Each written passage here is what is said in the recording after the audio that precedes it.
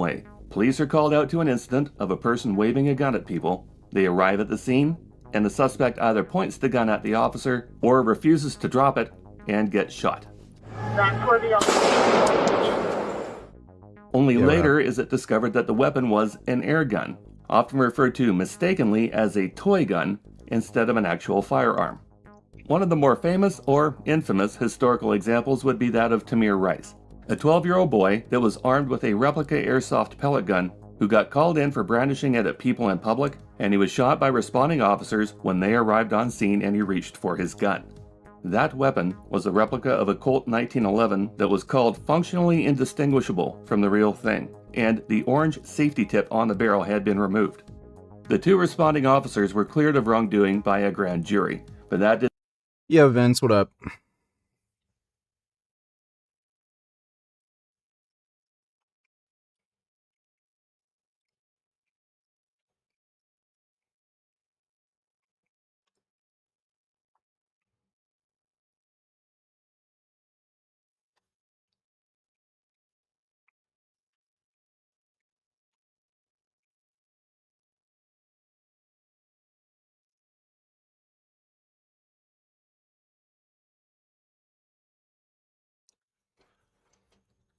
No, not more Dave stuff. It's Hasan and Norm Finkelstein.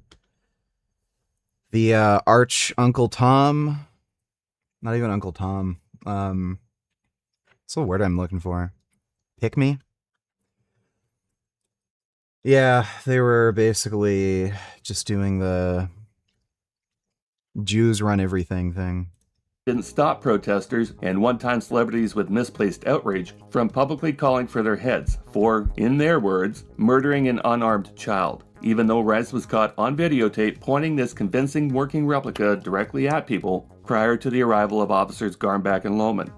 Another, more recent example, this video made its way around social media where, on August 29th of 2025, after a car chase that ended in a residential parking lot, Alexander Schumann exited his vehicle, pointed an air-powered handgun at officers, and was shot down on the spot. He has his hands in his pocket. Hey, let me see your hand! Hey, let me see your hand! Hey! Yeah, we got shots fired. Shots fired! This is the weapon he used, and again the cops were told they should have known better. There's no shortage of examples, and while tragic and avoidable, the triggering reactionary headlines often read how this person was only carrying a pellet gun or a toy gun, and that officers should have either recognized it or known better. The officer is then dragged through the mud because the offender's family believes that the officer is somehow at fault for defending himself against a weapon being pointed at him. Mainstream. You'll notice these are overwhelmingly black people who are saying this stupid shit. Like, it's just the thing to do when somebody's being fucking stupid and committing a crime, and the cops have no choice but to act. Like, again, the person wasn't a victim, they're the fucking criminal, and then they just blamed it on the cops. They're just fucking retarded, and they just want an excuse to do retarded, dumb chimp shit.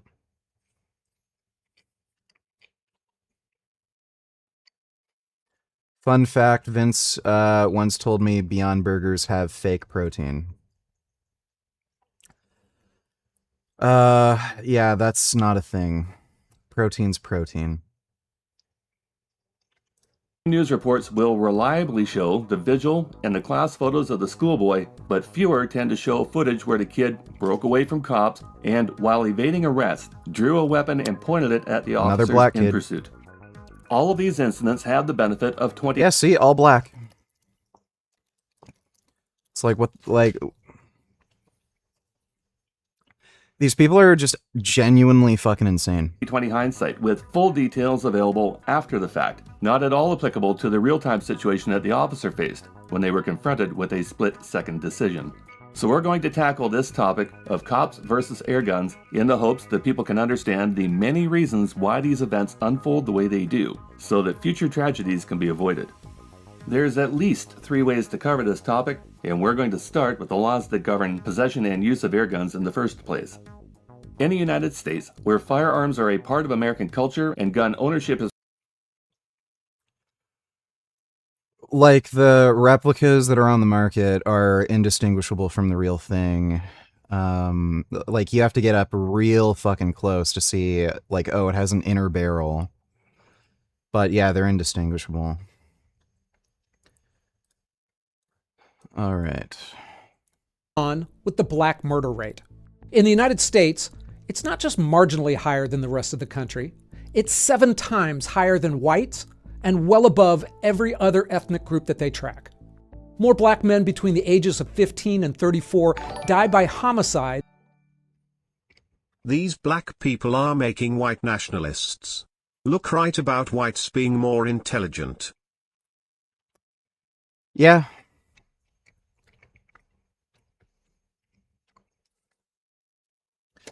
They're just dumbasses that come from dumbass families and dumbass neighborhoods.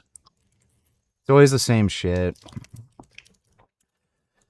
You can talk to any cop. There's just neighborhoods where, like, everyone's just a fucking idiot. That's the way it is. Thanks, Dodo. Yeah, I got more MT2. How long do you see yourself running it for?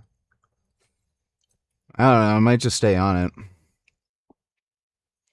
I don't know how dark I want my skin to be. Like, so far I'm happy with it. Than any other cause, and it's not even close. Heck, over twice as many are murdered than die in car accidents. I'm Ken LaCourte, and that's today's elephant in the room. So there are lots of theories on all of this, and I'll do my best to give it to you as straight as I can. Here's where we're going. We'll start with an ugly body count, looking at the numbers. But it wasn't always that way, and we'll see that in the rise and fall of murder.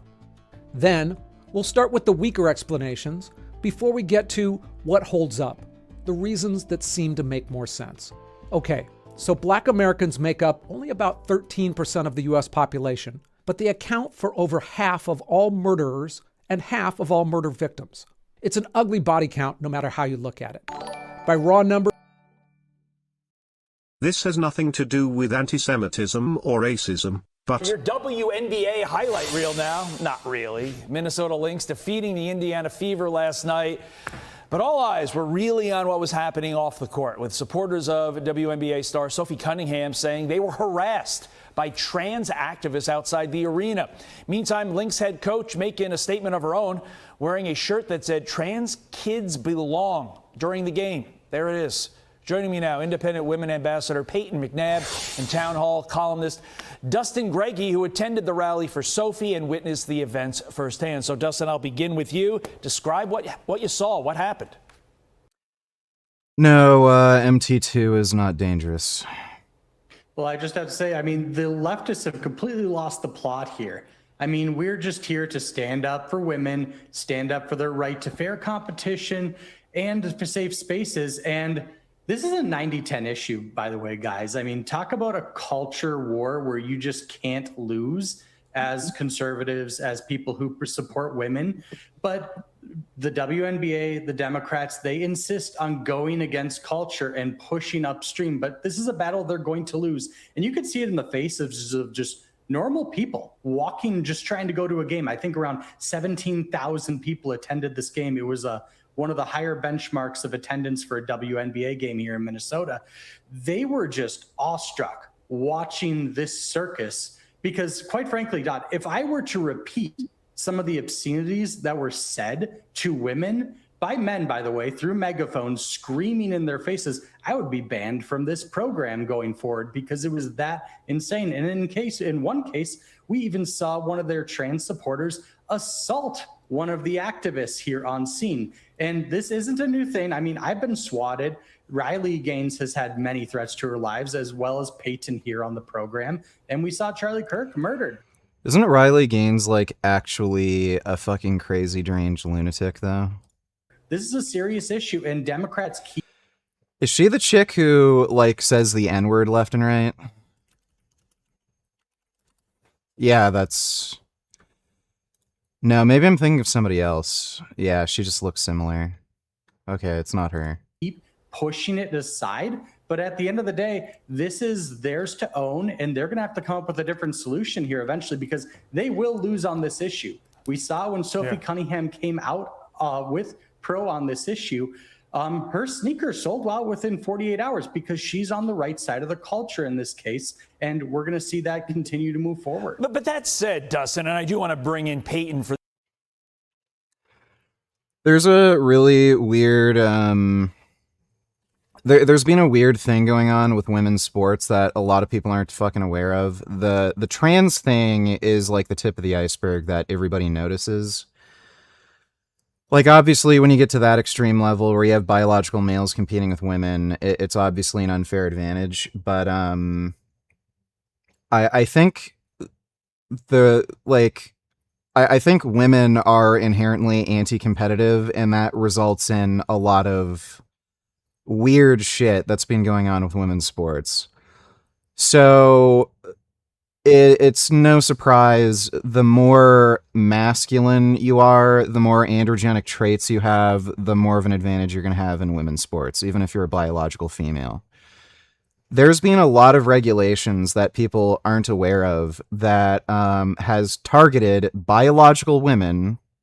They are women with vaginas and ovaries, all the, female parts. We know they're fucking women. But they've tried to ban them from competing in women's sports because they have weird genetic mutations that make their testosterone abnormally high.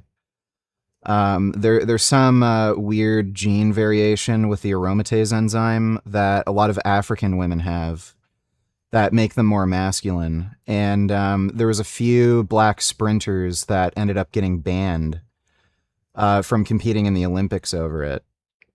There's also an Indian woman who had that same thing, and she ended up getting banned even though she's a biological female.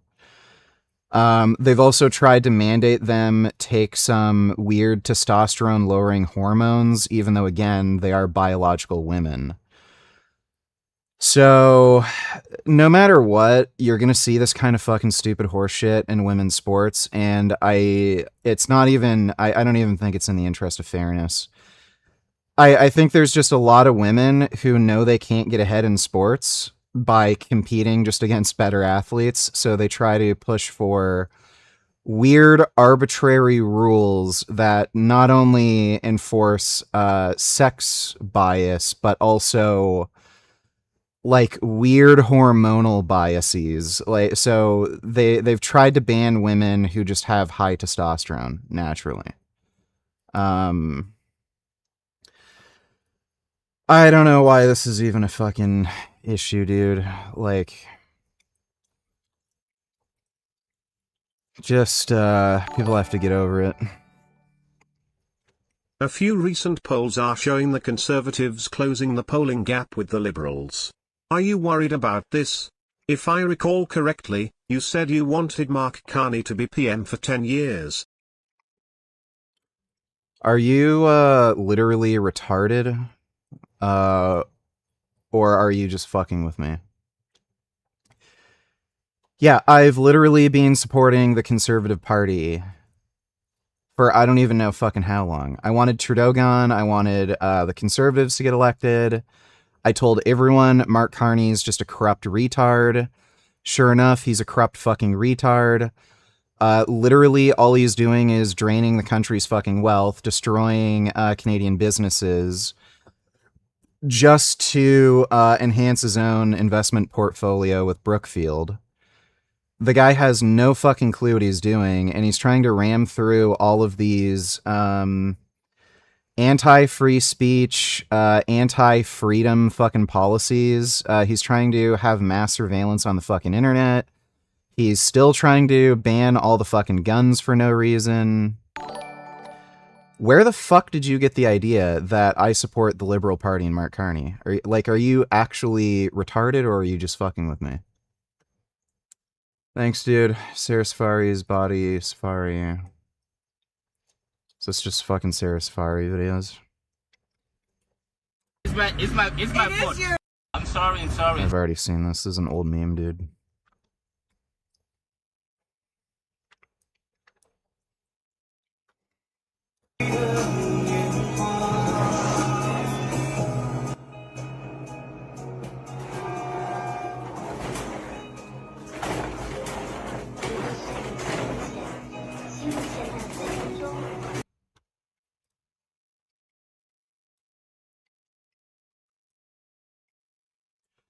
Already seen that. Thanks for the donation, dude.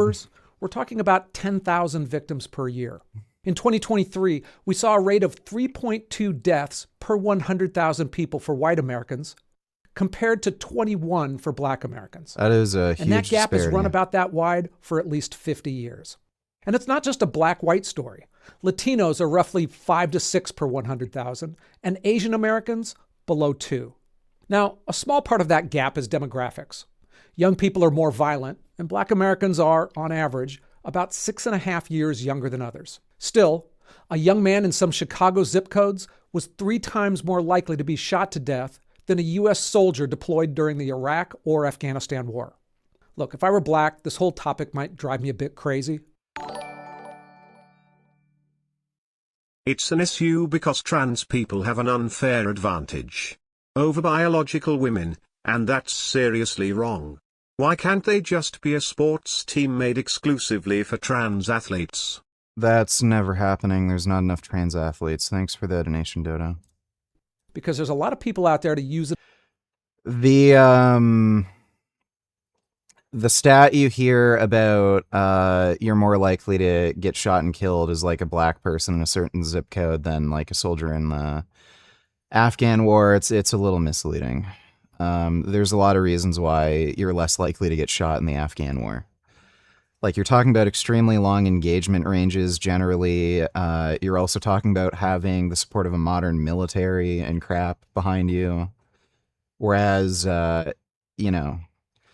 with gang rivalries, anybody can just get up real close to you and know exactly where you are. It as a way to beat up on a whole community. So first, let's take a look at Animal liberation. Humanity is one big escalation of commitment.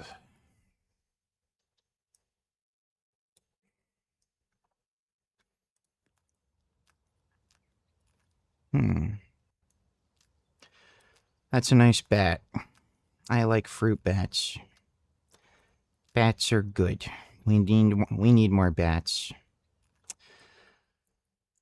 Well, thank you, Animal Liberation. Appreciate it. another set of numbers. Because they show that number of black murderers and victims is roughly 2 people out of every 10,000 per year.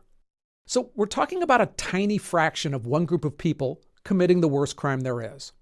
And that violence is highly concentrated. FBI county-level data shows that about 2% of U.S. counties account for just over half of all murders, while most counties report no murders in a typical year.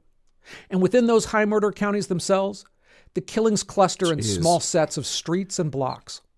So when you hear these numbers, don't picture 45 million people. Picture a smaller group of men within small neighborhoods doing the majority of it.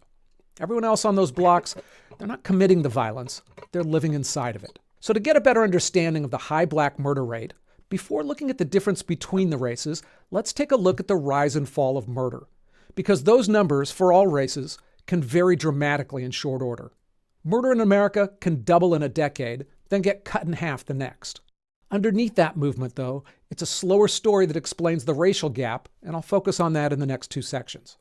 So, first of all, you'd think it might be easy to count murders since, there's a body. But that wasn't always the case. Before 1937, I don't know what you mean about universal education would help. It's legally mandatory for all kids to receive public education. So what you just said is just fucking stupid. It also doesn't matter how much funding public education gets. It makes absolutely no difference in literacy rates. national homicide figures were pretty unreliable. The federal death registration system was new, and the cause of death reporting wasn't standardized. So as we look at a chart from 1937 to now, the biggest standout is the rise that started in the mid-1960s, where the murder rate climbed and gave us the deadliest 30-year stretch of violence in modern American history. The national rate hit 10 murders per 100,000 people, but in major... Yeah, I'm pretty sure that's right where you see the importation of drugs like cocaine, heroin, and shit.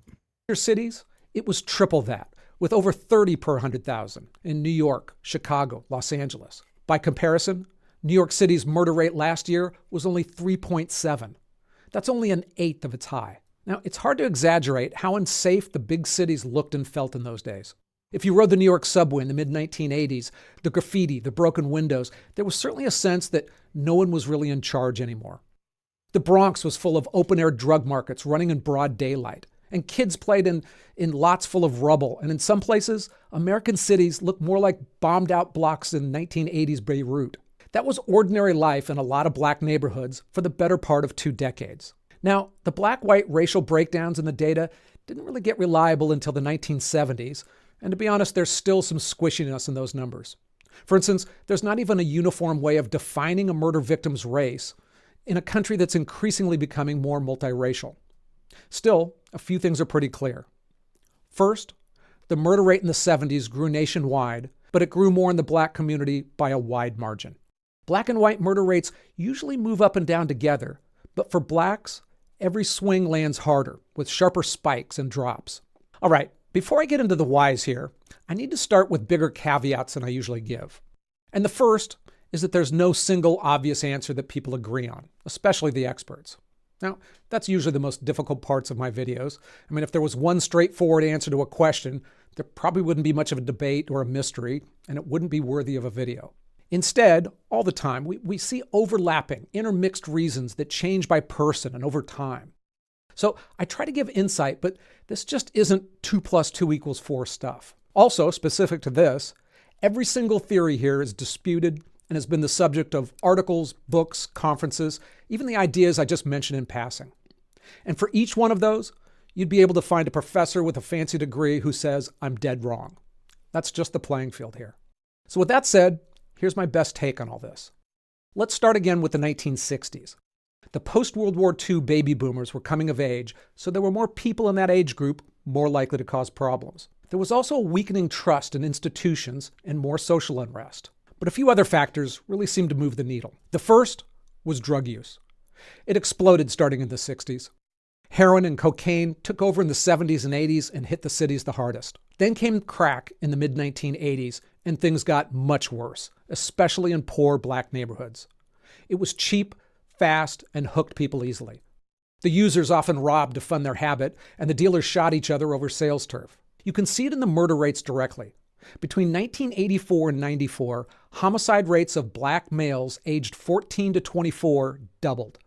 But the rate among black men over the age of 25, that stayed roughly the same. The 1960s also saw a real shift towards leniency and away from jail time. Sentences got lighter, paroles got earlier, and the rights of the accused increased, all as the murder conviction rates dropped. Now, I have both personal knowledge and certainly my own biases here, because I lived through this era and saw it firsthand too closely. In 1976, my sister and her boyfriend were hiking in the foothills near Los Angeles when a random stranger murdered them both. I made a difficult video about this where I detailed how their killer was caught and sentenced to death. But with the changes in the national and state laws, he was eligible for parole in just 5.5 years. In that era, there were hundreds, probably thousands of stories similar to that. So there's a reason why movies about a vigilante family man or a liberals, they love just letting out fucking criminals, dude. vigilante San Francisco cop That's exactly what's happening in Canada right now. They just let all the criminals loose. became popular in those days. We even saw real-life vigilantes like Bernie Goetz viewed as a hero by many. Politicians, they eventually responded. And it wasn't just white conservatives demanding crackdowns either. Black mayors, pastors, and parents, in those neighborhoods they pushed hard for tougher sentencing because they were the ones burying their kids. The experiment in leniency came to an end. Mandatory minimum drug sentences arrived in 1986. Washington State passed the first 3 strikes law in 1993, and California followed a year later. That year, Congress and President Clinton, they passed a sweeping federal crime bill funding 100,000 new police officers and expanding the list of crimes eligible for the death penalty. And as always, the pendulum swung.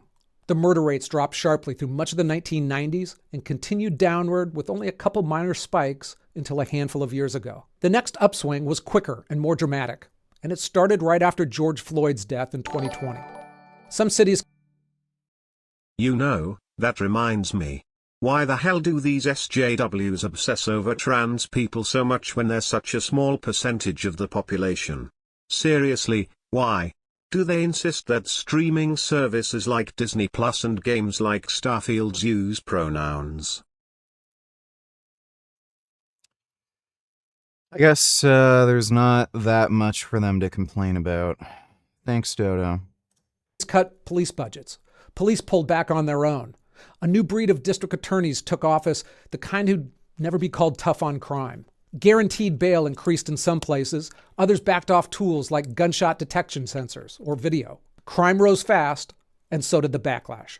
Defund the police died quickly. In just a year, the number of people who wanted more, not less police spending in their area grew dramatically, especially among Black Americans. Several of the new DAs were recalled. Voters in California undid some of the laws they called reforms just a few years earlier. It was the same movie, played twice, 60 years apart. Loosen consequences, watch violence, crime, tighten it back up. But notice what it doesn't do. It doesn't explain why the racial gap holds steady through both versions of that cycle. Whatever's driving that, it isn't the way that the police pendulum happens to be swinging this decade. But before we get to it, a quick word from today's sponsor, Odoo. Running a business, it sounds like it should get easier the longer you do it. But for me, I find it gets the description to get started. All right, so back to murder with a look at some of the theories floating around about the differences between the races. We'll start with those that I believe are the weaker explanations. They're poverty, guns, genetics, and contemporary racism.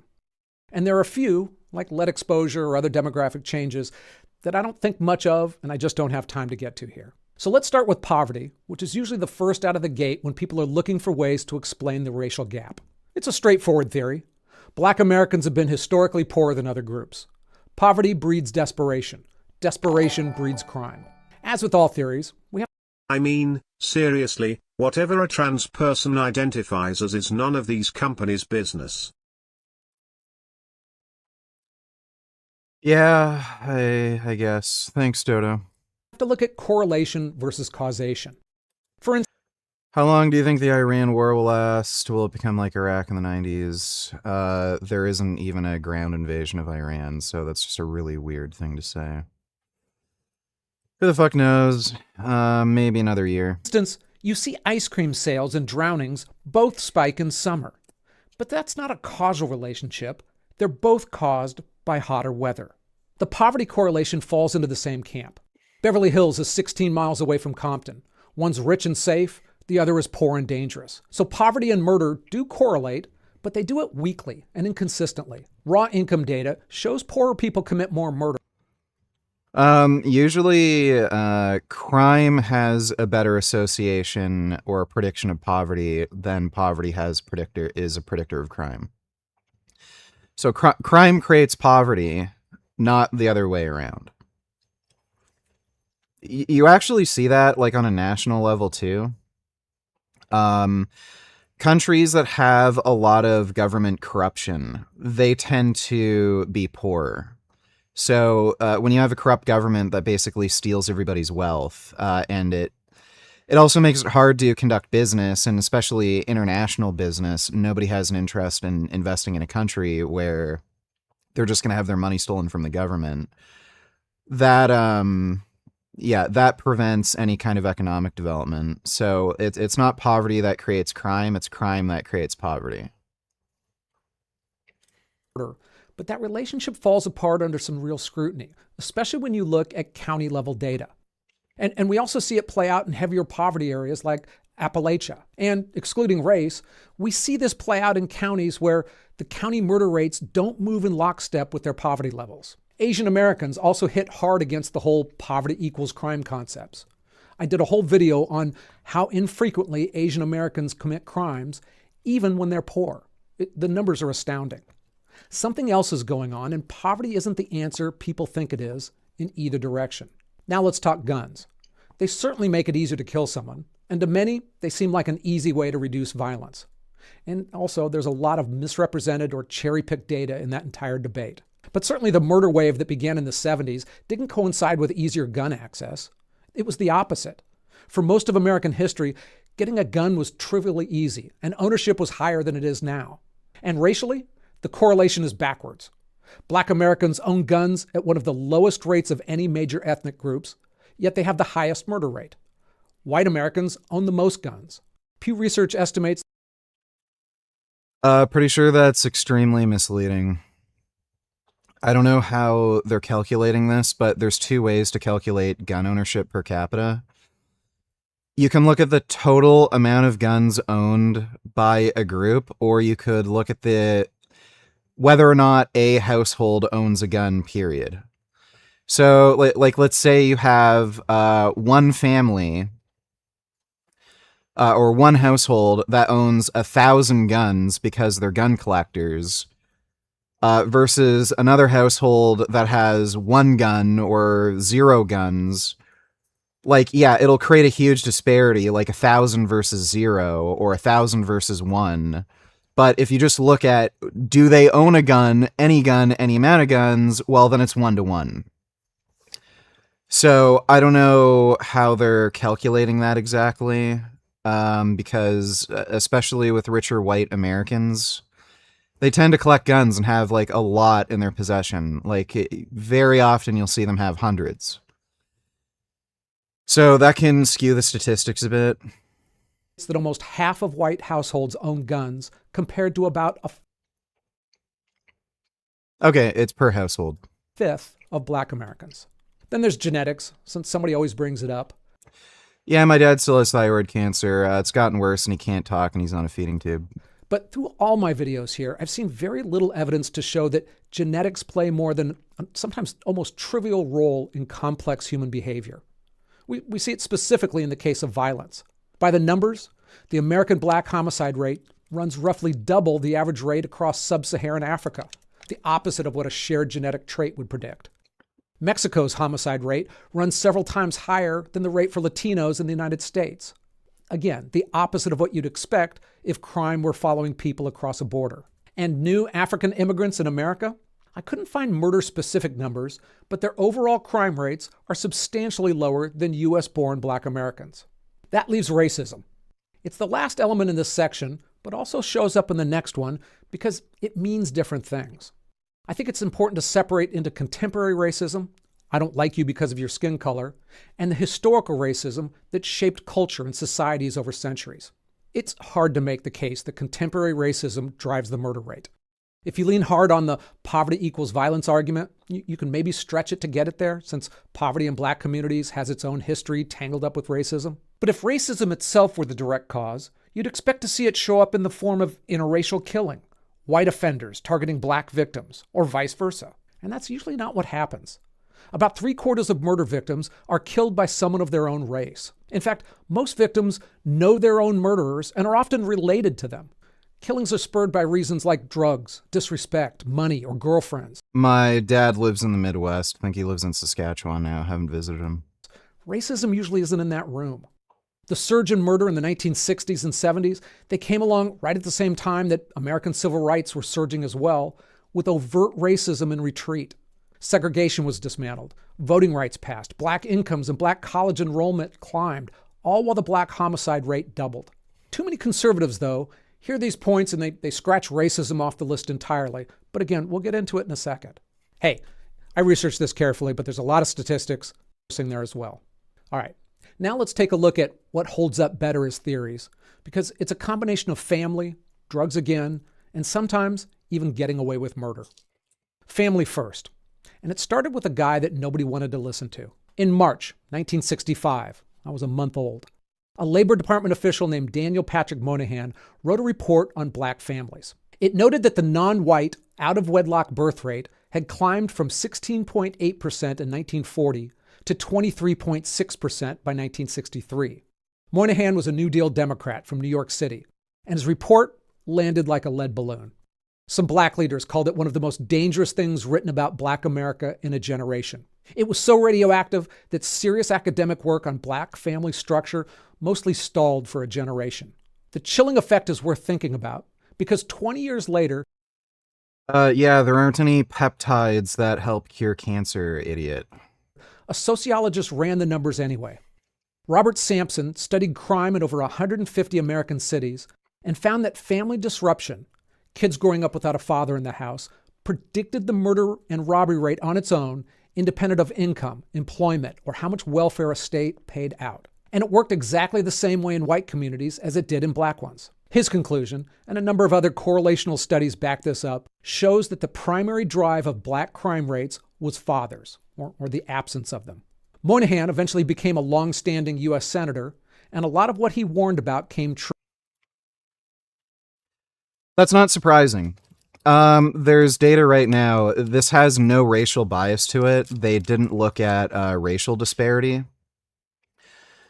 But children raised by single fathers have disproportionately better outcomes than children raised by single mothers.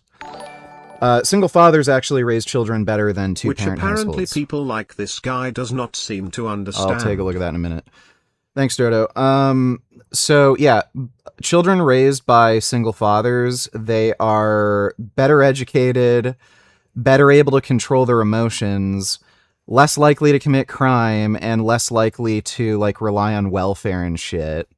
Whereas children raised by single mothers, they're more emotional, erratic, they have poor emotional regulation, they more often suffer from depression, anxiety, like you name it. By every metric, they do worse.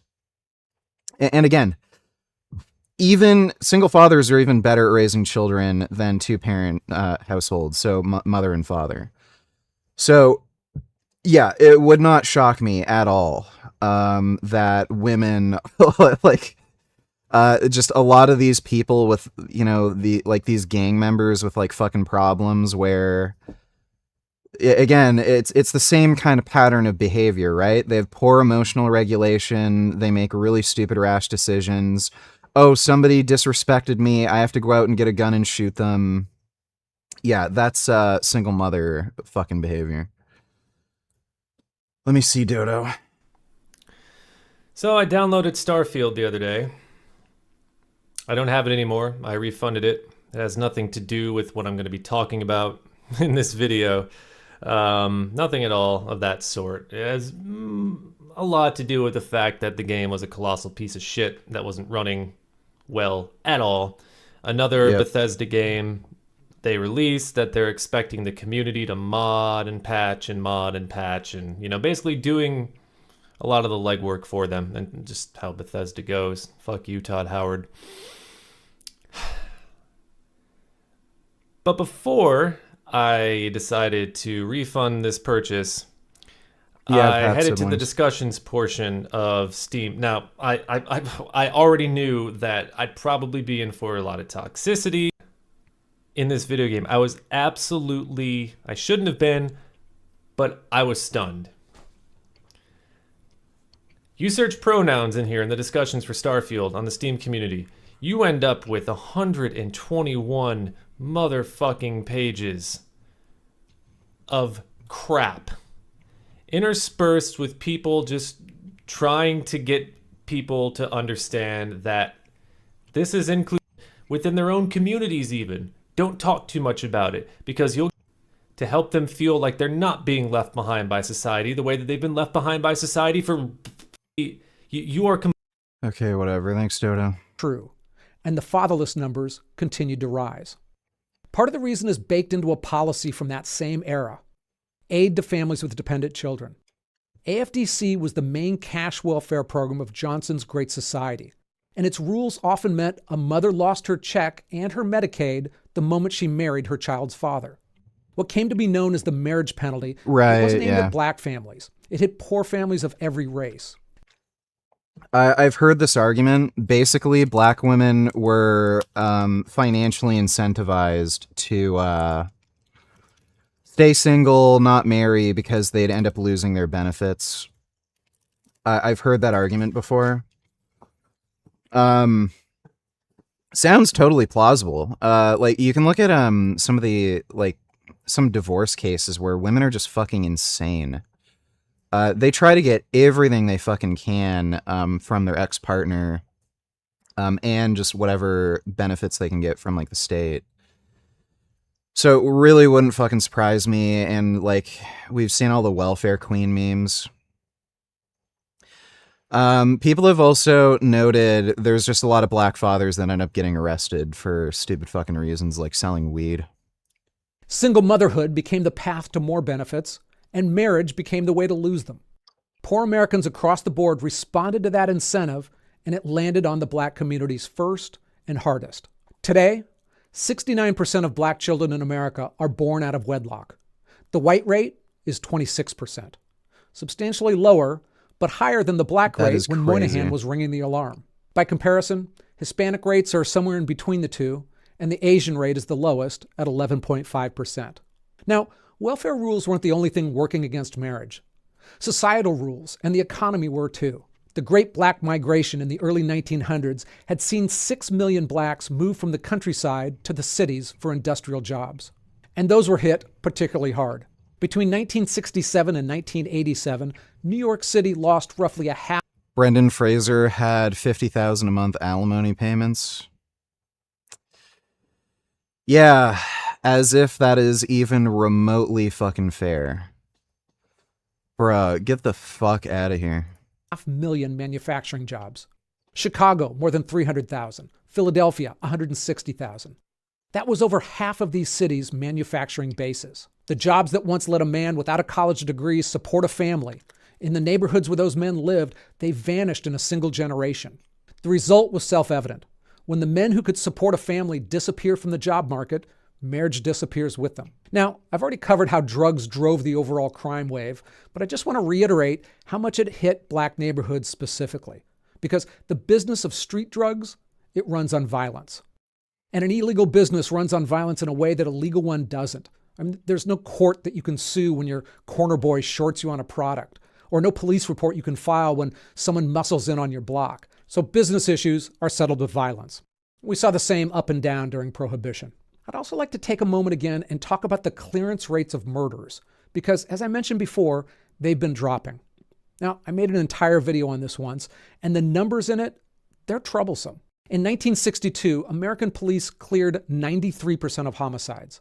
Today, it's closer to half.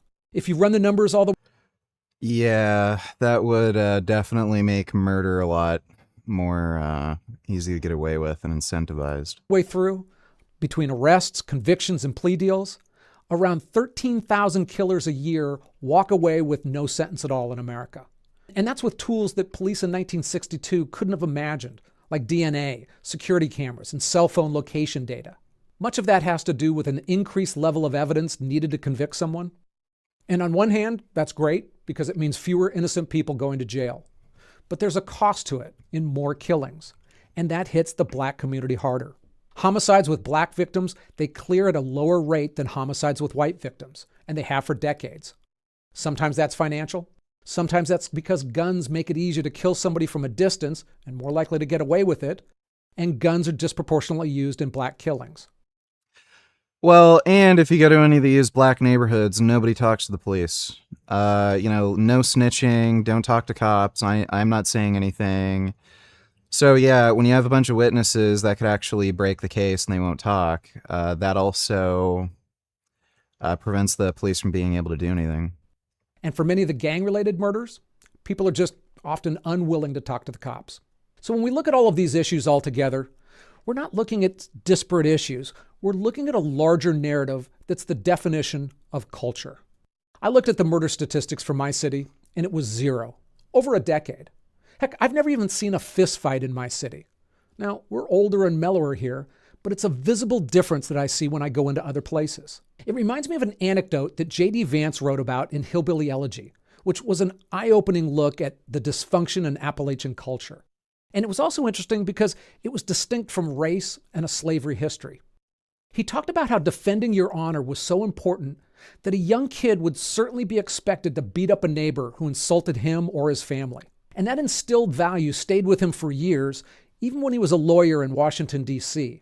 I mean, enough so that a traffic incident would rile him up enough to almost assault somebody. It was interesting to see that an honor code that at a young part of your life would be celebrated would send you to jail at another part of your life. And we certainly see that in the black culture. Sociologists call it street code or a subculture of violence, and others have earthier names for it. But all of these cultural elements didn't pop up out of nowhere. And that brings me back to the part of the racism question I didn't complete earlier. Historical racism.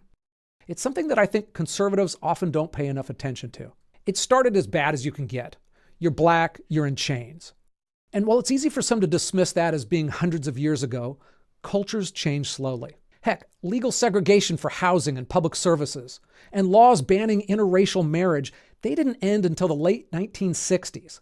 That was in my lifetime. It can take generations for that kind of history to work its way out of a culture. Distrust of police, being abused by a legal system, being excluded from jobs in the financial system. I mean, you don't pass a law and watch beliefs change overnight. That's not an excuse. Nothing excuses a murder.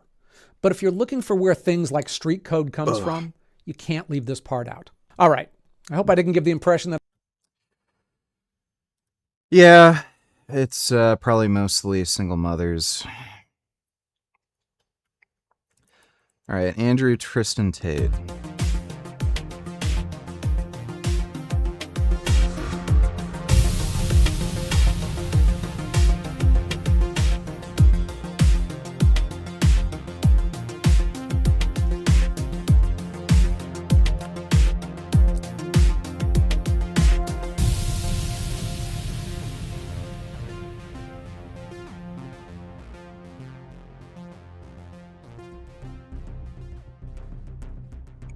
Welcome to this episode of the Common Sense Skeptic, which is the first Matrix of Lies update since October of 2024, when we brought you the feature-length series Matrix of Lies, Brothers in Crimes, the follow-up to our original Matrix of Lies series. Also feature-length in total from July of 2023, so 3 years ago, with a couple of updates in between those two. To catch us up, you may remember back in 2024, we were promising for a very long time a breakdown of the massive 400-plus page indictment brought down against the Tates, a document we literally spent months translating, formatting, editing, redacting into visual frames for presentation, only for the Romanian court to send the entire thing back to DICOT for some alterations. So we shelved that series until such time as that document had been corrected and resubmitted. And while we waited, and continue to wait, for that active Romanian investigation to drop DICOT's next formal indictment against the Tates, there was almost nothing new to report in the interim. However, as some of you are aware, that changed recently, and the best part is it has nothing to do with those Romanian proceedings. Well, almost nothing. This surprise, out of the blue, came courtesy of the UK Crown Prosecution Service, shortened to CPS, who laid additional criminal charges against the Tate brothers on July 18, 2026, and more surprises happened immediately afterward. The events we're going to cover here, using available information to the best of our ability, keeping in mind both brothers deny every allegation against them, and they have not been convicted of any crime in any country. Although they did lose a large civil tax evasion case in the UK fairly recently. These new charges out of the UK stem from 18 months of continuing investigations into other alleged offences reported to Bedfordshire Police and Herefordshire Constabulary, who released this video online to clarify. I'm Assistant Chief Constable Karina Thomas, lead for the Bedfordshire, Cambridgeshire and Hertfordshire. I haven't tested to see if I have prostatic hyperplasia because testosterone doesn't even cause prostatic hyperplasia. I don't even think there's any evidence that any other steroid does. Major crime unit. In 2024, the CPS authorised 21 charges against Andrew Tate and Tristan Tate following our investigation into allegations of sexual offences dating back to 2012. Following the initial charges being authorised, we have continued to investigate further offences reported to both Bedfordshire Police and Hertfordshire Constabulary. As a result, 38 new charges in total have now been authorised against Andrew and Tristan Tate, bringing the total number of charges faced to 59. The charges relate to 7 victims spanning a period from 2010 to 2017. Our officers have worked closely with the CPS and both national and international law enforcement agencies as part of this complex investigation. The charges mentioned here bring the total charges against the brothers in the UK to 59, broken down as follows. And you can read along with us as we dip or change the keywords here that YouTube doesn't like. The original UK charges were based on evidence from Bedfordshire Police covering alleged conduct between 2012 and 2015. Andrew Tate caught 10 charges, including rope, actual bodily harm, human trafficking, and controlling prostitution for gain, and that related to 3 alleged victims. Tristan Tate caught 11 charges, including rope, actual bodily harm, and human trafficking related to 1 alleged victim, so that was a total of 21 charges against the 2 of them. The new charges from the continuing Bedfordshire, Cambridgeshire, and Hertfordshire Major Crime Unit investigation is now covering alleged conduct between July 2010 and August of 2017. So finasteride is not good for you. Expanding the timeline in both directions, before and after, and relating to 4 additional victims. Here, Andrew Tate is catching 32 further charges, 7 counts of rope, 3 counts of assault occasioning actual bodily harm, and 19 counts relating to indecent images of a child and extreme corn. Tristan Tate has 6 more charges, 1 count of sexual assault, 2 counts of... Well, it was confirmed that he did film that erotic video with a girl who was either 14 or 15 at the time, and he openly admitted he was dating a chick who was 14 or 15. So he's almost certainly gonna get prosecuted on that one.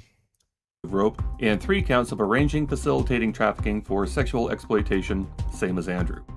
38 new charges against the 2 of them, bringing their combined UK total to 59 charges, Andrew Tate with 42 and Tristan Tate. Yeah, that's nice, dude. I don't care if you saw some fucking video on the internet. DHT is not bad for you. With 17. Being unfamiliar with the definition of extreme corn, especially as it would relate to a UK criminal case. Woman learned a dance for her husband's b-day. Imagine having to stand and pretend to give a shit. She's so delusional she left a 5 pints comment defending the dance. Thinks he loved it.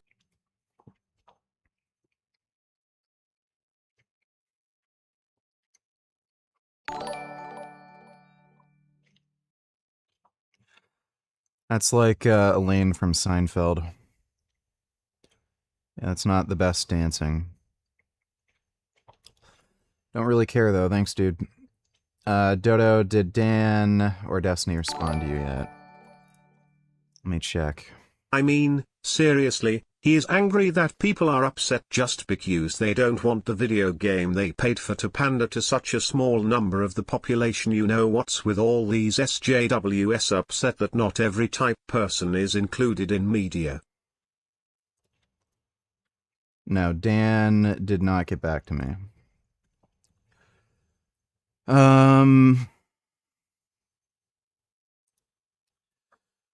Yeah. Yeah, thanks, Dodo. Y'all just imagine how much different things would be right now if instead of Richard blocking Jasmine, he decided to take her up on Reconnect. So, DHT does not cause hair loss. The,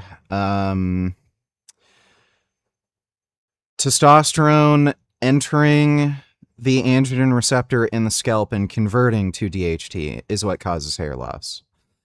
Circulating levels of DHT have nothing to do with hair loss. It's testosterone entering the androgen receptor and converting to DHT that causes hair loss.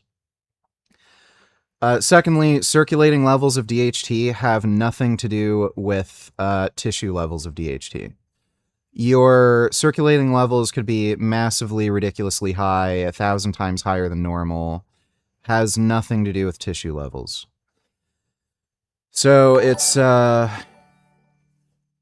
so looking at your serum DHT, it tells you nothing. Same with looking at your serum estrogen. Tells you nothing, has nothing to do with any tissue concentrations. Sid, let me see. What would be your one most important advice for mental health? Stop giving a fuck. Oh, wow. Repeating the same fucking comment literally 2 seconds after you just left it before. You really want attention, don't you? Like, do you not have a fucking job or a girlfriend? Is it that hard for you to get fucking pussy or make any fucking money? Mr. I have an exercise science degree? Are you fucking unemployed right now? It's only 6 p.m. You're like, are you off work already? So, stop miserating over shit. I know how to exercise better than Vegan Gains. I've been training for 7 months, and I can only I don't give a shit if you care about hair loss. The idea that reducing DHT levels in your body has no negative consequences is fucking retarded. Like, you're genuinely stupid. I mean, what's next? Are they going to complain about the lack of pedophile representation in media? Yeah, I guess. Thanks, Dodo. Why do women think men are interested in dancing or listening to them sing? I don't know. Thanks, Dodo. Yeah, so DHT is dopaminergic, serotonergic. It's also important for sexual function, penile sensitivity, erectile function. It also is important for the what do you call it? It's the electrical junction between your nervous system and muscle tissue. So if your DHT levels are low, you're going to be less strong and powerful. So again, saying, oh, just take finasteride no matter what, just crush your DHT levels because it'll save your hair. Great. That also comes with a lot of downsides. So if you don't fucking care about your hair, or if you're just not prone to male pattern baldness, why the fuck would you take finasteride? It's stupid. Like, again, you don't even know how the drug works or why hair loss occurs. I just think about the life Richard could have had. The life he was promised. Now look at him. He's so lonely and gets no pussy whatsoever and feels the need to project in debates with people, arguing how they get no pussy. It's really sad. I pity him. That's only nice, bench thanks. 185 pounds, but I run vegan gains. That's nice. Thanks, 21st. I know more than him about exercise. You're doing it wrong. Fucking moron. You have the power to, look at things from whatever perspective you want. Where the fuck does this idiot get off?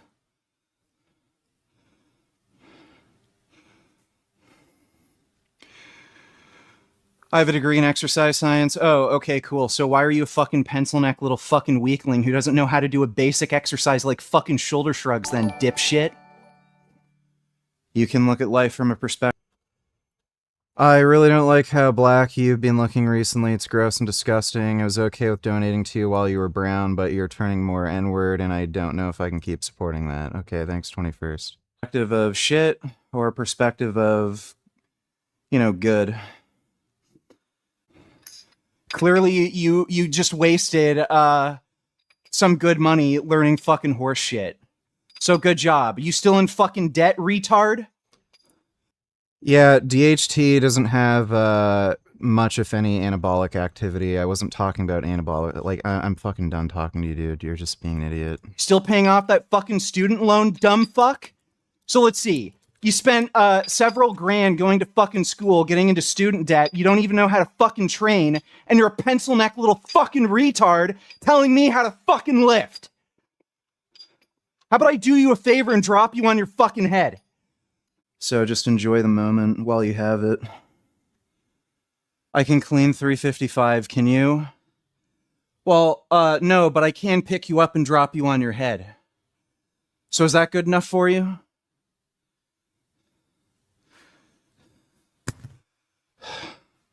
Fucking retard.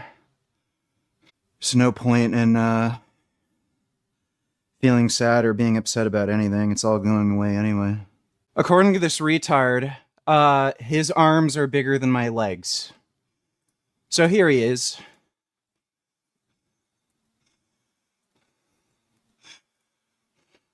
Oh, wow, look at you. Oh, ooh, bouncy ball. Oh, that looks fun.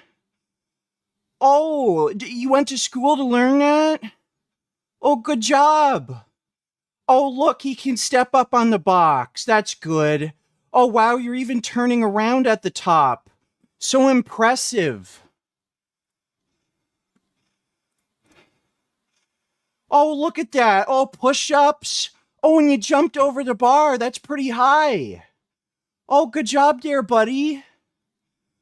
Oh, I'm so impressed. Oh, you're gonna pick that up? Oh, look, he can pick up that weight. Oh, wow. That's amazing. Good job. Fucking retard.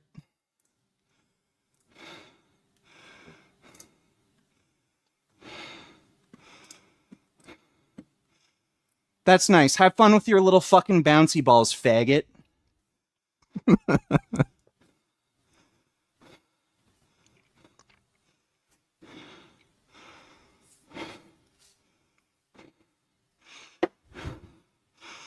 Will I get as big and strong as you if I do your workouts?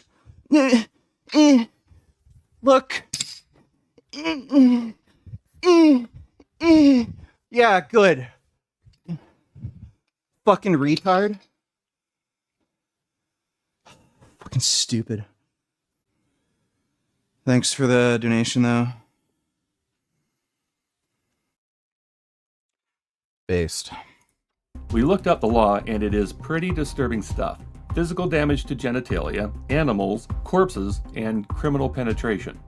Now to recap from our Brothers in Crime series, we covered the events that led up to a UK extradition order being presented to the Romanian government based on the 21 charges brought down in 2024. Long story short. Also, VG, I know you don't support Mark Ruffalo, but I think you might want to also reconsider supporting the MCU entirely Spider-Man after brand hearing new this news. Day just came out yesterday. At least it had its early screenings yesterday. $800 million and $500 million. Either way, it's a Avenger. Everybody's seen Zendaya.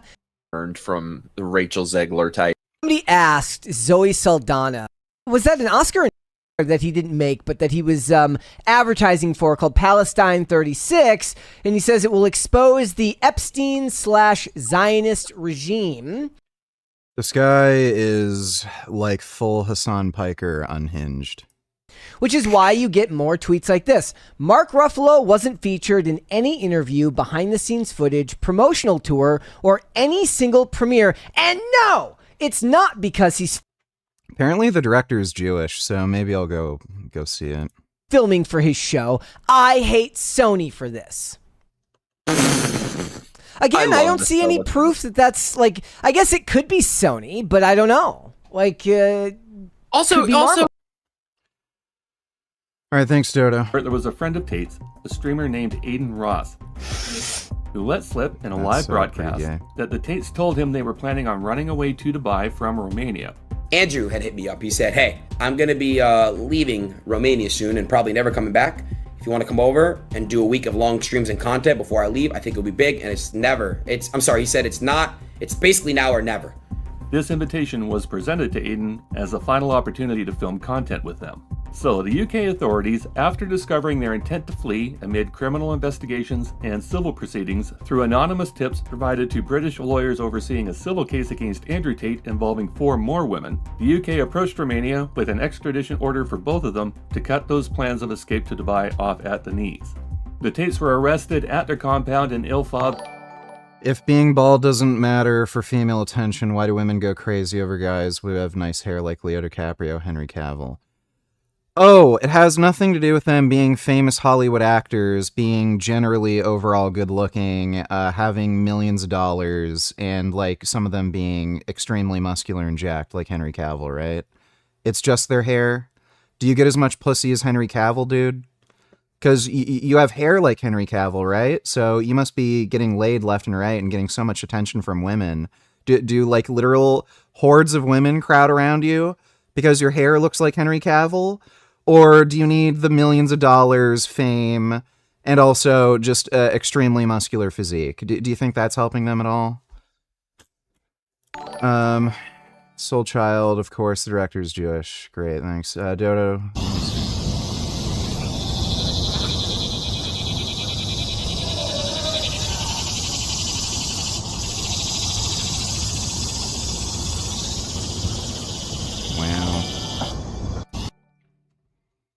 I don't even know why you ever liked Mark Ruffalo's Hulk anyway, VG, He was a shit Hulk, and the Mickey is a shit universe. I never said I liked Mark Ruffalo's Hulk. Thanks, Dodo. I don't think anybody's played the Hulk well, honestly. The guy who played they're like, he's not even playing the Hulk. What's the Hulk? Bruce Banner. The person who played Bruce Banner best was from the old what was it, 70s TV show? The Hulk. I think it was HBO or something, where Lou Ferrigno played the Hulk. That whoever the actor was who played Bruce Banner, I think he was the most comic accurate kind of Bruce Banner. I don't know why people say Edward Norton played a good Bruce Banner. He really didn't. I don't really like Edward Norton in general. Thanks for the donation though, Dodo. That's a really nice kitty. Woman. Dude, why is it so fucking cold down here? You see, by the dawn's early light, what so proudly we hailed at the This is so awkward. twilight's last gleaming, whose broad stripes They should be charged for treason for this. and bright stars through the perilous fight, o'er the I love how they're trying not to laugh. ramparts we watched were so gallantly streaming.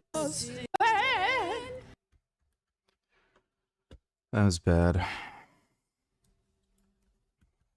Taking advantage of that, that deal basically, and is there going to be a limit on the number of items that someone can take that are discounted at that level from that essential basket? So our RFP makes very clear that this is a program for New Yorkers to be able to put food on the table, not a program for people to be able to make a quick buck through reselling. I'm going to pass it over to our EDC head, G-Pack, to add some additional details. Yes, if you look at our RFP for the operator, we are looking to make sure that we target New Yorkers, whether it be at sort of a library card-esque thing, and also we manage who's buying and that is focused on everyday New Yorkers. So we are mindful of that. This sounds like fucking beet rations in the Soviet Union. Like, this whole idea is just so stupid.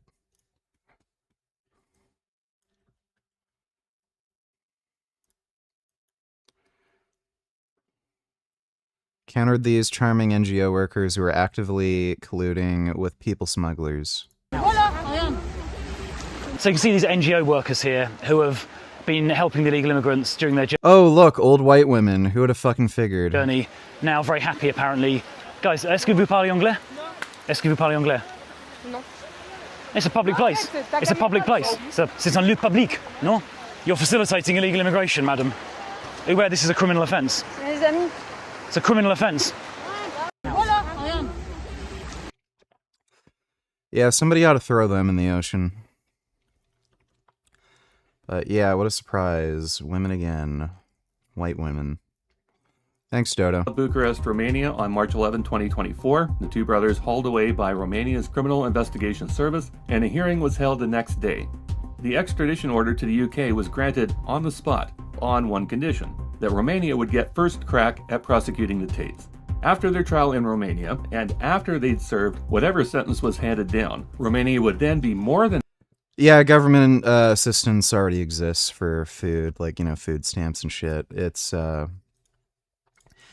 everything about that project is just stupid from top to bottom. It makes absolutely no sense. happy to fly the brothers to the UK for a trial that the UK said they had ready to go. That grant of order was handed down on March 12, 2024, and based on only the original 21 charges against them. The 38 new charges against them were registered on July 18th of 2026, and the brothers were not in Romania at that time. See, they'd been gallivanting around the world, flaunting their recent release from judicial control in Romania, and visiting a bunch of different countries. On Saturday, July 18th of 2026, the UK knew exactly where the Tate brothers were going to be. as they were set to host IBA Bare Knuckle 6 at the James L. Knight Center in Miami that afternoon. Here's the TMZ footage of what happened next. Upon arrival of their motorcade, the Tate brothers and their entourage were swarmed by a dozen heavily armed tactical members of the U.S. Marshal Service. No one on Tate's crew saw it coming or... Guess what? VG Abdul El Sayed has 96% chance to win in Polymarket. Well, people will fuck around and find out. Hmm.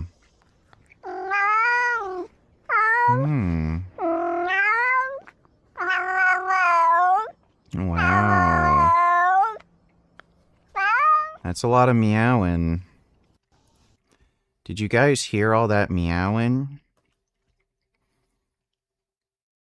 Watch this whole video, elections tomorrow. Are you ready? I guess I am. So if you win and get the Democrat... Still, Mamdani has completely ignored Abdul El Sayed, has not even acknowledged him, let alone endorsed. Also, I find it interesting Abdul refuses to call himself a socialist when asked. Says he's not a socialist. Yeah, he very obviously is. The guy's hanging out with fucking Hasan, like... Thanks, Dodo. Like, this dude is just such a fucking liar. Voters are just retarded. Democratic Party that you want, who belongs in it and who doesn't? Anybody who wants to take on fascism, anybody who wants to get money out of politics, anybody who wants to fight for union rights, anybody who wants to make sure that people can live free with clean air and drink clean water, anybody who wants to guarantee health care, come on in, the water is fine. We want to build a broad coalition, but sometimes when the Democratic Party talks about a big tent, we push everybody into the corner and then go talk and pander to the corner. I'm just trying to bring everybody to the tent pole in the middle to talk about what we really need. We need good housing. We need good schools. We need health care. We need to know that our government works for us rather than the corporations who buy off politicians. We need to know that our money is going to be spent on us. And I think that can unite people independent of how they pray, who they love, how they identify, if they pray, where they come from in the state, the color of their skin, coming together to build something that we can only have together. Do you get, well, is there any group of people in the organization that's sort of a red line for you that says, no, you're not part of this, or that view is not part of the Democratic Party I'm hoping to sustain here in Michigan? We're trying to define a viewpoint that's built on money out of politics, money in your pocket, Medicare for all. If you agree with those things, come join us. We're for civil liberties. We're for equal rights. We love and appreciate all people. And I want to build this... You're Muslim, so that's all a lie. This movement, bringing people together around the things we need and deserve that we can have together if we fight for them. Is the DSA part of the Democratic Party in Michigan? I'm not DSA. I know you're not. But if folks from the DSA want to be part of the Democratic Party, I would imagine that anybody would want them there, right? Because you want voters. Like this idea that somehow we are going to win elections by pushing people out. This guy perfectly aligns with the DSA. That's their whole job, to just overtake the Democratic Party. They're just a bunch of commies, and they want to co-opt the whole Democratic Party. Seems to me to be inconsistent with the way that democracy works. You want a coalition of all people. You know who else are going to be part of my coalition? 3-time Trump voters who want health care, who want to keep our money here at home. And they're out there, yeah. They're out there. I meet them at almost... I honestly wouldn't be surprised if in the future he teams up with Hasan for an evil plan to kill all the Jews like Adolf Hitler. I don't know if they'll ever have enough power to take things that far, but they'd want to. Thanks, Dodo. Do you think Abdul could have outlifted you when you were natural? No. He's pretty big for being natural. He's not. You have to admit that earns some respect, too. No. Thanks, dumbass. Yo, Unc, is he right about this gang? Let me see.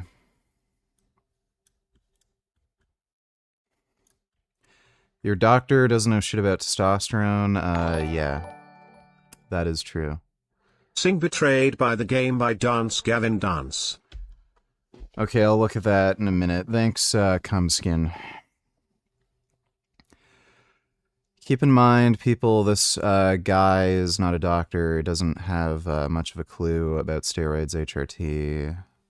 Wait until your brain's fully developed at 25. Here we fucking go. Nobody's even recommending waiting until 40 plus. Yeah, because if you need TRT, you need TRT. It doesn't have an age bias.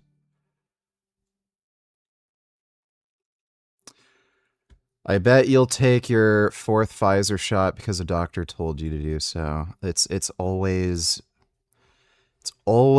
those people, man. It always makes me laugh when I get these ignorant comments from these NPCs that tell me that I don't know anything about testosterone because I'm not a doctor. I can guarantee you your average steroid user knows more about TRT than a doctor. You're right, I'm not a doctor, but you're a doctor that you trust so much doesn't know jack shit about testosterone. You see, a lot of these doctors advocate that you should pin every 7, 10, or even 14 days, which is retarded, and it's outdated medical practice. I had a buddy who had diagnosed hypogonadism. Like, it was indisputable. I think his testosterone was under 200. It was at like 180. So undisputable by any metric, hypogonadal. First doctor he went to was going to only give him one single, I think it was like 100 milligram shot of testosterone a month. So the doctor told him, go to the clinic once a month for 100 milligram fucking shot. And then he asked, like, he looked up the like half-life of, you know, testosterone and enthate and everything. And he said, well, the half-life is only like 7 days. So like, what's going to happen for the rest of the month? And the doctor said, don't worry about it. So yeah, get advice from a doctor who knows absolutely fucking nothing and will probably ruin your health even fucking more. If you do infrequent pinning, your hormones look like a fucking roller coaster. So your blood levels are constantly fluctuating between peaks and valleys. During the peak, you get side effects such as elevated blood pressure, acne, mood swings, and more testosterone converting to estrogen. You don't need steroids. You don't need TRT. Do a 5-day water fast after refeeding. You'll have an increase from 300% to 1,000%. Congratulations, you're a retard. Have fun starving yourself and staying small. During the valley, guess what? You get even more side effects. If your goal is to maintain optimal hormone levels, you need to take that same weekly dose and split it into every other day or daily injections. You'll create a steady blood concentration environment, therefore minimal side effects. It always... Yep. What's this song?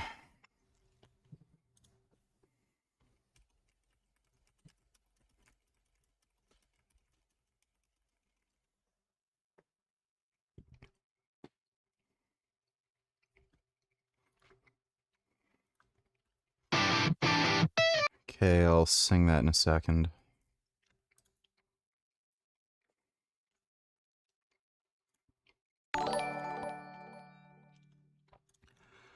Skip to 19 minutes. Don't think you reacted to this.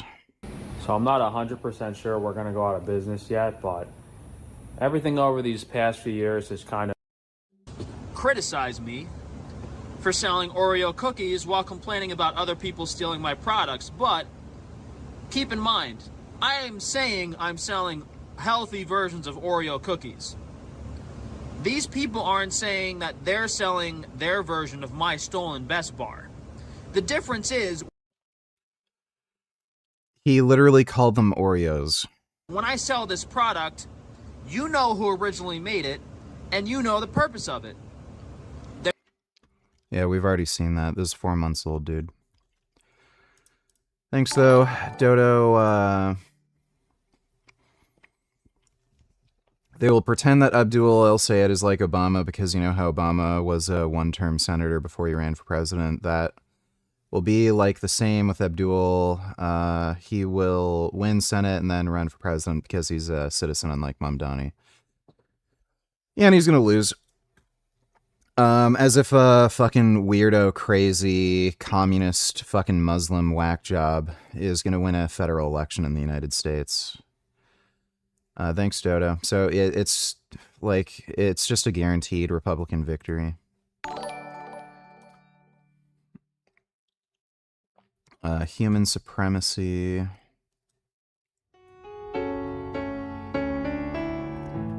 Yes, I've seen that scene. Thanks, dude. Dodo, if Abdul wins primary... Why is that not... Oh, did it already play? Fucking Streamlabs is retarded. If Abdul wins primary and loses general, what chance do you think they will blame it on Zionists and say because Zionists didn't vote for him, that's why he lost and it's their fault? I don't know if they can really blame it on Zionism at that point. Like, they do blame Jews for everything, but I think in all likelihood what they're going to end up doing is just saying America's racist and Islamophobic. That's probably going to be the go-to excuse. Thanks, Dodo. Okay, song request. Why is the Streamlabs page just so fucked? Damage, pride, vulnerable, all my fears are open now. Never thought this would hit me so hard. Staring at my hollow phone, not sure if you're coming home. Bed still smells like I'm not all alone again. I know we fucked it all up this time. We got so high. I just crashed my car. And it got me thinking of you. So I just thought I'd call to tell you I still love you. My mental image impaired, undid the braids in my hair. I rained destruction in the fight of my inner fields. Remove the tricks of the trade. You're just alone on the stage. There's no witness. Fly your soul through the windshield, damaged, pride, and vulnerable. All my fears are open now. Never thought I could hurt so hard. Staring at my hollow phone, wondering if you found your home. Feel like I deserve to die alone. Again. We really fucked it all up this time. We got so low. I just crashed my car. And it got me thinking of you. So I just thought I'd call to tell you I still love you. Take a sip from the drain. Flavor tastes like nothing, or nothing tastes the same, 'cause nothing is never there. I know what believe the words in my mouth, 'cause I can, it was all just a metaphor.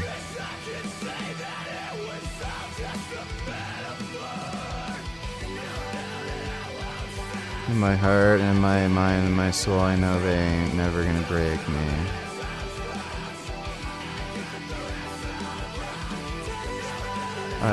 In my heart and my soul, I know they ain't never gonna break me. In my heart and in my mind and my soul.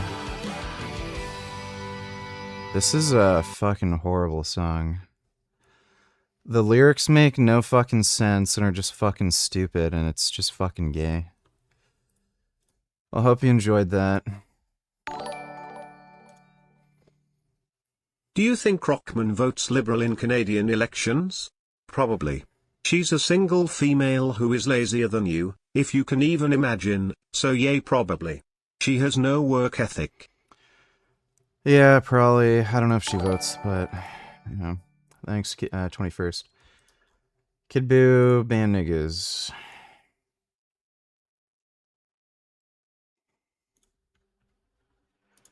Pathetic fucking display right here. An entire room full of able-bodied people with their hands out for free food. Didn't you motherfuckers build everything? And you can't even put food on the table? Notice that everyone in this room has one thing in common. Why do our tax dollars have to fund this shit? Am I the only one that's sick of coddling an entire culture that is terrorizing this nation from coast to coast? This room would be fucking empty if they were handing out work boots. Here's a fucking idea. Instead of handing out our tax dollars in the form of little credit cards that can buy lobster, shrimp, Red Bull, and cupcakes, every month, hand out bags of rice, ground beef, cornflakes, milk, flour, the essentials, the bare minimum. I bust my ass. How in the fuck is Well, how about tofu instead of ground beef? They'd probably start working if they actually had to pay for meat. Thanks, Kid Boo. I go to. So we're building a big, broad coalition, truly a big tent of people that combines folks from DSA on one side, even if I'm not a socialist, and combines 3-time Trump voters, even if I've never voted for Donald Trump. Are you concerned about being labeled a socialist? I think that folks who come here, like with 2 weeks left in the election, really, really want to label me a socialist. I don't know why, except for maybe it fits into a nice telling of a broader national story. But I'm a scientist, right? And I like solutions that solve problems. That's the approach that I've always taken.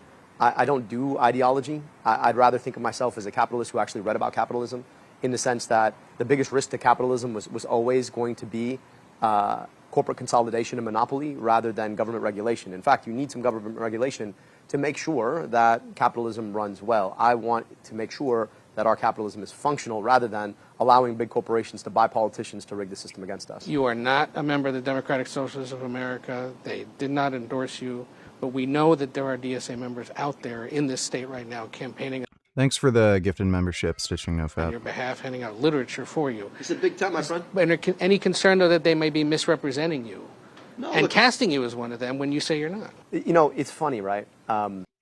He's a DSA member. Democrats are so concerned about what other people say about us.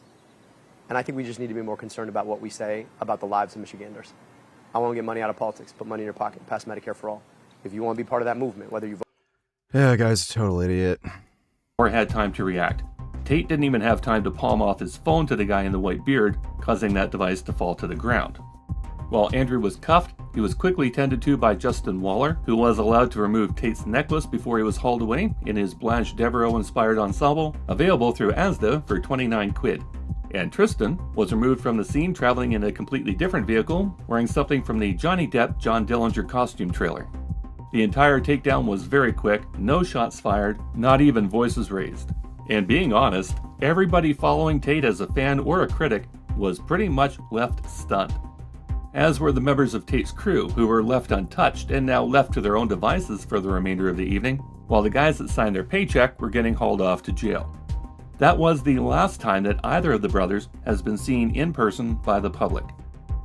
This apprehension was the product of a sealed warrant issued by a U.S. federal court at DOJ's request after the UK documents were routed through the Justice Department's Office of Internal Affairs, and then the marshals executed it. And by the way they kitted themselves out, marshals came prepared for a firefight. Better to have it and not need it.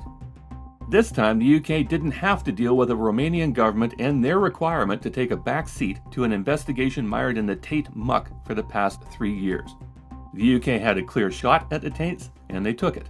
I can now confirm that officers from the United States have arrested both Andrew and Tristan Tate in relation to this matter, and they are being detained pending ongoing legal proceedings.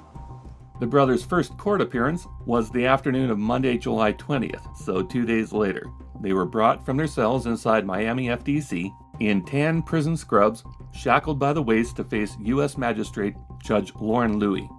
Their appearance was brief, lasting long enough to record the brothers into the system and to set a date of July 27th, the following Monday. Kid Boo, let me see.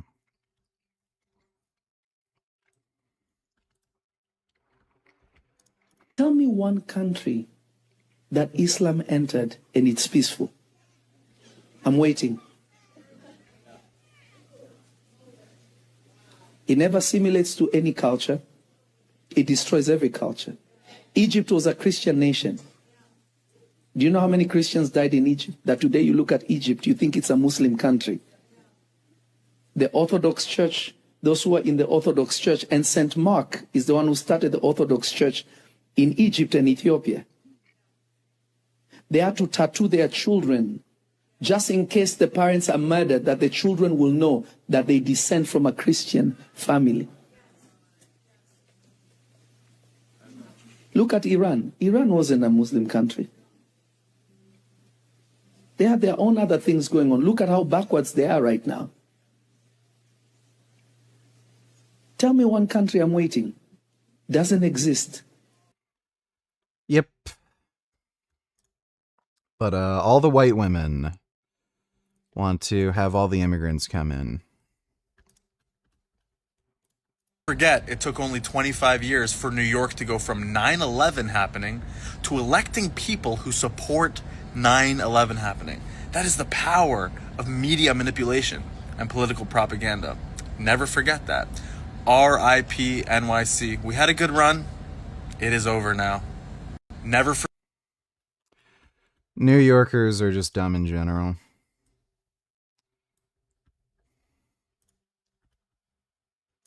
Stages of Islam. America's in the first stage. 3 stages of Islam. America's in the first stage right now. It looks like woke Islam. They're inclusive. You have Muslims who are okay with trans and homosexual ideologies, but if I went to the Gaza Strip as a gay man and I went in the street and said I am gay, before I could finish that sentence, I'd be murdered in the street. But here in America, the Muslims are okay with it. They're tolerating it. Why? Because they're the minority right now. Stage 2 is what's happening in Germany and in Europe. They've invaded that country and basically taken political power. And no, if you say something that you disagree with the Muslims, they're not going to physically hurt you, but you know what they're going to call you? They're going to call you an Islamophobe. And then stage 3 is Islam that you would see in the Middle East. And that is if you do not convert to Islam, hum to Allah, they will kill you. Yeah, that's also why you don't want to give up your guns. So all these fucking Muslims can do all the crazy shit they want. If you've got a gun and they try to do something to you, well, they're dead now. That's why the States is based. Thanks, Kid Boo. For counsel to work out a schedule for the extradition process that is going to follow. The seal of the 23-page warrant was broken, the charges laid out, and the two brothers were now officially branded as fugitives in detention awaiting extradition to the United Kingdom. And that is where they sit today. Cue their lawyer, Joseph D. McBride, Esquire, who has been the focus of more than one segment in previous videos and someone who, to our minds, is one of the key reasons why the legal profession gets such a bad rap. Interestingly, the Tates have shared their legal representation vetting process a while back on an emergency meeting. So before we found our lawyer, we met a bunch of lawyers here in Romania. We were like, look, I mean, speeding was a topic we brought up. And there was this, our lawyer's a G. Shout out to my lawyer. He is a G. But before we found him, we went and interviewed some bimbo in her suit who sat there and started talking about laws to us. Well, if you're banned from driving and you get caught driving, what's going to happen? I don't go see a lawyer to talk about the law. And she said, well, then you go to jail. And Andrew looks at her in the face and said, not if I have the right lawyer, I don't. And we left. That's right. What? You're telling me? New York will soon be nothing more than a city of baboons. I thought it was already. Thanks, though, Dodo. Me? That I'm gonna go to jail. Then why am I gonna hire you? Failure. I walked in there and said, listen, I've committed multiple felonies. Am I gonna go to jail? Well, probably. Well, then see ya. Bye. Why would I give you my money? You're useless. I went into some other man. I was a female. I went to a man's office, said I've committed multiple felonies. There are things we can do. We could try this. We could try that. No problem. I make one call. You don't go to jail. There's no problem. No problem. We send somebody else to jail. We send him. He is the new Andrew. He shave his head and he go. I'm like, all right, it's cool. That's the lawyer I want. That's the lawyer I want. So nobody wants, when you're talking to your legal clients, don't start talking Mr. Legal Schmiegel. Because you think you sound smart. Well, I went to law school and it says on page... We don't care about the law. It says on page 48 of the Geek Bible that on the .214 that if I'm a nerd, and then Scott Adams called me. No one cares. How can you help me How much fix does my it problem? cost to make this all go away? That's what we want to hear. And this is an example of how McBride represents these clients publicly in the Timcast appearance, episode 1097. These are good men who have done a lot of good for the world, right? Even if you accept all the allegations against them is true, the amount of good that they've done for the world tremendously outweighs the bad. Proof positive. Like, they've been accused of child rape and sex trafficking. That's such a bizarre statement to make. That when hiring a lawyer, you get what you pay for. The initial public statement from McBride, who we've nicknamed Broseph as a fat kid who wants to be in with the cool crowd, was a written statement posted to X just before 9 p.m. Miami time before any court appearance. McBride's statement opened, "The world knows Andrew and Tristan Tate are innocent. Their enemies know it best of all. That is exactly why they have been attacked. Calling the UK a corrupt and fallen nation that jails its own citizens for tweets while ignoring rape gangs it found too inconvenient to prosecute." This whataboutism nonsense was followed by a couple of statements that required verification. First one we're going to tackle is, understand what Britain just did. There is a long-standing agreement between the UK and Romanian governments that the UK would not seek extradition while the Romanian proceedings are pending. Those proceedings are ongoing right now. To clarify, the long-standing agreement McBride mentions was that the UK would not extradite the Tates from Romania while Romanian proceedings are pending. But they were not in Romania. They were in the US, living the high life. And the UK is perfectly within their rights to request extradition from their treaty partner, the US, at any time they choose. See, McBride has obviously been fleecing the other countries around the world with this nonsense, that none of them were allowed to extradite the Tates back to the UK because of this Romanian order. We discovered from McBride's Twitter feed that recently, Tate had been detained in Turkey. Andrew, where are you right now? Turkish jail. Turkish jail. It's like a jail world tour. I got to see them all, you know? Probably on their trip to go visit the hull of the yacht under construction that they claim to own, called the Obsidian Blade. We say claimed because the shipbuilder has not actually confirmed that they are the client for that boat yet. And according to McBride's post, Turkey released them because McBride convinced them that this agreement was enforceable around the world.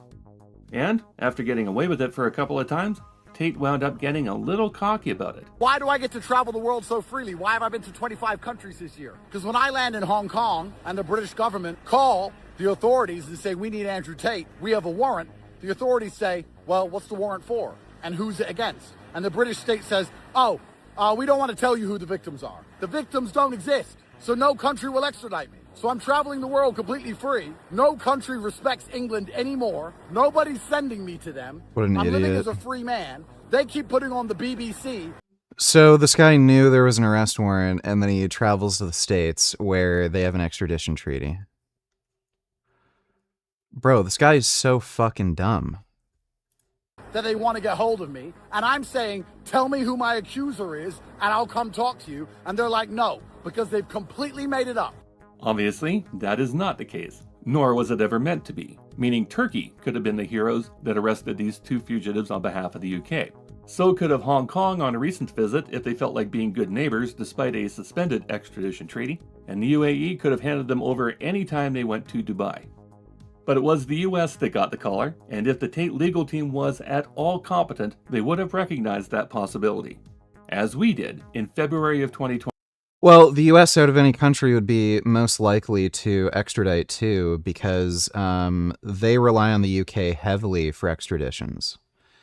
So that would be like the one country probably on planet Earth where they would absolutely get extradited. Like maybe, like Canada would have absolutely done it, but like the U.S., they really need that extradition treaty with the U.K. So they're absolutely going to honor it. 25 when we put out this tweet. That's when the Tates came to the US in 2025 with the assistance of actors in the Trump administration like Richard Grenell, Trump's envoy for special missions, Alina Habba, Trump's longtime personal attorney and counselor to the president, and Paul Ingrassia, a former lawyer for the Tates alongside McBride, who somehow became the White House liaison to the Department of Homeland Security. If the Tates would have been refused entry in 2025, or held after they were picked up upon arrival during that trip, and processed for extradition at that time, instead of getting released, then whatever happened to Bree Stern would not have happened, and she would not be currently suing Tate for claims of sexual assault and battery, gender violence, negligence, and intentional infliction of emotion. The Tates date some of the grossest fucking women. Like, this is... And they brag about all these girls they're with. She's pretty fucking gross. Like, look at the amount of filler in her lips. Distress. But that did happen, and there was fallout from it. Her name is Alina Haba. Nice to meet you. I'm a big fan. I agree with Jesus. everything you say, and I have your back out here in the States. If I ever get stateside, and I think I will sooner or later, if I ever need a lawyer, I'll be calling your phone.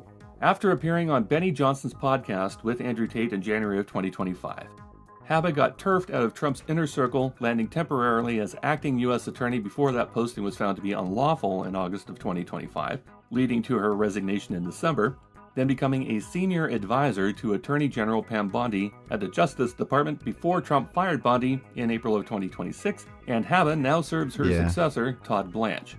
In October of 2025, leaked messages showed Ingrassia describing having a Nazi streak, among other racist and conspiratorial remarks, and that alone was enough to sink his Trump nomination to lead the Office of Special Counsel.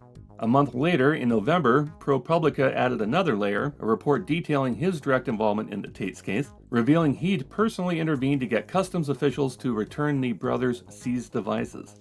Even with both those scandals on the record, Ingrassia still didn't lose his job. He landed a new one. He's currently acting general counsel at the General Services Administration, the federal agency that manages the government's real estate. Ingrassia now claims he has not had any contact with the Tates for years, despite it only being 17 months between now and those events. And Grinnell apparently suffered no visible consequences or fallout, continuing in his role as U.S. Special Envoy for Special Missions, with no indication of removal or demotion.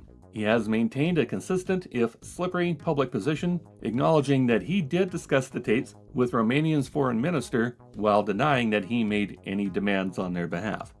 We saw this opportunity to pick them up in February of 2025. The UK acted on it in July of 2026. McBride seems to be under the impression that Romania is upset by this decision or intends to fight it.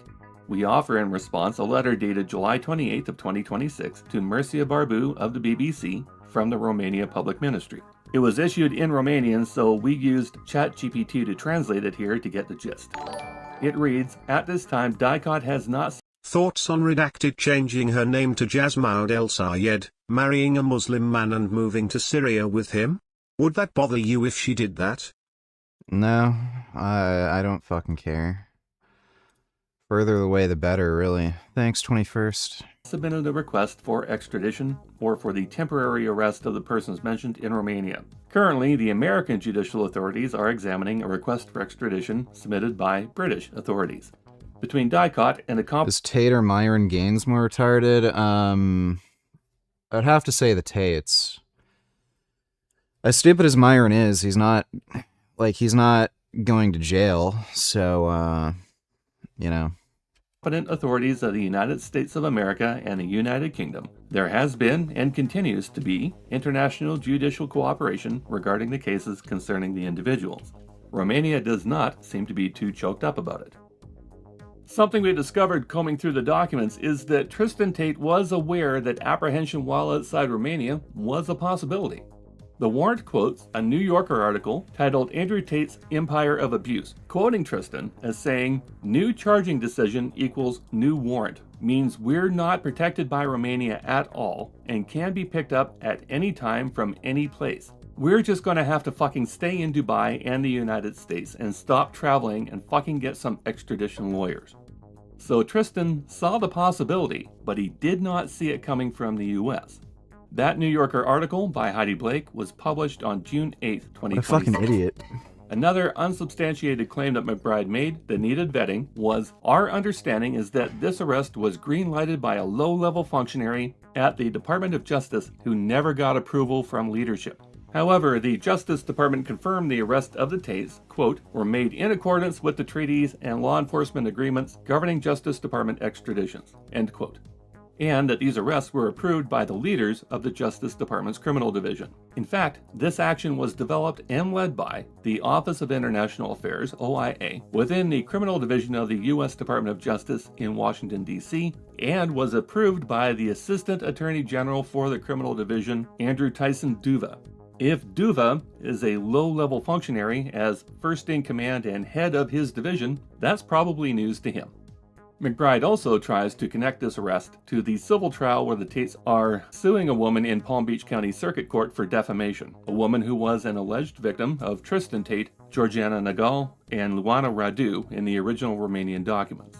Now, we mentioned that although the Romanian case appeared to be stalled, they have been active in the background in their ongoing investigation, and they have been preparing new charges against the Tates along the way.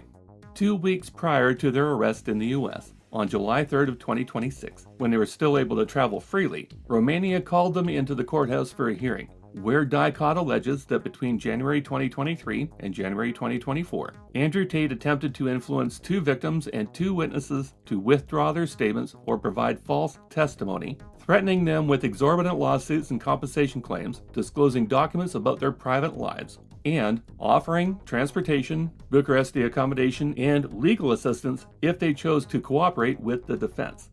Tristan Tate faces parallel charges, accused of intimidating.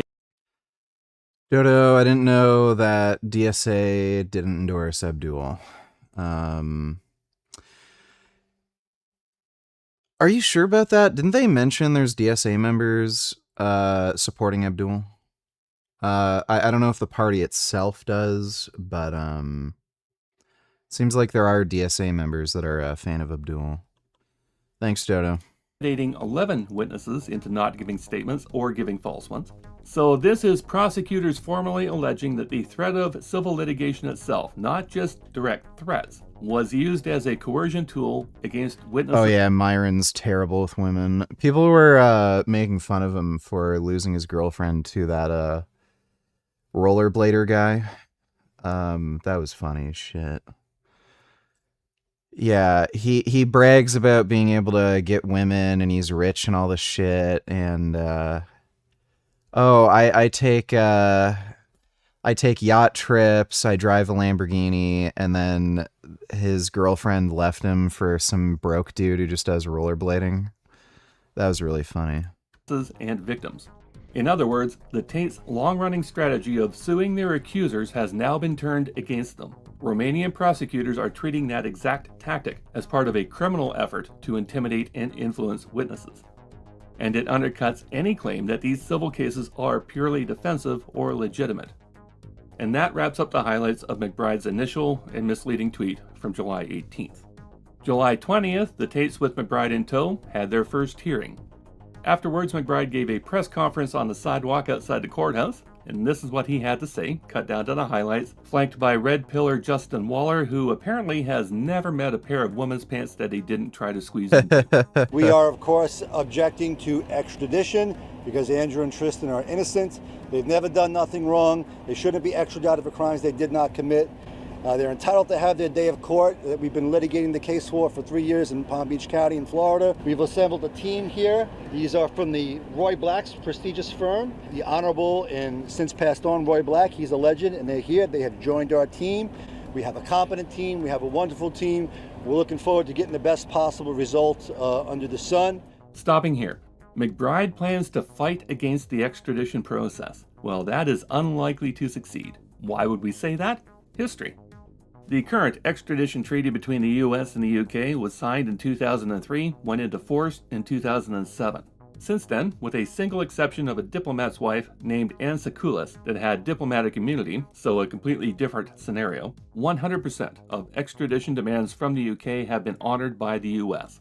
58 in total, including 11 American citizens. And that's a point harped on by McBride and a number of pro-Tate social media accounts, that how dare the US consider handing over American citizens to a foreign government. First, there's almost a dozen precedents of shipping Americans to the UK for trial. Second, the Tates are dual nationals. Yes, they were born in the US and have American passports. Andrews is coming up for renewal in February next year on its 10-year anniversary. However, they were born to a British mother, giving them dual citizenship, who moved the family to the UK when they were still children. The Tate brothers have never lived in the US as adults. They did, however, live in the UK as adults, allegedly committing the crimes in question on UK soil. So in this regard, it's very clear to us that the UK would have a greater claim to them than the US does. McBride is trying to play a politically motivated card here, mentioning Keir Starmer to try to activate an exception, but that will not come to pass. Keir Starmer is not even the Prime Minister in the UK anymore. And the charges against the Tates are not new, and they are not political in nature. They are violent, sexual, and serious in nature, and they number in the dozens. McBride has made claims on an ongoing basis that the brothers could not expect a free and fair trial in the UK due to their political enemies. However, the World Justice Project, who ranks 143 countries with an index score based on 8 criteria, ranks the UK judicial system at number 14 of 143. The US, by comparison, sits at number 27. McBride mentions that another law firm has joined forces with his team, that being Black Srebnick. So we're fighting extradition. We've assembled a team here. These are from the Roy Black's prestigious firm. A Miami criminal defense firm best known for having previously represented Jeffrey Epstein. For those of you who have never heard the name Jeffrey Epstein before, or the crimes for which he was accused, count your blessings, and just be aware that he died while in pre-trial detention after being denied bail on charges very similar to those of the Tates without any extradition overhang. Which brings us to the point about bail. And that's going to be our starting point for part 2, because having to digest this much Tate in one sitting requires an intermission. Give us a couple of days and a link for part 2. Yeah, so they're gonna get extradited for sure. There's like no realistic prospect of them avoiding extradition, so they're gonna face trial there. You're Jewish. It helps. It's a plus.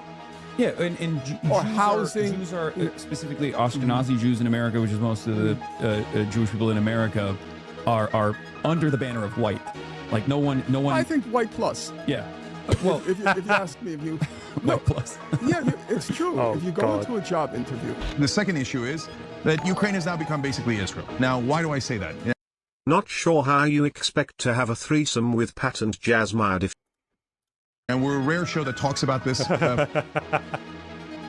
Oh, God. Oh.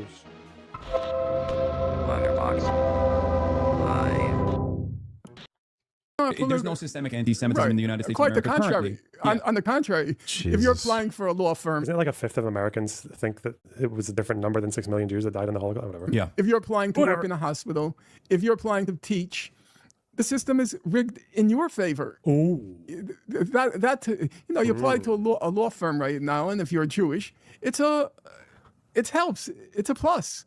So if anything, Jews benefit from a privileged position. Yeah, and Jews are specifically Ashkenazi Jews in America, which is most of the Jewish people in America, are under the banner of white. Like no one. I think white plus. Yeah. Well, if you ask me, if you white plus. Yeah, it's true. If you go into a job interview, so if you walk into a job interview and you're black, okay, you have to prove that you're smart, because the default setting is you're stupid. If you're Jewish... You're sounding kind of woke here. No, well, I think that part is true. If you're Jewish and you walk into a job interview, you have to prove you're stupid, because the default setting is you're smart. And you know what, on top of that? Aiden Ross is doing a good job of changing that. Most of the time... Remember when Finkelstein said that it wasn't anti-Semitism when random fucking European Jews get attacked after Israel escalates in Gaza? Remember that? We watched the video on that, and I was like, not many people covered that clip. That was insane. Imagine saying that for anything else. Like, oh yeah, like a bunch of Islamophobic attacks go up every time there's a terror attack. That's not Islamophobia. That's ISIS committing terrible crimes. Like, it's so fucking dumb. Whatever. Your interviewers are Jewish. Oh, poor Hasan.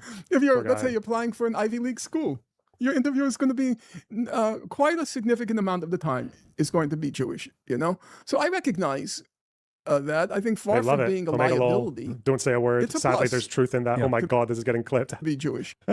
Norm said it, not us. Oh well. No overlap though, eh? No overlap. That's crazy. The son not pushing back. He has. I don't think he actually knows. I don't think he has any fucking idea how to deal with that kind of rhetoric.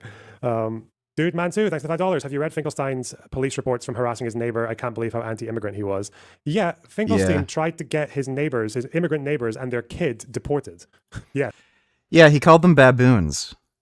Yeah, he had immigrant neighbors that he called baboons, and he tried to get them deported. And he says this shit. Yeah, Finkelstein's pro-Russian too. Like, the guy's just a fucking fascist. Because I think they were playing music too loud. They were loud neighbors. And hang on.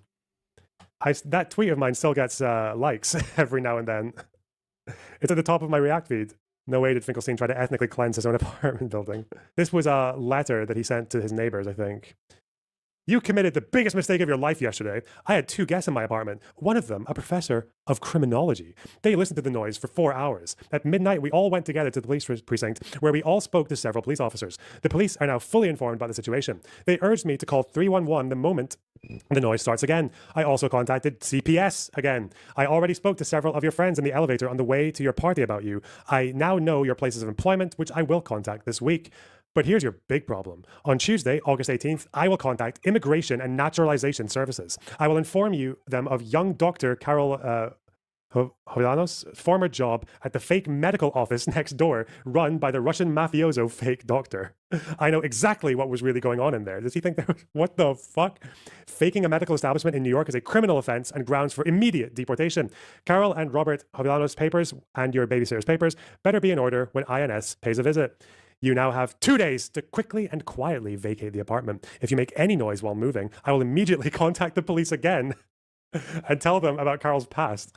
I warned you in the last letter that I knew about the illicit activity. You chose to carry on like animals. You will now pay the price. I warned you that you will never win against me. You should have Googled my name, Norman Finkelstein, or gone to YouTube and entered my name.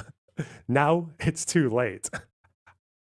The noise stopped for 3 days, so I didn't call Immigration and Naturalization Services. But now it's starting again. If you don't stop the noise, I'm calling the police. But this will be the last call to the police. You'll end up either deported, arrested, or without your child. You decide. Too bad, apes. You're not sleeping tonight. He's a very sick man, Mr. Finkelstein. Oh, God. And it was from 2017. Well, I guess he wasn't the only one saying, "You will not replace us." Fucking crazy, man. This was all this was from the response to a legal complaint that Finkelstein made about his neighbors. He didn't produce exhibits. They did. They produced quite a few, and these were the exhibits. The case was dismissed with prejudice, so it can't be brought up again. Fucking crazy. What a funny guy. An absolute character. Uh-oh, this is uncomfortable. Disagree with me or agree with me. I don't consider Candace Owens a political menace. Yeah.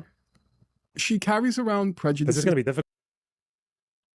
Like, she makes up crazy fucking lies about people. She's even more unhinged than Alex Jones. Has conspiracy theories like that are just so fucking unhinged. She said Charlie Kirk was assassinated by Israeli agents. The French government's trying to kill her. Bridget Macron's a man. She believes NASA is run by fake Jew, Satan-worshipping Nazis.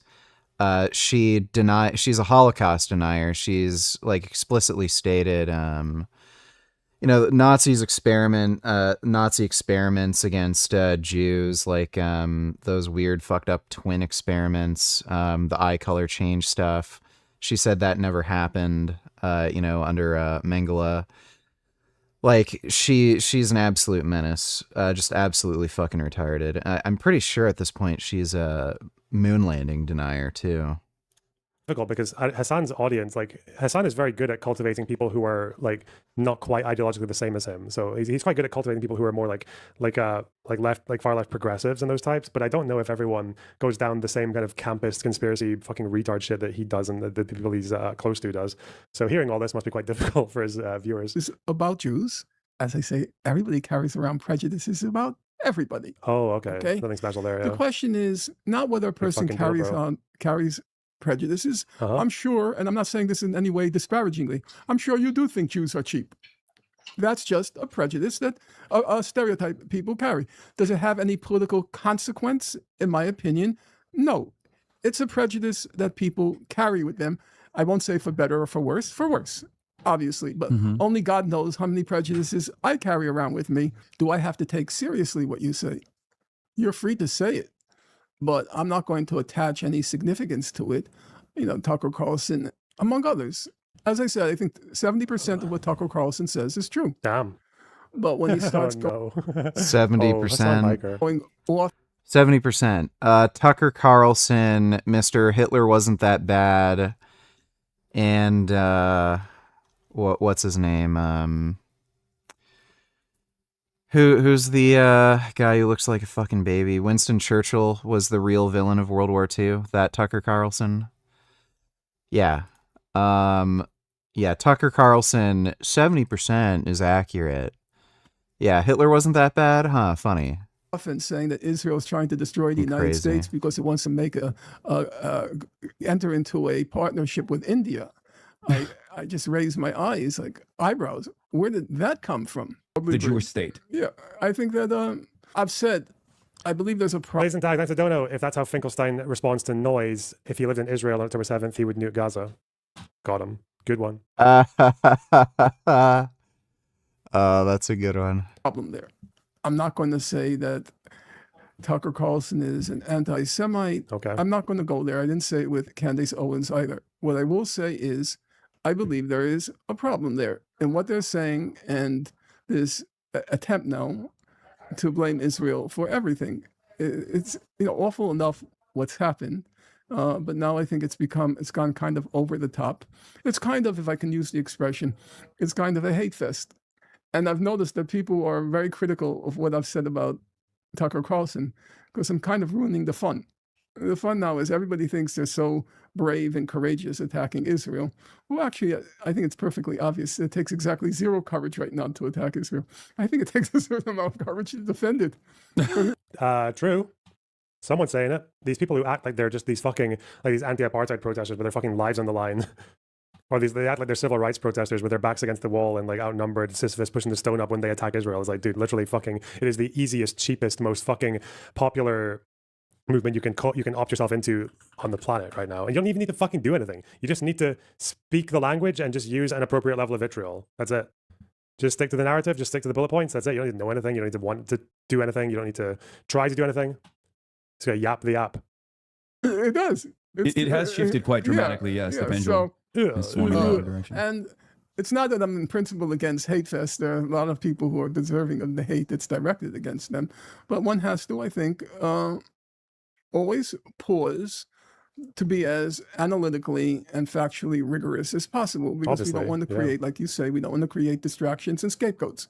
I watched that whole thing. That just sounds like a very funny, it's like listening to your fucking pissed uncle giving his 2 cents about society and you're just kind of being polite and listening there and nodding. Oh, fuck. Norm is confusing to me. Norm is one of those people where you can just kind of put it down to him being insane and a bit of a cuck, I guess. That's all it really is. Not much else to it, is there? Who's your favorite historian on the Israel-Palestine situation? That's going to massively depend on which period. So, don't know. Depends on which period. Give me a period. I'll give you my best historian. We're going to do DSA drama soon. Let me see. Getting fired into Ukraine. There's no way it's that. No, shit. Well, part of the reason why Ukraine is doing this is because it's in Ukraine's best interest, I guess, from Zelensky's calculation, to operate as an American proxy in the region and try to get America to join the battle. Ukraine's security service, the SBU, said that Ukrainian forces struck an Iranian vessel transporting military cargo between Iran and Russia in the Caspian Sea. Is that not more important? What was it doing? It was transporting military cargo between Iran and Russia. So military cargo that goes from Iran to Russia, where does it go after? Hasan Biker. Cargo between Iran and Russia in the Caspian Sea. Iran's foreign ministry said that the target was a commercial vessel and that the attack had killed 1 sailor and injured another. Mark Ames says Zelensky knows that Ukraine's only path to victory against Russia is direct NATO and U.S. involvement. Biden reportedly used to complain about how Zelensky was trying to suck the U.S. into Ukraine, joining the U.S.-Israel war on Iran as Ukraine's best shot at World War III. Depart says Ukraine is not trying to just enter the war with Iran. Rather, it appears it is trying to merge the Ukraine war with the Iran war. I agree with this assessment. Do you think it'll work? I don't know. This guy is like, it's just baffling to me how anybody takes him as a serious political commentator. Like, he's just so fucking retarded. International relations for 13-year-olds. This is not like a child's international relations. It's dumb, but it's not like child. It's a fully grown adult's campist, Chinese fucking backed deranged. I wish the Soviet Union were still here position. It's not like unfortunately that's a very, not only is that a very adult retard position, it's also a position that is very much in lockstep with the foreign policy program and the foreign policy direction of many, many powerful countries. So I have a policy of not conducting analysis on the basis that world leaders are crazy. But unfortunately, world leaders are fucking crazy. Donald Trump is an insane person. Vladimir Putin is an insane person. And seemingly Zelensky is getting just as insane. not the Ayatollah though, eh? Not them. It's very difficult to conduct sober analysis on events like this when the top minds that are making these decisions are not listening to sober analysis. Do I believe that, Zelensky has military leadership that's telling him this is a stupid idea? Of course I do. Same with Donald Trump. We know that Donald Trump has the American intelligence community's own assessment that told him this was a fucking stupid idea. We know that Donald Trump had generals tell him in the room, this is a dumb fucking idea. Do not strike Iran. We will deplete our interceptors. We will deplete our standoff munitions. That happened because Donald Trump decided to be the one American president that listened to the Israeli leadership that has been begging and agitating for this war against Iran for decades. Okay, that's one take. I love it how he is just at the stage where he can actually even read the sentence that just makes it so obvious why they would do this, and then completely, by the way, oh yeah, never mind that. That's not relevant to the story. I'm done officially with supporting the Ukrainians' war. So it's been a long time now. I don't know. They seem like they've been because they struck Iran. Because they struck Iran, a country that's been sending the drones that are used to attack Ukrainian civilians. Oh my Jesus God. Christ. War for about 18 years now. So the reason I was in favor of it, because Russia attacked them. It was definitely Russian aggression. Yes, there were reasons and excuses, etc. So, by the way, this is fucking bullshit.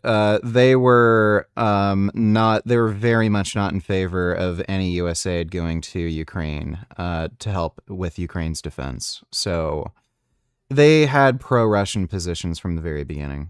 Bottom line is, you attack someone like Israel attacks Lebanon, it's Israel's fault. Russia attacks Ukraine, it's Russia's fault. So number two, we had promised the Ukrainians defense when we had them give up their nuclear weapons. Okay, but now we've supported you for about 87 years in a row in this war. There's a limit to how long we can go. What if the war goes for 2 centuries? Do we still owe you, right? So now, the second issue is that Ukraine has now become basically Israel. Now, why do I say that? We're a rare show that talks about this. Oh God. Oh shit. Fuck me. Phenomenon. It's really important. Remember, Russia. Campism, my boys. Oh shit. Was helping Iran and Syria. Israel needed Russia distracted so they could topple Bashar al-Assad. Oh wait, that happened, didn't it? It did, yeah. During the Ukraine-Russia war. And that Iran couldn't be helped when Iran was attacked. Oh right, that also happened during the Ukraine-Russia war. So Ukraine and Israel working together to keep Russia busy so that Israel can attack its neighbors and take more territory. So before that was apparent to people who were paying attention, now it's more than apparent. This is just fucking schizophrenic. It's obvious. Like it's just amazing to me how in every fucking way they can involve Israel in some fucking stupid way in everything. Because wouldn't Ukraine be the ones that are spreading themselves a bit thin by attacking Iran? But, okay. Ukraine is literally joining the war and attacking Iran. Iran famously had nothing to do with this shit beforehand. Didn't Iran shoot down a... Did I not change the thumbnail? I swear I did.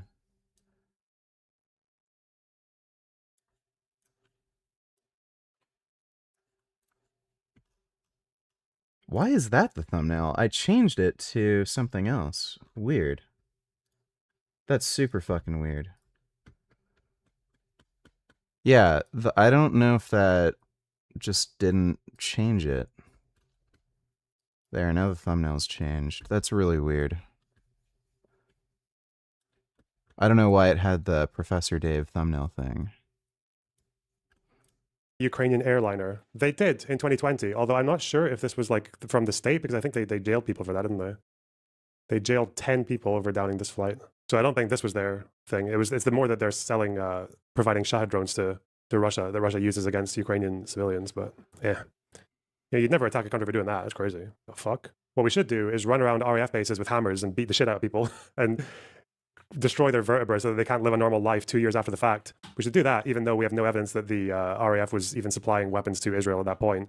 But, besides that, fucking hell. But this is a goddamn step too far. These people even acknowledge the 30K killed in Iran earlier this year. I don't know if it was 30K. I think the Harana numbers stood at 7,000 and kind of got stuck there. There are people who believe that it's probably more, but no, in any case, I think probably most of these guys think both of those numbers are fake, 7 or 30,000. I think 7 seems to be the most reliable because...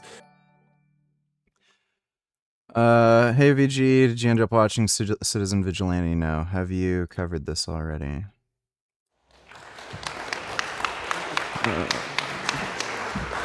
I don't give a shit. These Oxford Union debates are fucking boring. You can find the full debate here if you like the debunking. If you feel like debunking the other speakers, I don't give a shit. Thanks, dude. It was definitely done through like the most rigid, rigorous process. Like they had everyone's like their name, their day of birth, like where they lived, where they died, what date they died. Hey everybody, Fuck. if you follow. Whatever. Didn't the numbers go up? Did Harana give a higher number than 7,000 later on? I mean, I don't think it went much higher, did it? I don't think they got near I don't think they got near 20 or 30,000. Not that I'm aware of. 1 minute, hang on. Excuse me. They never went higher than 7K. Hasan's going to sue someone, he says. Overthrowing the establishment. The juxtaposition between Carville and Piker is very interesting to me. Carville's a guy who's won, I don't know, hundreds of political campaigns in America over 30 years, 40 years. Hasan Piker is an influencer who abuses his dog on camera.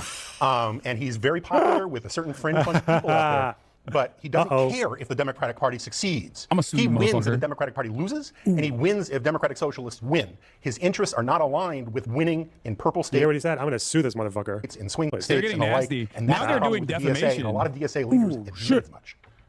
Yeah, I think that what Like you're literally everybody saw it. He abuses his dog. seeing here That's is crazy. that voters want. This is something that most mainstream media has not touched because they know it's defamation.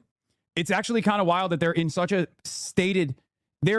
panic state that they're now moving on to like shit that Fox News won't even do.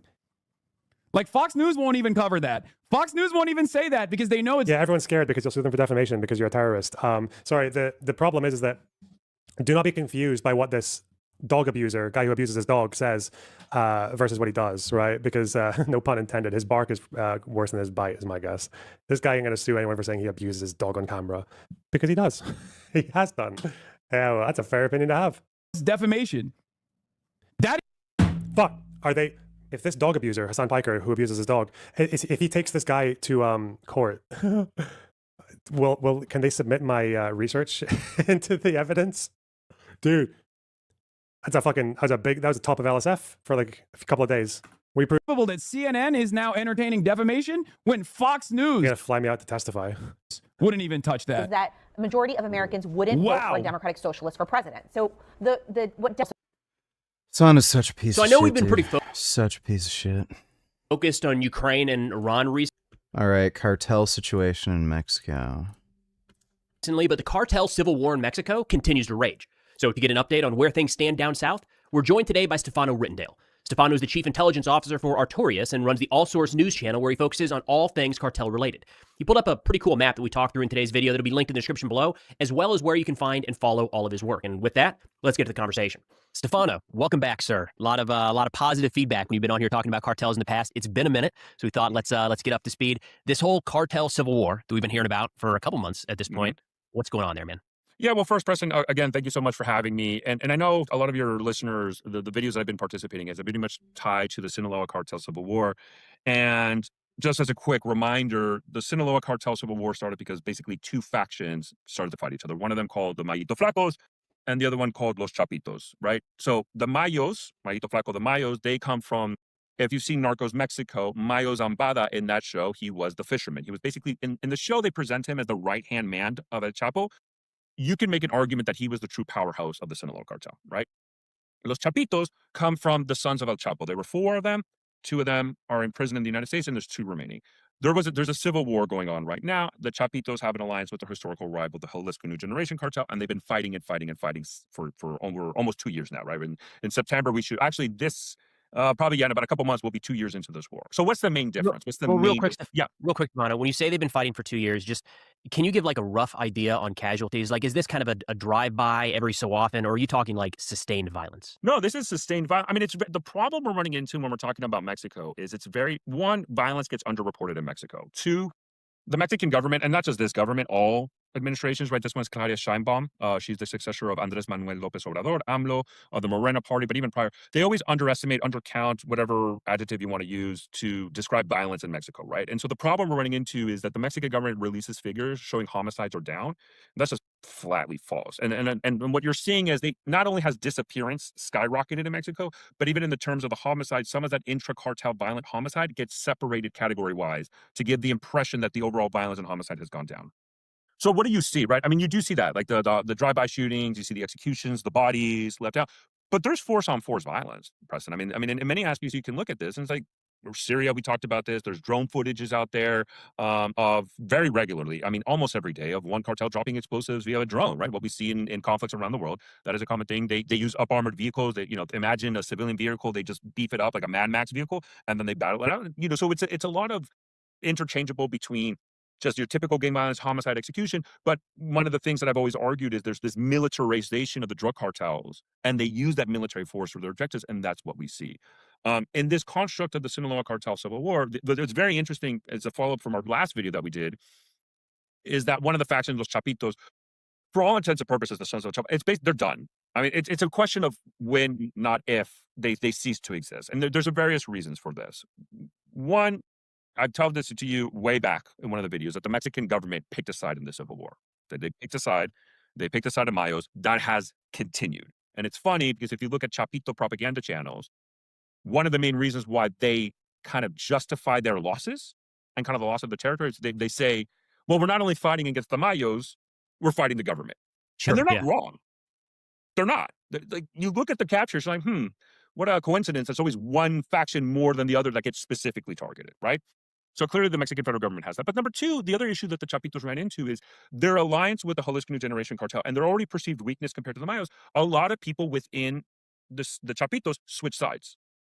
So the base of support that they already had, they lost it because a lot of them just switched sides. It's like, we're not going to fight with the Jalisco New Generation cartel. We're not going to, we see the writing on the wall that the Mayos are going to win. We're going to cut our losses. We're going to go with the winner. Like, it was very clear that the Mayos were the stronger force, and a lot of factions decided from the Chapitos switch sides, and then the alliance with Jalisco New Generation cartel said enough is enough. We're not going to fight under Jalisco New Generation cartel banner because it was very clear that Jalisco New Generation cartel was going to absorb them, and that's the situation. And so all that kind of shows and demonstrate that the interesting aspect is the Chapitos are basically done. And I can show you a map so your listeners can kind of visualize this. And I mean, if you go to my YouTube channel, I use this map all the time, I haven't and I'll send you the link so your Brawlhalla. followers could do it. This is a great tool, and for everybody there. This isn't, just to clarify, this is not a map that you make. No. Correct? Okay. Do you know This the source? is an account on X called Active Cartel Map. It's somebody I talk to regularly.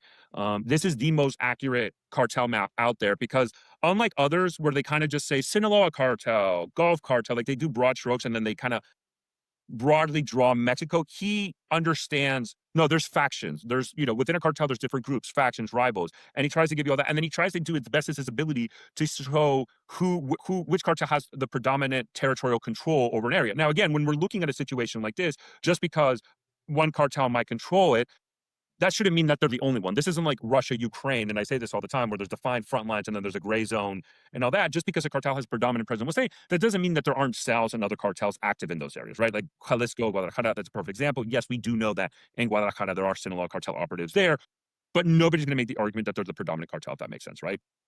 Now, so we're going to zoom in for a second and we're going to go to Sinaloa. So this is Sinaloa, right? Stefano, before you might be getting ready to do this, but would you be able to talk just real quick, kind of an orientation, the color differences, like what is outlined? Correct. So that's going to get, so when you zoom out, these are all the cartels and the factions and all that, right? And that's like there's the all these cartel location? These are the cartel's territories, right? So this is, for example, Gotcha. Okay. Yeah. So this is the predominant territorial control of La Línea, the Nuevo Cartel de Juárez, under Mexico. If you see these skulls right here, these are the battles that they're fighting, right? So this is one specific. So Los Tigres, for example, are Sinaloa cartel faction fighting La Línea, which is the Juárez cartel, right? And you have all these areas. Now, for this, we have to zoom in to Sinaloa, which is this area. And there's various colors here that are very important for the followers to understand. There's the purple right here. This is the Mayos, right? Mayito Flaco, right? And under los Mayito Flacos, there's one of their key faction is called Los Cabreras, right? That's one of the predominant factions. But the Mayos in Durango are the ones that are fighting in purple, Los Chapitos. And Los Chapitos, you're going to see, here's the problem. If you were doing this video years ago, this is the territory of Los Chapitos. Wait, no, right there. You see this little area right here? Right here? Yeah. And this little area. If we were talking a year ago, Preston, Los Chapitos had all of this. Like this whole area. Like an entire area there. Okay. Yeah. The Chapitos had all this. That's what they lost. And by the way, so this is the capital of Sinaloa called Culiacan, right? This is Culiacan. This is the capital. I'm going to go over here for a second. Kind of split right down the middle. Wow. Yeah. So this what Culiacan was in 2025, right? You see its capital. Now we go to 2026 in a year. and I'm going to be honest with you, Preston. I think this is too generous to los Chapitos. So this is the Mayos right here, purple. The cyan light green is the Chapitos. This is what he says their territory is of right now. I think this is too generous, to be honest. Like at this point, the capital, for all intents and purposes, belongs to the Mayos. All right. That's a big change in a short That period is of a time. significant. Yep. So they lost the capital, and I'm going to go back to let me see if I can just give me 1 second. Let me go back to this map right here, and go back to the map of the Mexican cartels in Sinaloa.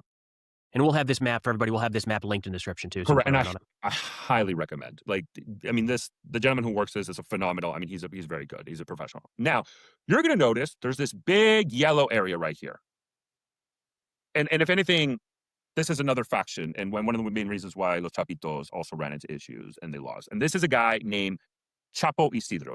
He's not related to Chapo. He's not related to Chapitos. He's based out of Guasave, Mexico. That's why sometimes they call him the Guasave cartel, because this is his base of operation. This is his capital. It's a city in Sinaloa. He's also known, because this is his full name, Fausto Isidro Meza Flores. So the other term they'll use and they'll call them is the Meza Flores organization, or the Meza Flores cartel, right? So there's various names. For the intent of this video, I'm just going to call him Chapo Isidro, right? Because that's just how it is. Chapo Isidro used to belong to a group called the Beltran Levan organization, BLO. They used to be one of the key factions of the Sinaloa cartel until they split decades, like over 10 years ago, actually longer than that, almost 20 years ago, they split from the Sinaloa cartel. And that was one of the major crises that impacted the Sinaloa cartel when that split happened. The irony of the situation is, when the BLO splits, Chapo, back then, sided with the Mayos and Mayos with Chapo. They all sided together and they turned on the BLO. And the BLO lost so much. To people, I mean, one of the predominant factions of one of the predominant cartels in Mexico, they lost significant amount of territory. And the only last remaining remnant of the BLO was this guy, Chapo Isidro. This is it. The problem is, I think a lot, this civil war has emboldened and empowered him. And why is that a problem, Preston? And why is it a concern? In 2025, when President Trump first released, the Justice Department first released indictments charging an individual in Mexico for narco-terrorism, it came from this cartel.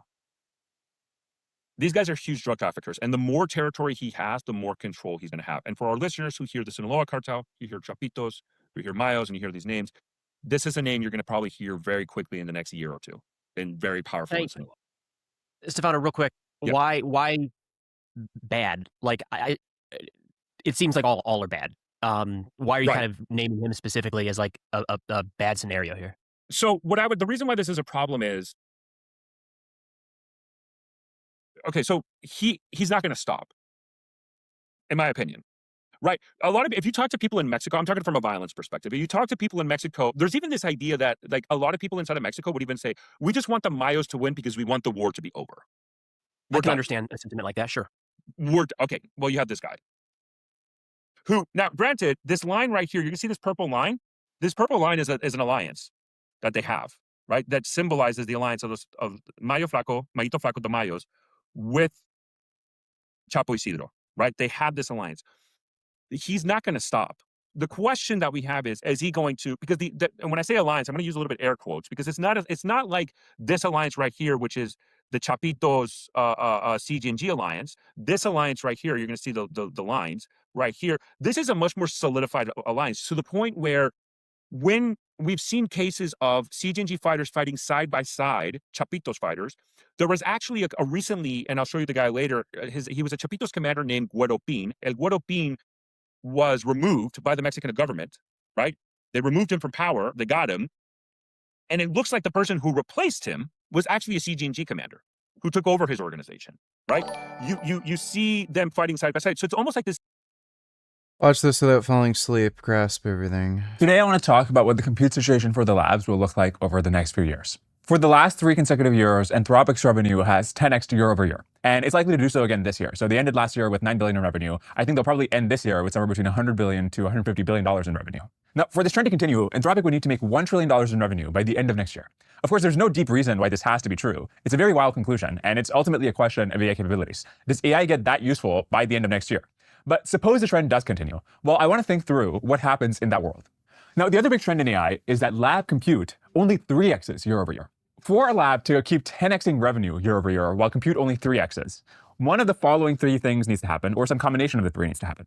1, lab margins have to increase. 2, the price of compute has to increase. Or 3, the percentage of compute that labs spend on inference rather than training has to increase. My understanding is that basically all 3 of these things are already happening. With regards to the margins, Anthropic's inference margins reportedly went from 40% in the middle of last year to upwards of 80% now for Fable. With regards to compute, the spot prices for compute are more than 40% higher than they were in the February trough that we had earlier this year. And with regards to the share of compute that goes to training versus inference, in 2024, according to Epoch, OpenAI was spending just a quarter of its compute on inference, and that number is likely closer to 50%, if not higher now. Now, labs would prefer not to do this final thing, of increasing the share of compute they spend on inference. The way that labs see the world, the whole point of inference revenue is to help convince investors to give you more money in order to train the next bigger, better model. And if you're spending most of your compute on inference, you're basically declaring that AI progress has stalled, and you're just now in the business of being a cloud provider. Now, this is a less compelling business than building AGI, and so the labs do not want to be in this business, nor do they think they're in this world. They think that within a year, they'll have built models that make the current ones look extremely shitty, but they need to invest a lot of their compute, the majority of their compute, into doing the training and experiments that are necessary to build the next model. So that leaves only 2 options for how you can get out of this gap between the fact that lab compute only increases 3x year over year. I don't think VG even knows what inference means. Not when it comes to AI, no. Thanks, Dodo. But revenue increases 10x. Either the lab's margins have to increase so that they get this surplus, or the price of compute has to increase so that everybody in the stack below the lab gets a surplus. It's not clear to me which world we end up in. Do we end up in a world where we go from 80% margins for some of the top models to greater than 90% margins if the lab margin effect dominates? Well, that would require the leading model to be so far ahead of the competition, because the nature of margins, why they exist in a market economy, is that the thing you are serving is so much better than what somebody else could go get and replace you on the market. But it's just really wild for me to consider that the margins for something like intelligence will be greater than 90% and they don't get competed away at that level.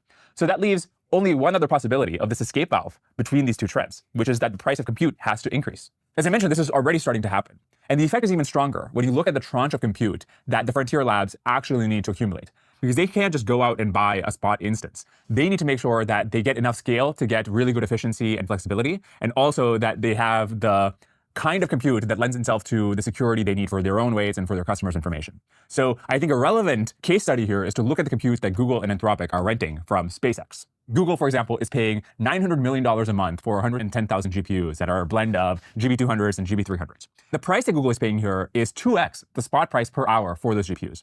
And that spot price itself is more than 40% higher than it would have been in February. I want to You went from a bloated, doughy female Harry Potter cosplay reject greasy hair, double chin to some greasy, cheap Thai ladyboy with a face that looks like it got hit by a tuk-tuk and a body that still screams man in a dress. Absolute downgrade. Wow. That's great. Thanks, dude.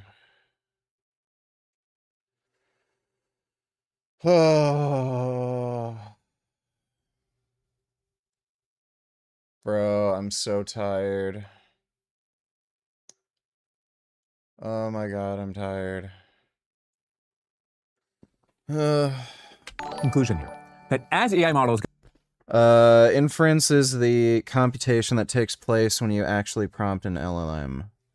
Like when you go to ChatGPT and you write a message and get a response, that's inference. As opposed to training, which also takes a massive amount of compute and different processes. Okay. Thanks for letting me know. Thanks, Dodo. Get smarter, they will be better able to monetize the same amount of compute. If a true human-level software engineer could run on an H100 equivalent, then at today's prices for software engineers, that H100 should rent for over $250K a year. That's over 15x the current spot price for an H100. And this is not even accounting for the fact that your AI can work nights and weekends. Of course, you might expect that if we had 10 million extra software engineers suddenly appear in the economy, the marginal value of a software engineer would decrease, and thus the revenue that H100 would be able to generate would not be 15x higher than it is right now. But I actually don't know if this is true. If we apply this argument to people instead of AIs, then this would be the classic lump of labor fallacy. For example, economists generally believe that high school immigration does not decrease wages in the long run because of how innovation and specialization increase the value of labor. Maybe this labor supply shock will be so big and so fast that we can't count on this general heuristic anymore. But if you believe what standard economics says, then the marginal value of labor, and thus the marginal value of compute, should stay astonishingly high. So let's think about what changes in such a world. Well, one of the things that would happen is that as the top labs get better and better at monetizing compute, and the cost of compute increases, it becomes harder for anybody else to compete against them, because they have to bid for this resource against somebody who is basically able to make better use of it.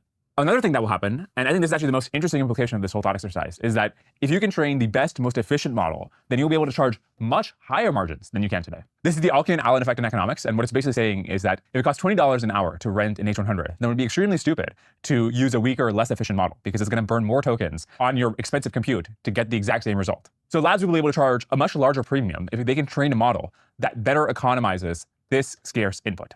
Basically, if you have a model that can get the same result by using less compute, then you've, in some sense, created more compute, and the value of compute is going to increase. Another thing that will happen is that a lot of current popular applications of AI will probably get priced out. The reason AI is relatively cheap right now is that AI just can't do a lot of things that top humans can do. But hopping 500 milligrams of test and 25 milligrams of ment with no lifting experience. Yeah, that's dumb. Thanks for the donation, dude. At some point will no longer be the case. And at that point, Google or Anthropic or OpenAI. No, I'm only using a 1 ml syringe. Will be willing to pay more for the tokens to automate AI research than you or I will be willing to pay to make more AI slop talk. I'm a bit worried that this kind of analysis honestly pattern matches a lot onto the ways that people in the past have been wrong about scarcity. I'm, for example, thinking of the famous Simon Ehrlich bet. Paul Ehrlich was this famous doomer about population growth, and he made this bet that a basket of commodities would increase in price rather than decrease in the decade preceding 1990. And this is a very famous bet because it's supposed to illustrate how Ehrlich's Malthusian worldview was wrong, and how he did not anticipate the way in which market signals and human ingenuity can find better ways to economize scarce inputs. I'm guessing that the analogy to this bet is probably wrong. Other analysis has shown that if that bet had been made in a different decade, Ehrlich might well have won. But more generally, I think the supply of compute is much less elastic and much less capable of absorbing large demand shocks, and much less capable of being accommodated by using different substitutes than the extraction of different metals is. To illustrate why I think this 3x in compute capacity year over year is hard to budge or potentially even sustain is that I don't see how any of the three elements that constitute that 3x can be much accelerated. So 1.4x of that is coming from No, I'm not doing more than 1 ml injection a day. Moore's law. Far from increasing it, I think it'll be a miracle if we can just keep it going for a few more years. 1.2x is coming from building new fabs. This process is ultimately going to be bottlenecked up to 2030 and potentially even beyond by just building new ASML EUV machines. Dylan, when he was on the podcast a few months ago, talked about this in great detail. And 1.8x comes from the fact that AI is absorbing a lot of wafer allocation that was previously going to smartphones and PCs. This is probably going to hit a wall by the end of next year, when at the leading edge N3 nodes at TSMC, AI will have gone from 60% to 86%. At some point, you have just absorbed all leading edge wafer capacity for AI, and you can't keep increasing this number. So I don't know how we get even to continue to do 3x compute scaling year over year for the next few years, much less go beyond that. At the end of the month, I go through the time-honored tradition of closing my books. I start by opening may vary and are not guaranteed. Now, I want to clarify that at some point in the future, compute will get cheap again. At some point, we'll just have robots that can convert shores of silica sand and mines of copper into new computer chips. And then the price of compute is basically the raw inputs and the tools required to do this processing. I'm just talking about this current pre-singularity regime where AI compute merely 3x's year over year, which is not enough to offset how much more valuable No, I'm not doing more than 1 intramuscular injection a day. AI is becoming over time. By the way, the fact that Anthropic revenue has been 10x in year over year, whereas their compute has only been 3x in year over year, I think illustrates how strong the economies of scale are in the model business. And logically, this makes sense. When you train a model, you just have to spend this one-time cost to learn all these different skills that then get to be shared across all your users. This is very unlike human labor, where each instance has to be retrained from scratch. I wish we didn't live in a world with such strong economies of scale for intelligence, because I'm worried about power concentration, but it seems we do. Okay, this was a narration of a blog post that I also released on my website at dwarkesh.com. Yeah, I don't know. I don't think for right now you're going to see like a 10 or 15x increase in cost for using these AI tokens. Like, I don't see it being that, like, unless there's a huge advance breakthrough. CG&G Chapitos alliance is much more formal, solidified, and like an actual, okay, fighters fighting together type of scenario, right? And almost like the command structure is much more molded together. This alliance, the Mayos Chapo Isidro alliance, is not like that. They generally don't fight side by side. So the question then becomes, there was an agreement between the Mayos and Chapo Isidro to basically divide up Sinaloa after the war, where northern Sinaloa was going to be mostly his territory, Chapo Isidro, and then southern Sinaloa right here was going to belong to the Mayos. And the reason why, just quickly, So remember that faction I called in Durango called Los Cabreras? That's one of the key faction. What they want bad over everything is this town right here, Mazatlan, which is the last remaining stronghold of Los Chapitos. Like, this is all they have left is Mazatlan. And the reason why Los Cabreras want this is because they have a key port here where they can do a lot of drug trafficking.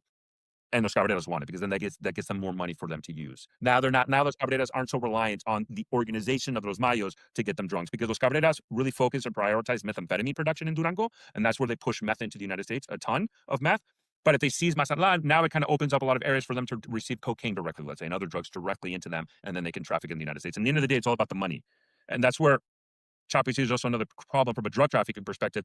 He's going to be able to put, if he already was a problem for U.S. counter narcotics efforts, he's only going to expand in that problem the more powerful he gets. So is he going to focus against these guys, the Mayos, or there's another group, or is he going to push north and fight another group called the Independent Cartel of Sonora? These guys used to belong to Los Chapitos. They broke off way before the Sinaloa Cartel Civil War. This was like another civil war that happened before. There's a specific faction called Los Salazars, which is these guys. They broke off, they fought, they basically kicked the Chapitos out of Sonora. The question now becomes, is he going to fight Chapo? Is either going to fight them or is he going to fight them? That's for But there's a fight brewing, though. You're saying this is going to happen, most likely. I mean, I don't want to talk in absolutes, but I think it's possible, likely. That's what I'm looking for, right? So if this civil war ends and you ask me, what am I looking next? This is what I'm looking next. This specific thing is what I'm looking next. And you know, if you're somebody in Mexico and Sinaloa, you just hope the violence ends. But unfortunately, a lot of people are looking, what is he going to do next to move this forward? Can you back it up to the government involvement with that specific conflict? Yeah. Like, where do they fall in this? So the federal government supports the Mayos. So for example, when we go and they do operations, so it's very ironic and very funny. I don't know for your viewers, Preston, there was the U.S. government a couple weeks ago or a couple months ago released indictments on a specific governor in Mexico and officials within the state of Sinaloa, right? They indicted them on charges of corruption, drug trafficking, etc. And in one of your previous videos, I said that the problem we're running into is that at the Watch and react. Let me see.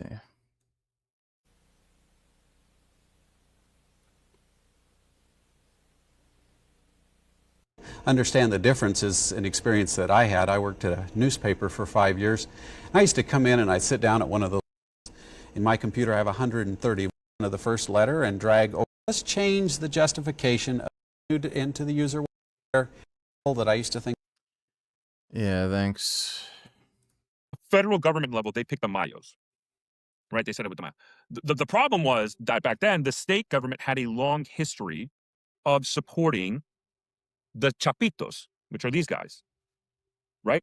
So when the Civil War started and the Mexican government, federal government quickly intervened, it was very clear they picked a side in this. The question always becomes, how is that going to impact the state government who has always supported Los Chapitos?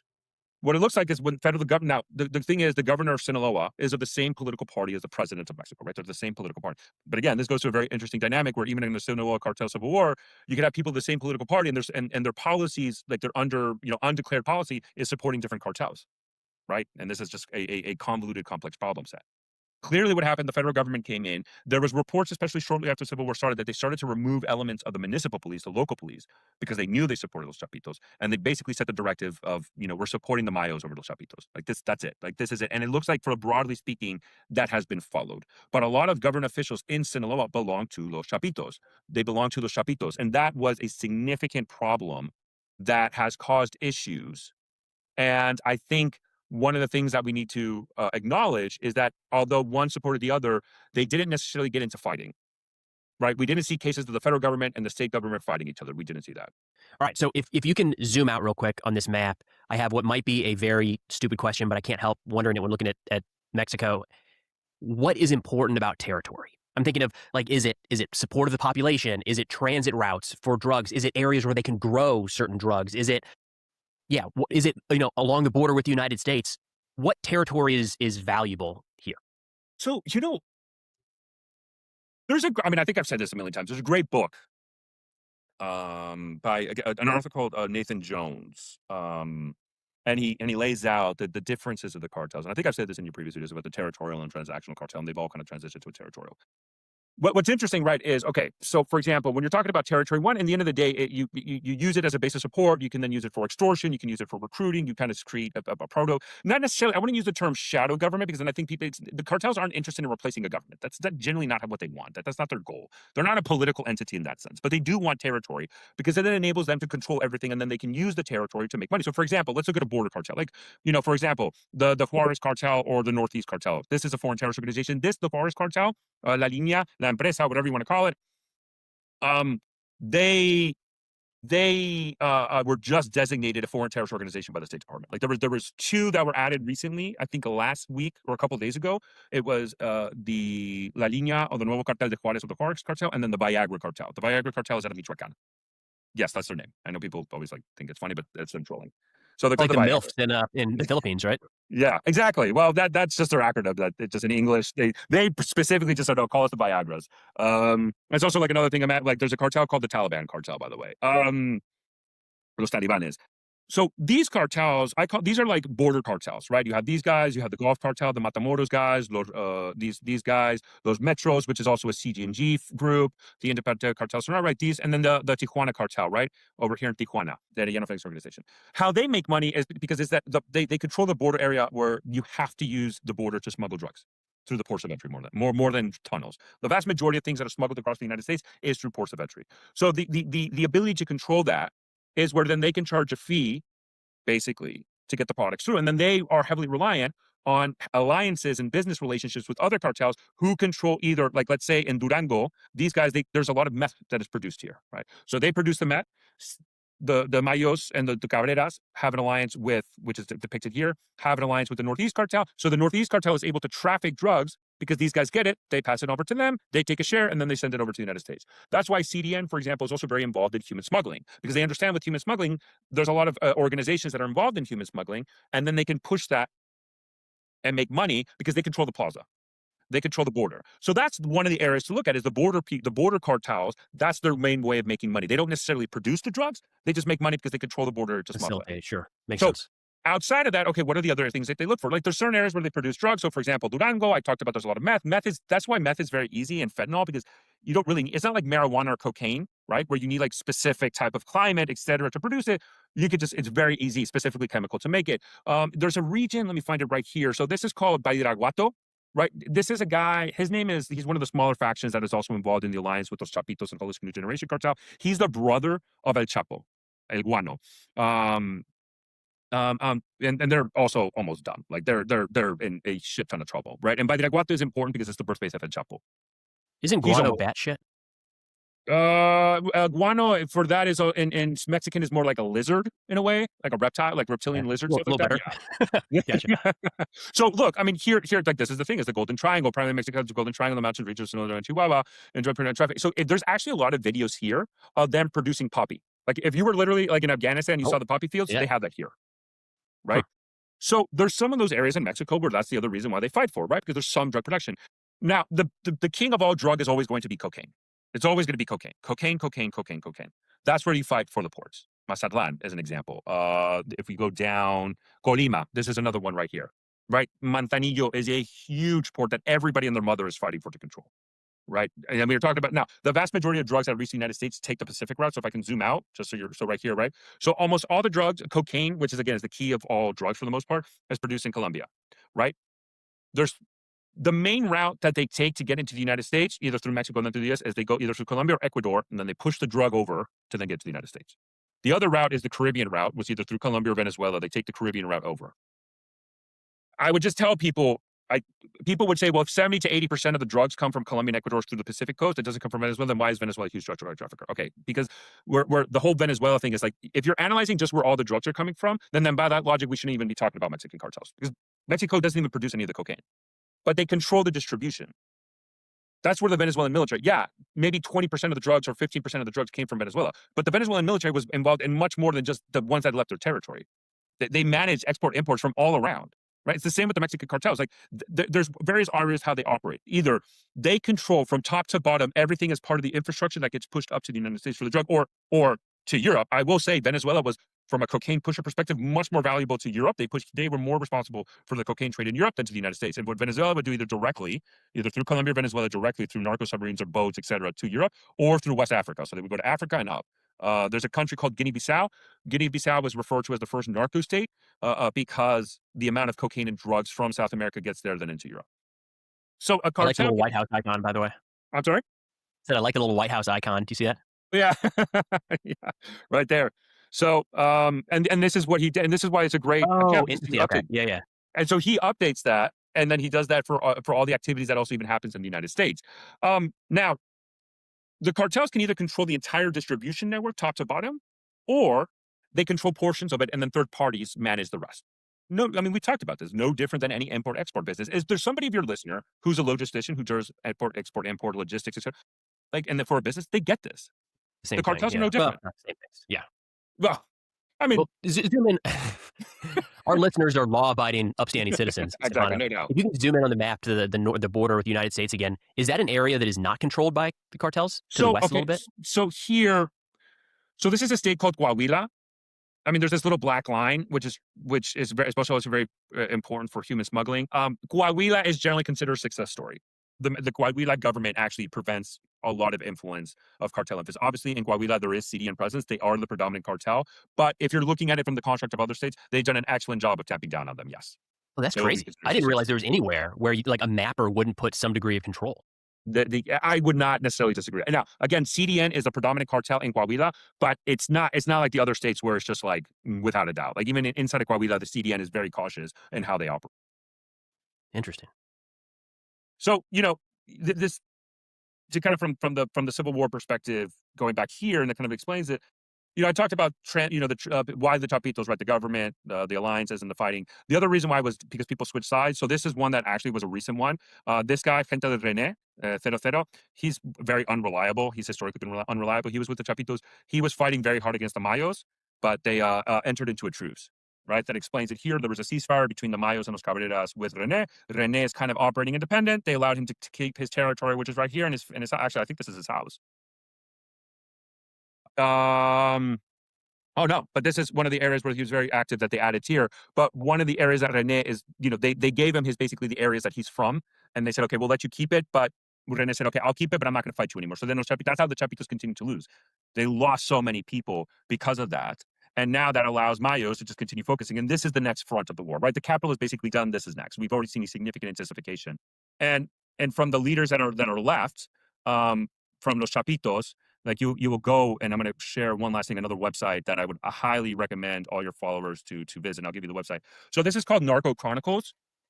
It's also... I've heard of this, yeah. Right. So Hearst manages it for, she's active on Twitter, but she has a website. She really does a breakdown of all the leaders, even if they've been captured or removed, but she still has all the bios, the plaza bosses, right? And she goes down by kind of the cartel. So is it the Chapitos cartel? Wow. These two are left of the leadership. Jesus Alfredo is very irrelevant in this conversation. He's the key one, really. Ivan Archibaldo. If he falls, it's the end of the Chapitos. If you go here, gone, switch sides. He's in Mazatlan. He's not that very active. This is really the last, his fighters are the last one really fighting nonstop at Gasco. You go down, gone, right? They continues to lose. This is, if you were to ask me, there's really two key ones at Cuarenta and Cascos, but I haven't talked to, and when I last video, actually people, well, Cuarenta's left, but it's like, I don't see his fighters that active anymore. Yeah, he's in there in Mazatlan, but I'm not seeing him that active. All the activity I'm seeing left when the propaganda they push is right here. And so the question is, if he falls, is there people left? Eduardo Bean, by the way, the one that I said, he's been removed. This is the one that a CDNG commander reportedly took over his faction, right? Okay.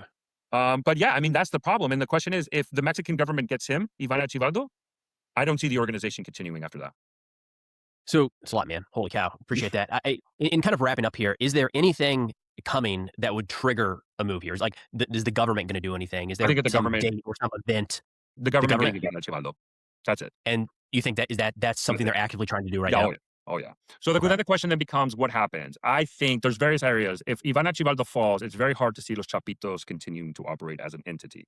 So I think what's going to happen is there's two things. Some groups might switch over to Mayos because they said that's it, right? And they got into an agreement with René. René was very brutal in his fight with Mayos, and Mayos, they reached a ceasefire, and Mayos had respected him. It's like, hey, you fought us hard, but we got into a ceasefire, no harm, no foul, right?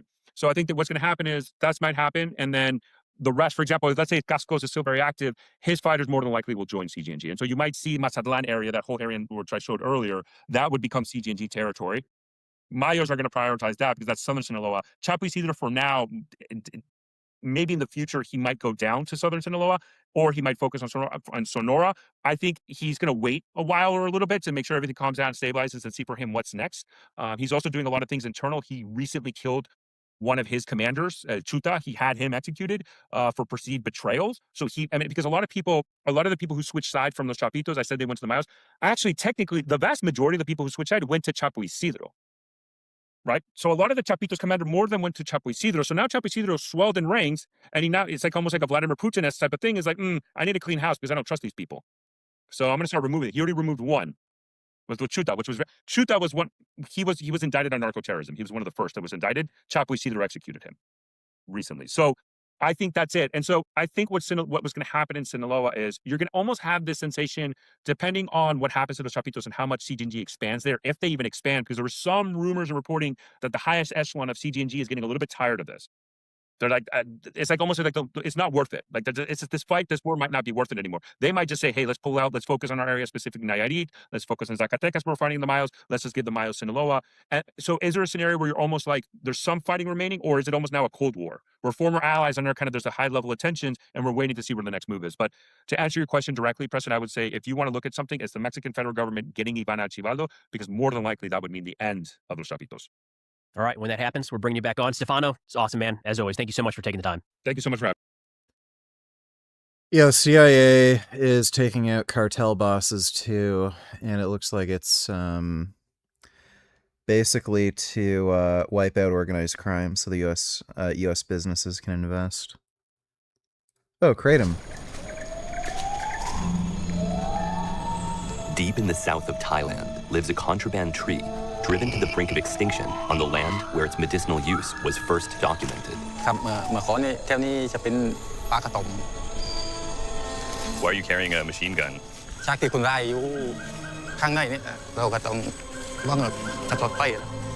Despite booby traps, precarious boulders, and the cryptic warnings of poachers, I've come to find the tree where it grows in the wild.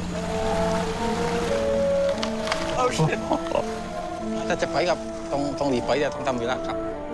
I've been fascinated by psychoactive drugs my whole life. I love to study their chemistry and impact on society. And my work has allowed me to investigate extraordinary substances around the world. Yet there are still mysteries that remain. To its users, it's an herbal medicine. To the governments that prohibit it, a deadly drug. Wow. There it is. This is the story of Kratom. There is a land in the far, far east where Mitragina speciosa grows wild. In the same family as the coffee tree, its glossy green, ovate lanceolate leaves remain an exotic novelty to many in the United States. But in the far, far east of Brooklyn, Kratom is enjoying a modest surge in popularity.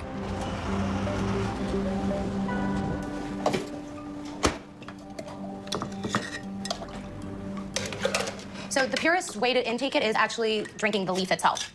What you want to do is you want to start with 2 to 3 grams because you want to see how your body reacts to it. The side effect of this is nausea if you intake too much for your body. How's business been?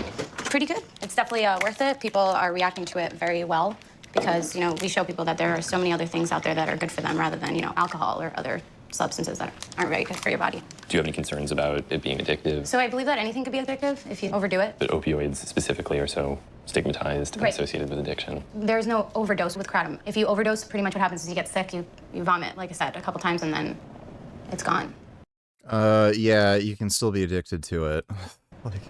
That's the same with any opiate. If you take too much of any opiate, you'll get sick and vomit. Good. Try it out.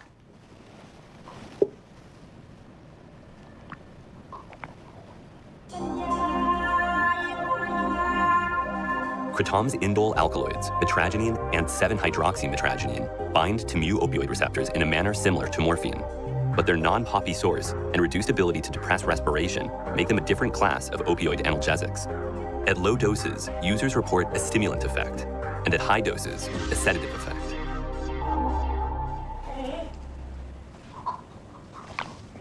I can feel it. Really? Yep. It's nice. It's a euphoric sensation. Yeah. It's surprising to me that this even exists. Or that it's that we- existing in a bar type Setting? setting, yeah. Yeah. Because for me, it's always been this sort of nerdy thing, like one of many of these herbs you can get on the internet. It struck me as just a thing that nerdy guys would do alone. Well, no, that's just your perspective on it because that's what you are. Since the mid-2000s, Kratom has steadily gained popularity in the US. Its extracts and powders are sold in bars, head shops, and through online distributors.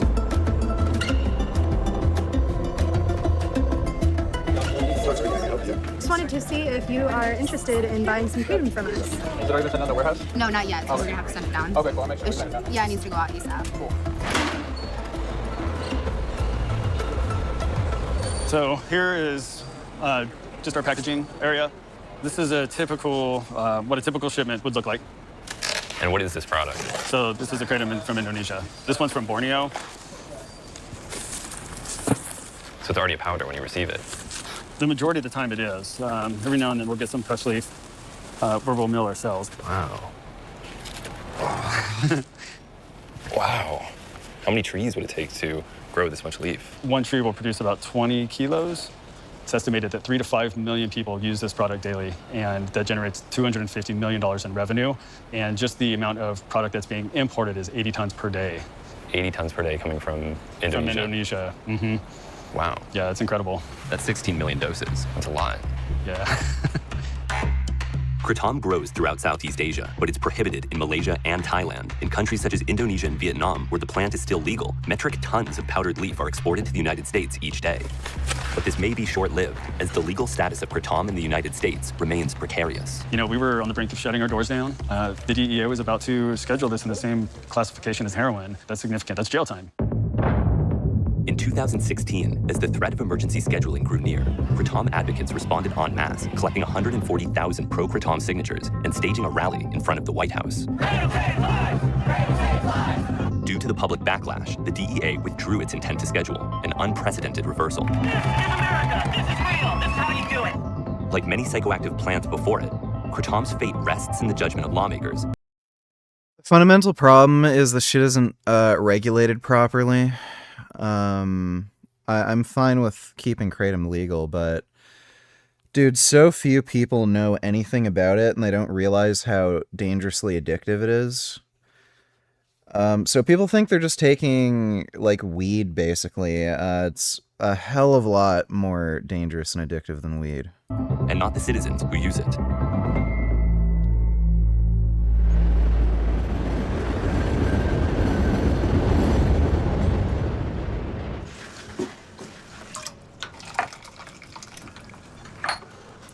I want a dog.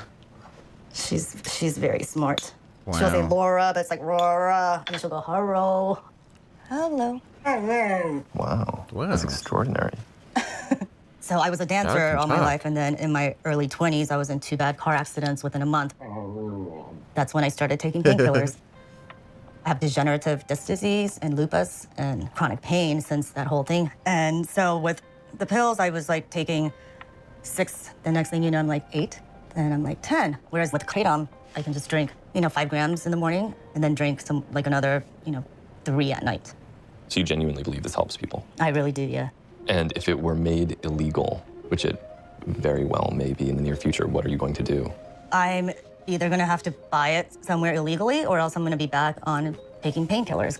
People think this is just as bad as heroin or painkillers. Right. Makes no sense. Nobody's died from this. Did you ever try Kratom in Thailand? I haven't, but when I was in Thailand, I was seeing everybody like chewing this leaf. Interesting. I'm looking forward to seeing this. Yeah. Are you going to Thailand? Yeah, that's the plan. 2 flights, a tuk-tuk, and a party limo later, I arrive in Bangkok, one step closer to the last Kratom forest in Thailand.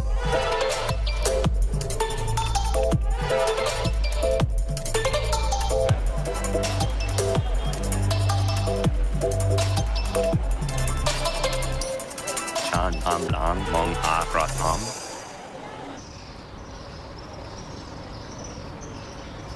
This is a 185-year-old engraving that describes traditional use of kratom in Thailand as an anti-diarrheal drug, and probably also as a treatment for pain.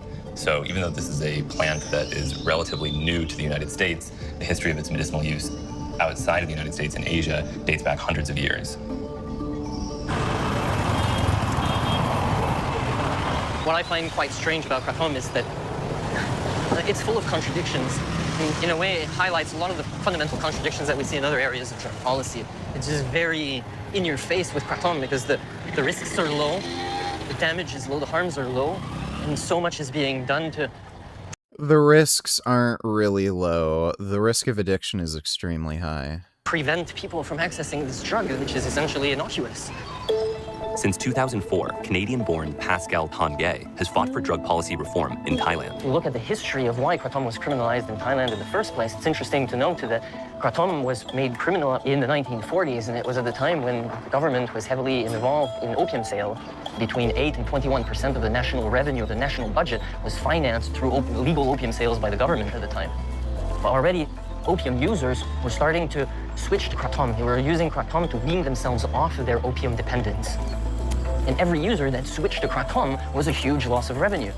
So the government made kratom illegal to prevent that loss of revenue. So it's incredible that today kratom is criminalized when we've got problems with methamphetamine dependence, other opiate dependence, and the idea that you can't even evaluate the potential for kratom as a substitute for these drugs is kind of absurd.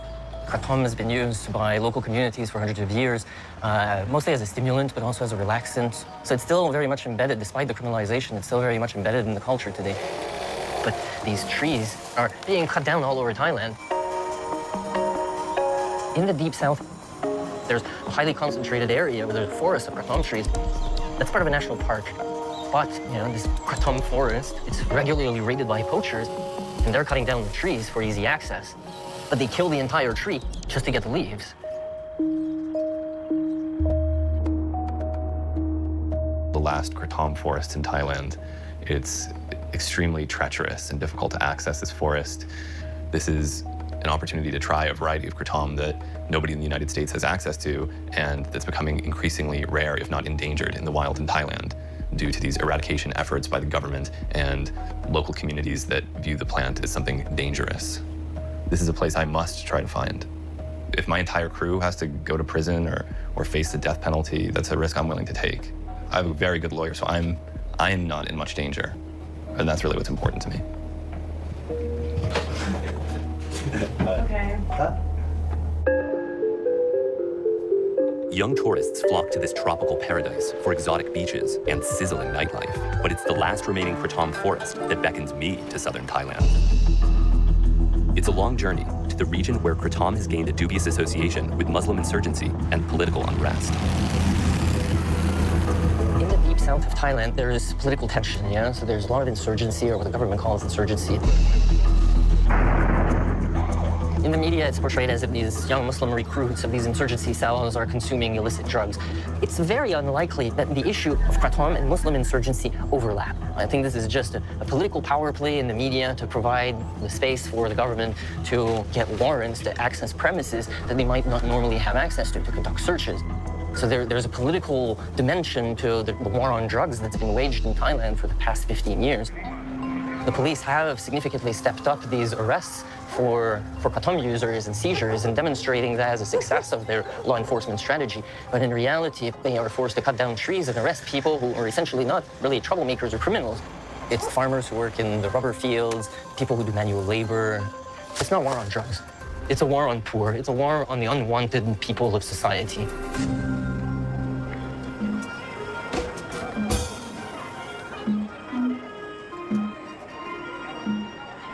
Thân tặng lai bạn này đây mà đu,ใครก็รู้ที่ลาเป็นตั้งแต่ลุงเคยรู้เรื่องได้ต้มรักใบร่องใบเจ้ากินข้าวเสร็จต้มรักใบร่องใบวังตั้มใบเรานี่มันมีกำลังวังชากินใบกระตั้มแล้วมันมีแรงที่ได้กับมันมีแรงแดดร้อนเปลี่ยงไม่เหลียงจากอ่านลงจากบ้านเข้าป่ายางตั้งจุดเสร็จ20 ไรไม่ได้โตไม่โกเกตตั้งจุดเสร็จเมียรักจังหูเลย Microsoft cock. Donate $2. Let me see. Say na only food you want to dey chop, na your body.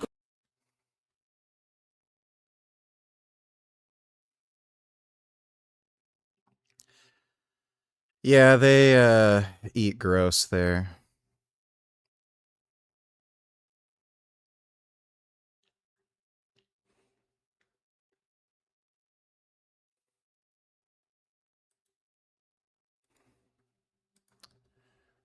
Why isn't this loading? Oh my fucking god.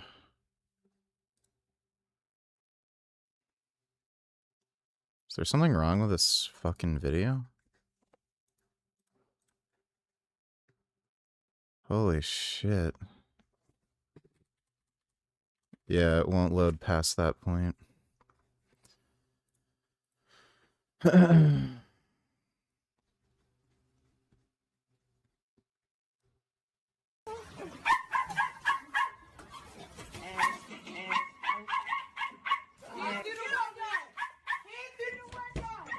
Bro, what the hell you doing? Come on, bro. You gotta be still for me so we can see this crack now.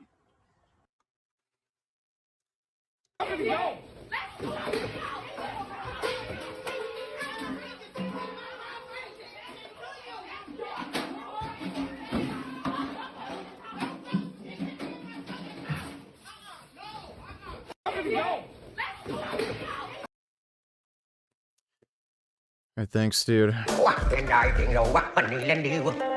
Thank you very much. Kratom-related fines can exceed the annual salary of a southern Thai farmer, making the locals reluctant to show off their contraband vegetation. Eating some durian, I see. Oh, very good. Yes, yes. So, do you have your own kratom tree? May I see it?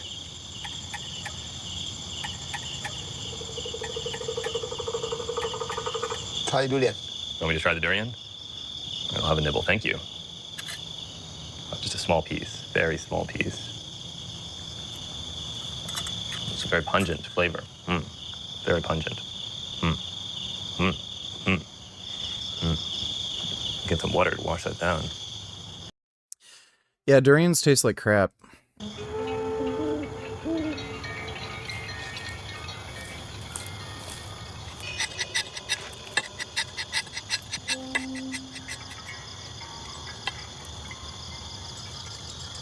Nó nằm giangมันlấy điกินตอนกลางคืนแต่กลางวันน้ำย่างไม่เคยไล่มันร้อนกินกระท่อมแล้วมันเดินดีมันให้เก็ดกันเป็นยากแก้เกมเหมือนมันเลยดูกินนึ่งมีพลังนะใช้มานานเลย10 ปีได้เลยตอนเป็นเด็กรู้ใบกระท่อมจากมือผู้ใหญ่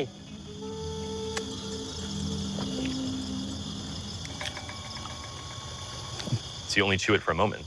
ครับแค่ช่วงเดียวแล้วทีหลังมันก็เมาตอนนี้ลิ้นจ้าอยู่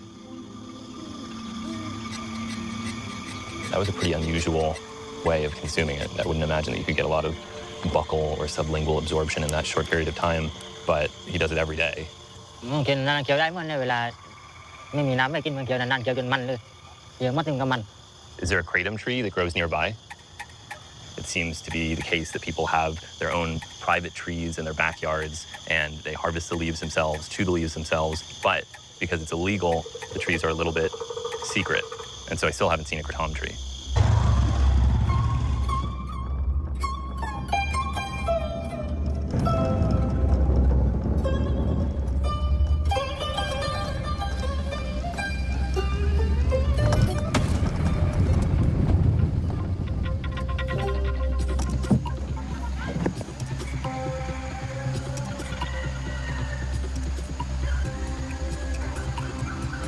Does look prehistoric. I wouldn't be surprised if a velociraptor or glyptodon came out and attacked me.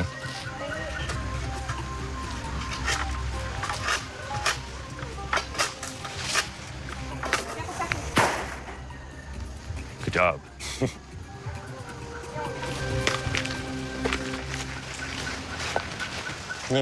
Oh, wow. Beautiful. Wow. Metragina speciosa, the kratom tree. The leaves look just like I expected they would, with a prominent red central vein. These are really beautiful. How long have you had this tree? 3 ปีได้เลยครับทำกิ่งมาจากต้นบ้านเพื่อนครับไปขุดมาแล้วก็ไอ้โตตาเหมือนกับย่างผาราอะไรแบบนี้ครับก็มันขึ้นตามธรรมชาติครับแล้วก็เอามาติดตาอะไรแบบนั้นโตตา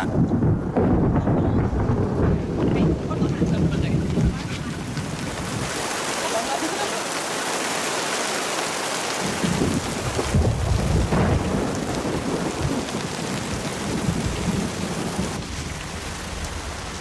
does it feel?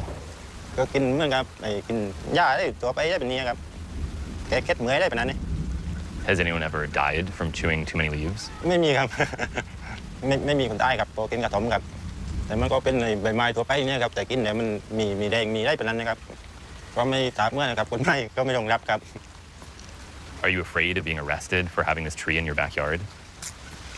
กลัวครับ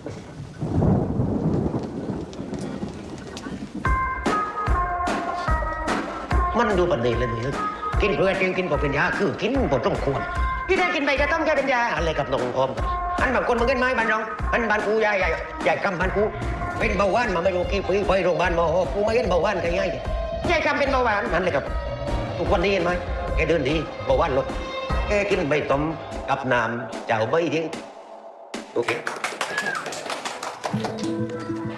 Though kratom has been used for centuries, its pharmacological impact on opioid receptors has only been studied for 20 years. So could you tell me about the chemical composition of kratom? Kratom contains many types of the compounds, which alkaloid and terpenoid, a lot of tannins inside. They contain two types of alkaloids, the ox-indo-alkaloid and indo-alkaloids. Methacillin is indo-alkaloid. And that's a little bit uncommon. Usually these indole alkaloids are not opioids. The methacillin is interesting because it contains two parts, a hydrophobic part and hydrophilic part. The three-dimensional structure is nearly close to the morphine structure, and then it can bind to the opioid receptor, but not every type of the opioid receptor. That's the reason why the methacillin has less potency in comparison to the morphine. Yes. And what about the conflicting reports about the activity of the plant? Some people will say that it's a sedative, other people will say that it's a stimulant. Do you think that that is based on just different subjective responses to the plant, or that there might be different chemicals that account for the stimulant or sedative effects, or that it's dose dependent? People chew it 2 leaves, 3 leaves, they feel very active. It's like a stimulation effect. But if you consume very, very huge amount of the leaf, like 200 leaves per day, you will feel sedative. So it depends on the dose, right? Put everything on.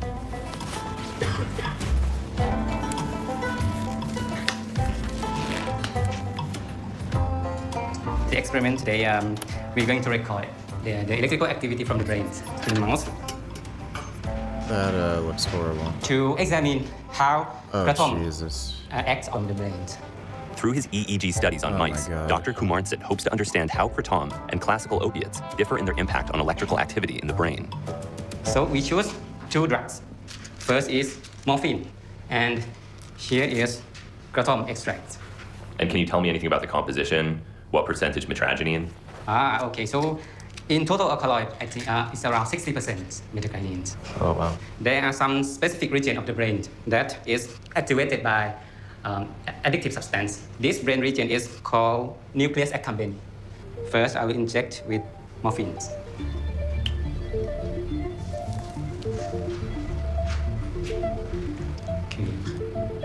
Poor rats. Oh my god. Put the animal in the recording chamber. Here we put the cable on animal's head. Okay. Now let's see the electrical activity from the brains. You can see channel 1. Here is nucleus accumbens. What are the other 4 brain regions that you're measuring? Here is hippocampus, and other is ventral tegmental areas, striatum, and frontal cortex. And what was the dose of morphine that was just used? 15 milligram per kilogram a day. 15 milligrams per kilogram? Yes. It's a high dose. So you can see the action of morphine. It's hyperactive, right? It increases hyperlocomotor activity. So morphine increases locomotor activity? Yes, from my work. Really? That's surprising. Yes. Yes. I would imagine that it would have a sedative effect. That's what people say. But from the locomotor tracking, we can see that morphine increased movement.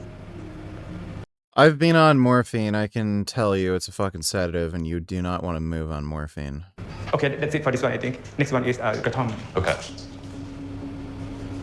And what's the dose that you use of the kratom extract? The dose is 80 milligram per kilogram.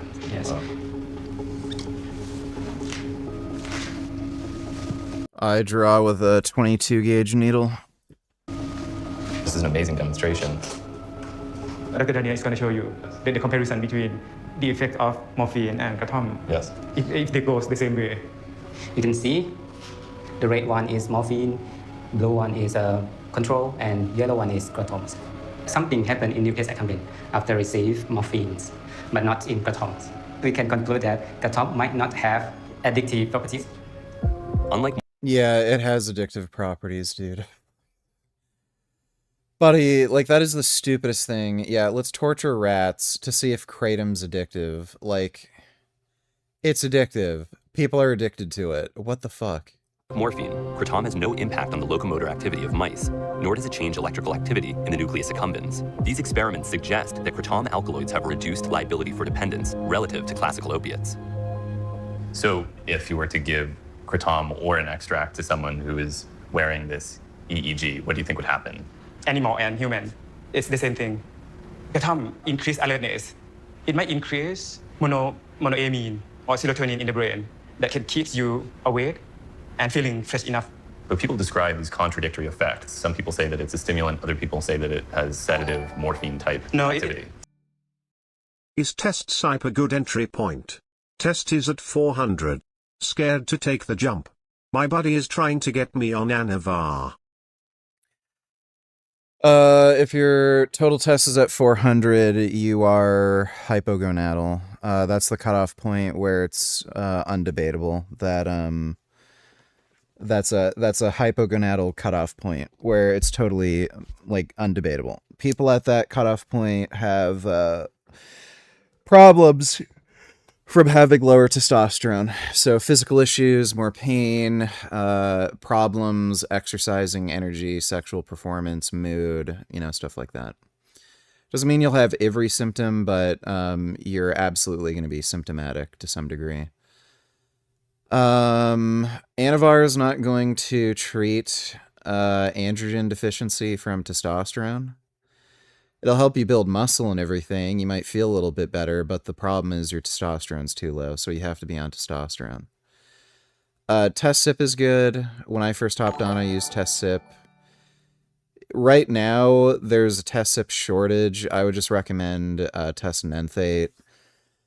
They're both interchangeable. There's not really a big difference. From my experience, I prefer Test Nenthate because it seems to make my libido a little higher, and it's also cheaper. It's dosed at 250 per mil as opposed to 200 per mil, and it's the same price per vial. And what else was I going to say about it? Oh yeah, I noticed I have less nipple sensitivity on Test Nenthate. Test SIP, I think because it's a longer ester and you're going to have more stable levels, you just have a bit more constant aromatization. So you can probably take more Test Nenthate without needing to use like an AI if you're doing bodybuilding, just to like not have crazy sensitive nipples. But yeah, go on testosterone. Like, you are clinically hypogonadal if your test is at 400. Stop being a pussy about it. Just start at 20 milligrams per day.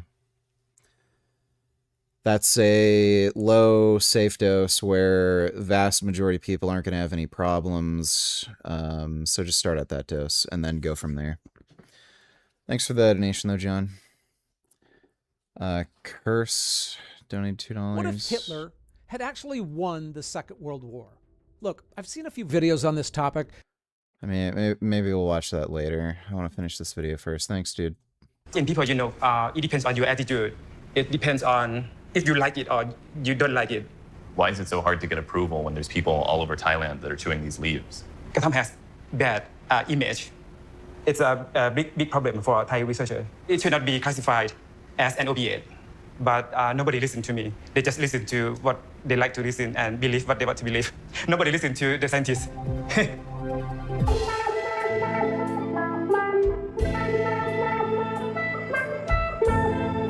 เขาบอกว่าใบกระท่อมนี่มันผิดกฎหมายกินแล้วเจ้าหน้าที่ตำรวจเขาจับคือปันดีแล้วน้องครับมันผิดกฎหมายไอ้โบติมันเอาใบกระท่อมนี่มันไปผสมคิดไม่ดีเพื่อคือเอาใบกระท่อมนี่ไปผสมกับยาเอาไปผสมกับโค้กไปผสมกับน้ำแกงเช่คุณรอยแล้วไม่วิ่งในสนามกีฬาไม่ใช่ได้เวลาแล้วเดินทาง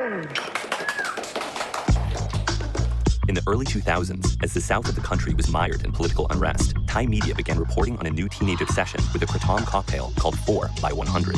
ตามเบาะแสถูกซื้อขายเพื่อไปเป็นส่วนผสมสารเสพติดที่ผู้เสพส่วนใหญ่ใช้เรียกชื่อว่า One of the things that first made me interested in kratom in Thailand were these sensational reports of people consuming mosquito coils or fluorescent light bulb phosphor or powdered human remains. Having the media pick up on the issue of kratom, especially the 4x100, the cocktail that the kids drink in the South, instills fear in the population that there's these crazy drug-addled teenagers around the corner ready to rape, pillage, and kill people. That has legitimized, scaling up the war on drugs from the government.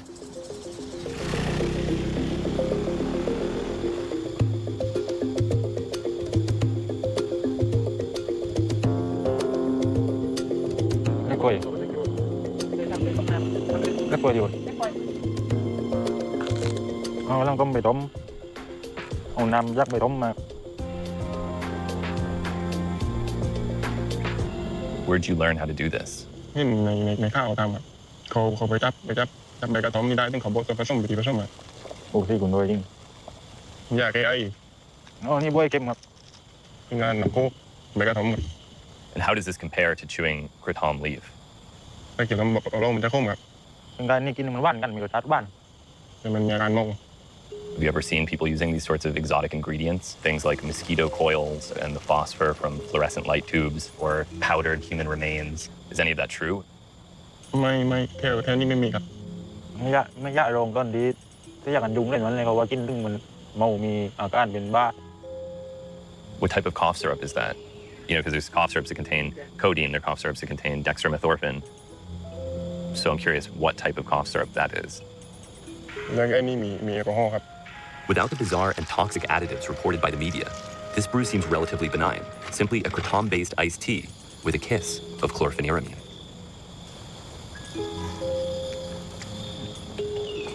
ตอนนี้กินกันได้ช่วง3 คนครับซึ่งจะเมา Are you excited to drink it? ตื่นเต้นครับที่จะได้กิน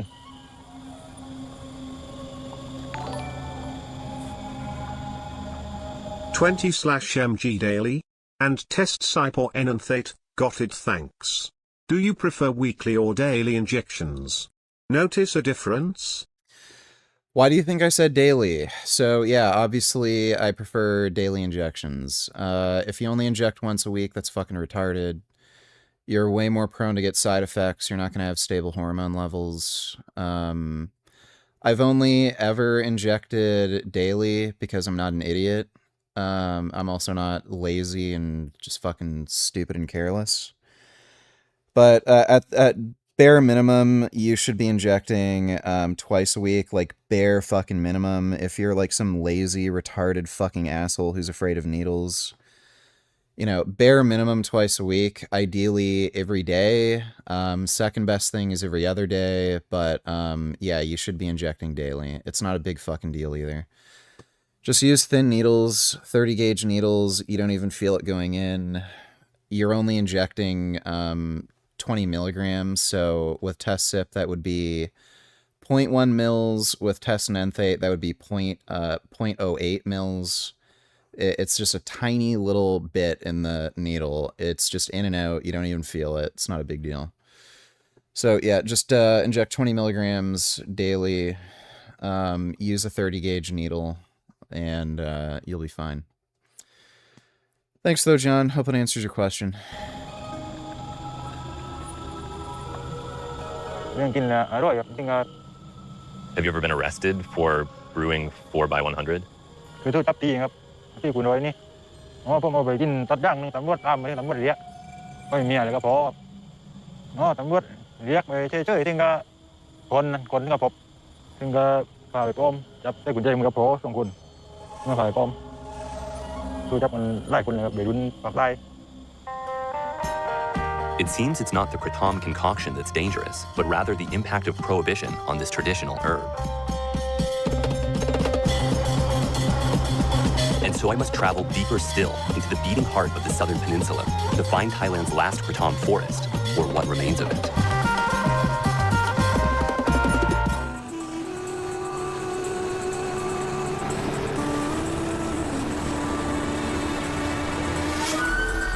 I have been told of a paradise beyond these seas, a land where kratom grows free, unencumbered by the wrongs of men. But paradise comes at a price. Teeming with violent gangs of kratom bandits, Sichuan province is menacing to both humans and herbs. And so I was escorted by government park rangers who protect one of Thailand's last kratom forests, armed with M16 assault rifles and the will to defend their native flora. ครับเมื่อก่อนนี่แถวนี้จะเป็นป่ากระท่อมต้นขนาดใหญ่ๆมากแต่ว่าถ้ามีกลุ่มวัยรุ่นหรือกลุ่มคนเดียวเข้ามาโค่นเอาใบไปทำไมมันมัดไปพ่นไป Have you ever had to use your gun?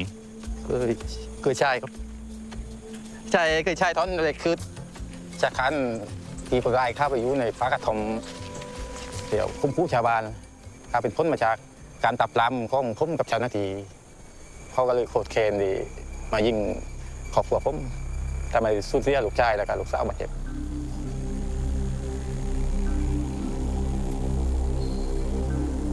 แต่ความคิดแต่การจะเครียดหรือกระทำนี้ไม่ก็คือว่าไม่ได้รู้สึกโคตรเคนนะแต่ว่าโคตรคนที่ใช้อำนาจเอาไปใช้มันในทางนี้ไม่ดีหรอกว่า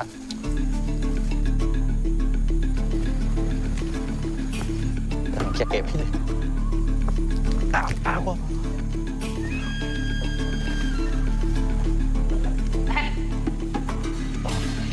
เดี๋ยวต้องระวังไงรู้ไหมมีทับปูอะไรต้องเดินระวังเป๊ะ Punji sticks. This is a classic low-tech booby trap. These kratom bandits aren't joking. So I really did need to wear boots.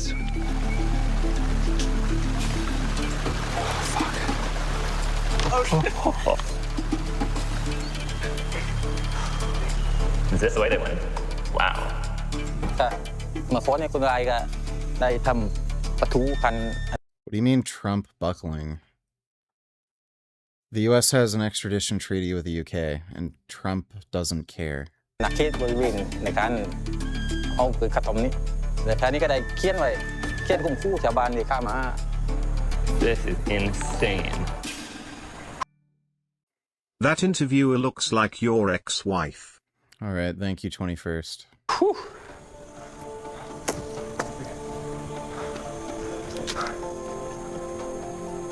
Wow. That's amazing. Is this really the last kratom forest in Thailand? ที่ปลูกข้าวกันน่าจะที่นี่น่าจะเป็นพืชสุดท้ายที่ขึ้นตามธรรมชาติครับตอนเดียวส้มผมอายุประมาณ30 ปีที่แล้วครับเอ็นเป็นป่าสมบูรณ์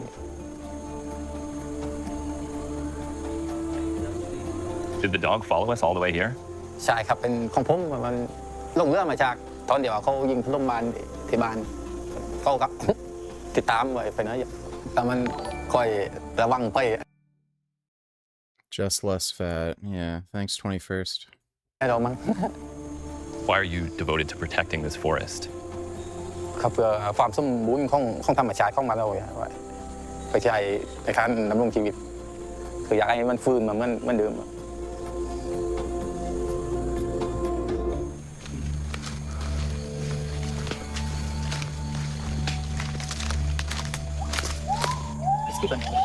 Skip it. You know, keep it.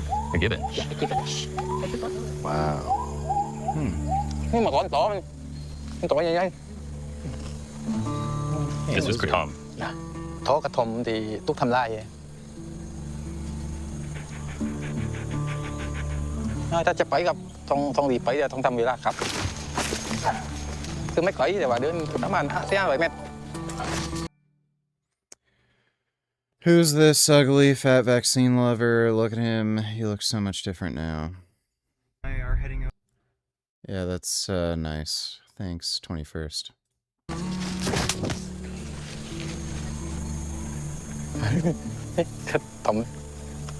Oh, there it is.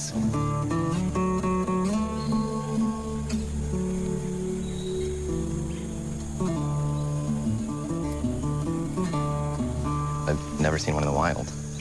Wow. They look a little bit different from the kratom trees that I saw growing in people's backyards. There is a lot of competition from other plants. The entire abaxial surface of the leaf is red, not just the mid vein.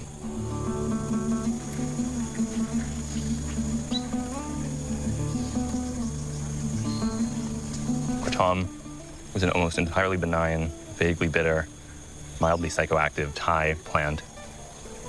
It's a nice plant with a long tradition that should not be illegal. In fact, I would go so far as to say no plant should be legal, and that the war on vegetables is insane, and nothing of I would agree with that. It's pretty stupid. use will ever be achieved by making plants illegal. It's a wonderful plant. There's nothing wrong with this. Who would be angry about this? Who would dedicate their life to making this illegal? What kind of insane person would do that?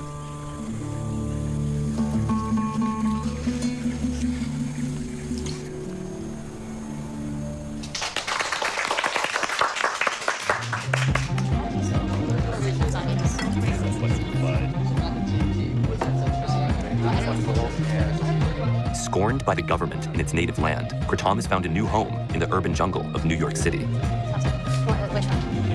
Hasan. We watched it last year. For a couple years, Dude, I fucking hate Jenga. That's the stupidest fucking game. it'll probably stay like this. It won't be legal or illegal.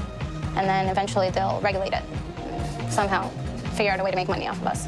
It has a little bit of a foothold. There's places like this, and that is good. And by the end of this project, I really think Kratom is a great thing.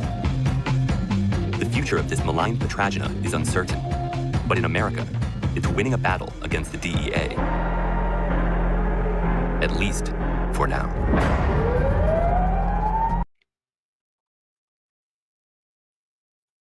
And they were all a bit fantastical, more like a dystopian novel instead of a clear-headed look at history. So this is less Man in the High Castle, where Nazis are running the United States, but a much more realistic look at how a few singular events actually could have turned the tide for Hitler, and what that subsequent... The Nazis had absolutely zero prospect of ever winning the war, and that's because the US was always going to be the first ones to have nuclear arms. There's no possibility Hitler ever could have won no matter what he did. reality might have been. Because Hitler, as he often did, told us exactly what he would have done. He wrote it down in detail with maps. And a real question is whether that world could have held together and what could have stopped it. I'm Ken LaCourte, and today's elephant in the room... This video is kind of fucking stupid. And the good guys were always going to win. And that's a comforting story, but it's just not true. At the very It is true. least, there were at least 3 moments where a different decision could have given Hitler all of Europe. Take late May 1940. France is falling faster than anyone Doesn't fucking matter. US still would have nuked him.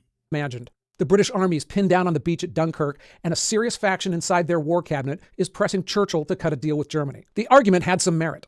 I mean, Britain was alone. Their army was trapped, and fighting looked like national suicide. If that faction won that argument, the war in the West would have been over before the United States ever showed up. Or September 1940, Battle of Britain. British pilots are dying faster than they could be replaced.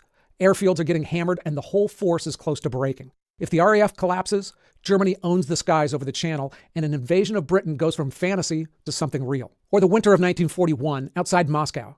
The German drive on the capital that had moved forward all autumn. In mid-October, the Soviet government panicked and began evacuating. They loaded up files onto trains. Government buildings were wired for demolition. By early December, German reconnaissance units had pushed to the very edge of Moscow, close enough to see it through field glasses, like 15 to 20 miles from the Kremlin. The entire Eastern Front was balanced on a razor. And Hitler, the same man who came that close, he also made mistakes that saved us. He halted his tanks at Dunkirk and let the British army slip away. He invaded the Soviet Union with Britain still in the fight, which every general since Napoleon could have warned him against. And after Pearl Harbor, he was under no obligation to Japan to declare war against the United States, but he did it anyway.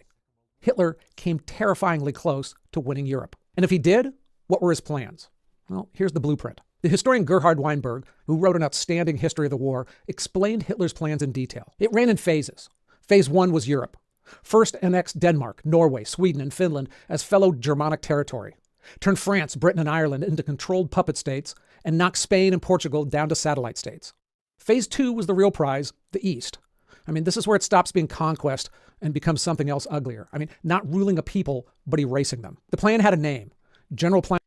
They would have been able to build as many nukes as they fucking needed. Again, like, Germany also wouldn't have been able to invade the United States. It's way too big of a landmass. again, you're talking about an armed population as well. Like, the US can't really be invaded. Plan Ost, the master plan for the East. It called for the extermination or deportation of over 30 million people across Poland, the Baltics, Belarus, Ukraine, and stretches of Russia. The percentages are staggering on their own. Over 80% of Poles marked for removal. About 75% of Belarusians. Jews were marked for total extermination. The others, they were to be deported east or worked to death. Slavs, they'd be pushed east into Siberia or kept as slaves. Then Germans would move in and resettle the emptied land. Running right alongside that was the Hunger Plan, which rarely gets mentioned and is one of the more chilling things that I've come across in this research. But before we get to that, I want to talk about today's sponsor and professional therapy. Now, I've only done that once in my life for some marriage counseling. Get 10% off your first month. Okay, so back to the war and Hitler's Hunger Plan. The architect was an agricultural official named Herbert Backe, and the logic was coldly practical. Germany wanted the food grown in the Soviet breadbasket to feed its own army and people, so the plan would have diverted that food westward. The planners wrote that number down. 20 to 30 million people in the occupied East were expected to starve to death. I mean, the Nazis understood that going in, and it was part of the policy. His model for all this was the United States, and he said so explicitly in his writings. In fact, he considered the Slavs he planned to clear off the land to be the new Native Americans. He looked at what European settlers had done in the Americas, and he was going to use that as a guide. The resettlement plans got very specific. Crimea was to be cleared and handed to German settlers. Great highways would push east into the conquered land with new German towns strung along the way, all built with slave labor. Phase 3 was meant to come later. After taking Europe, Hitler expected to claw back Germany's old African colonies and help redraw the continent under Axis control. He was even counting on regimes like apartheid South Africa as sympathetic partners, not enemies. So the Nazi genocide that we saw killed over 12 million people, but that was only the opening act. The full plan for the East would have stacked tens of millions more on top of that in a deliberate, organized genocide running across the continent. As always with the Nazis, this wasn't a mob of thugs figuring things out as they went along. Heinrich Himmler ran the machine and even had professors design the racial classification systems that would decide who lived, who died, and who became slaves. It was genocide with footnotes. While all this was being planned, Hitler was moving forward with his favorite architect, Albert Speer, on a project they called Germania. It was a total rebuild of Berlin as the capital of the world. The centerpiece was a hall meant to hold 180,000 people with a dome bigger than St. Peter's in Rome, and with a triumphal arch big enough to fit the Arc de Triomphe several times over. Their aim was also to reshape religion as well. We tend to picture the Nazis as just being cynical about religion, willing to use the church when it was convenient and ignore it otherwise. But they were planning on destroying it as potential opposition. Inside Germany, they even had a name for the halfway step, positive Christianity. It sounded harmless, but in practice, it meant stripping out the parts of the faith that clashed with the Nazi doctrine, downplaying the divinity of Christ, erasing his Jewishness, minimizing the Old Testament, and tying what was left to the cult of the Führer. It was marketed as a more German Christianity, but the point was to bend the church around the state. Long term, they wanted Christianity gone from Germany altogether. Now, there's a famous 30-point program for a so-called National Reich Church that gets quoted everywhere. Bibles being replaced by Mein Kampf, crosses replaced by swastikas. But the wartime Gestapo traced it to a single zealot, so it wasn't official policy, and the state really never adopted it. But what isn't in doubt is that Alfred Rosenberg, the Nazi Party's main architect on religion, intended to hollow out German Christianity and eventually replace it with something built around blood and nation. Before the war, he'd already been put in charge of the party's philosophical education, which meant shaping the worldview of stormtroopers, Hitler Youth, and rank-and-file Nazis. Church leaders in the 1930s saw his rise to power and openly worried that the state had just put an anti-Christian crusader in charge of the nation's soul, and they weren't wrong. And the church was already bending.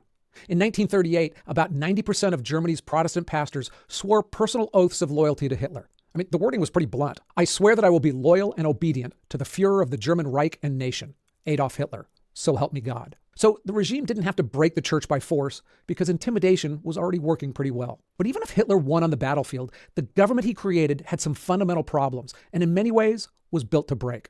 Start with the money.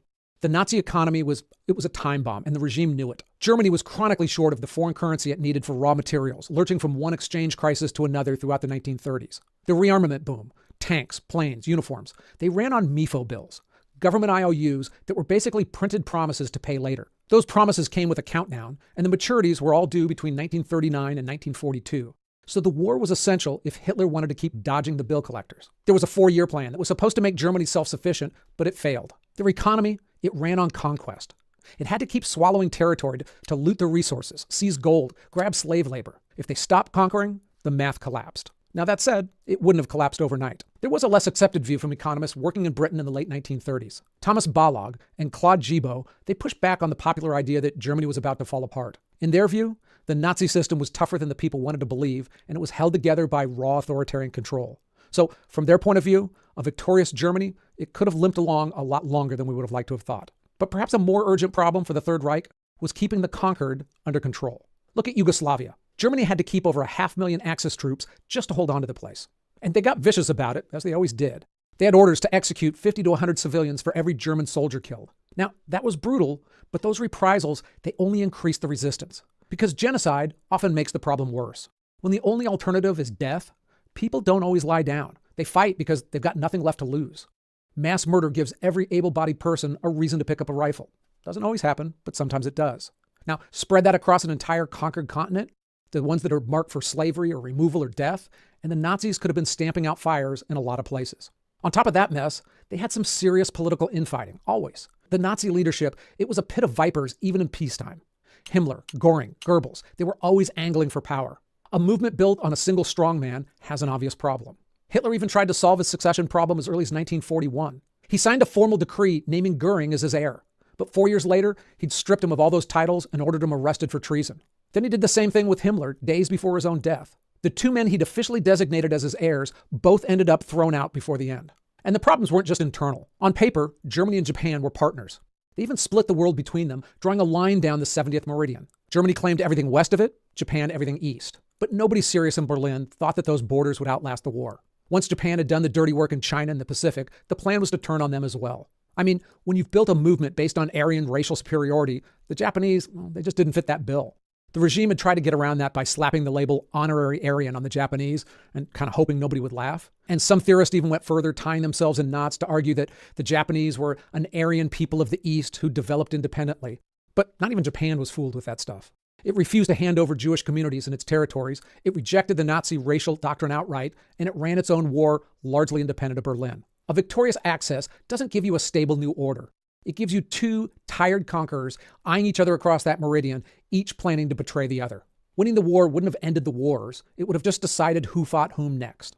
So look, this is a good time to mention that if I get any serious facts wrong here, let me know in the comments. I'll address it in a pinned comment below. Down there, you'll see sources and research notes as well. All right, so Hitler kind of thought America was a joke, and he never took seriously the America problem that was going to await him after the war. He called Americans a race of mongrels, and he assumed the country would rot from the inside long before it could ever threaten him. As late as 1944, when American tanks, planes, and men were doing the heavy lifting in Western Europe, Hitler was still more worried about Britain than about the United States. And the economic and military production power of the United States, it was massive. I mean, numbers that were larger than Germany and most of Europe combined. In 5 years, America produced over 300,000 aircraft, 100,000 ships, and millions of vehicles. But Hitler's contempt came with a theory.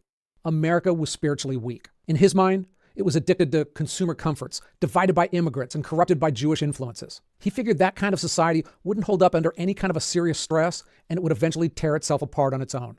His military planners, though, they weren't so sure, and they had some ideas of their own. One program was nicknamed the America Bomber. It was a serious effort to design a long-range aircraft that could fly from Europe, hit New York, and then just not bother coming back.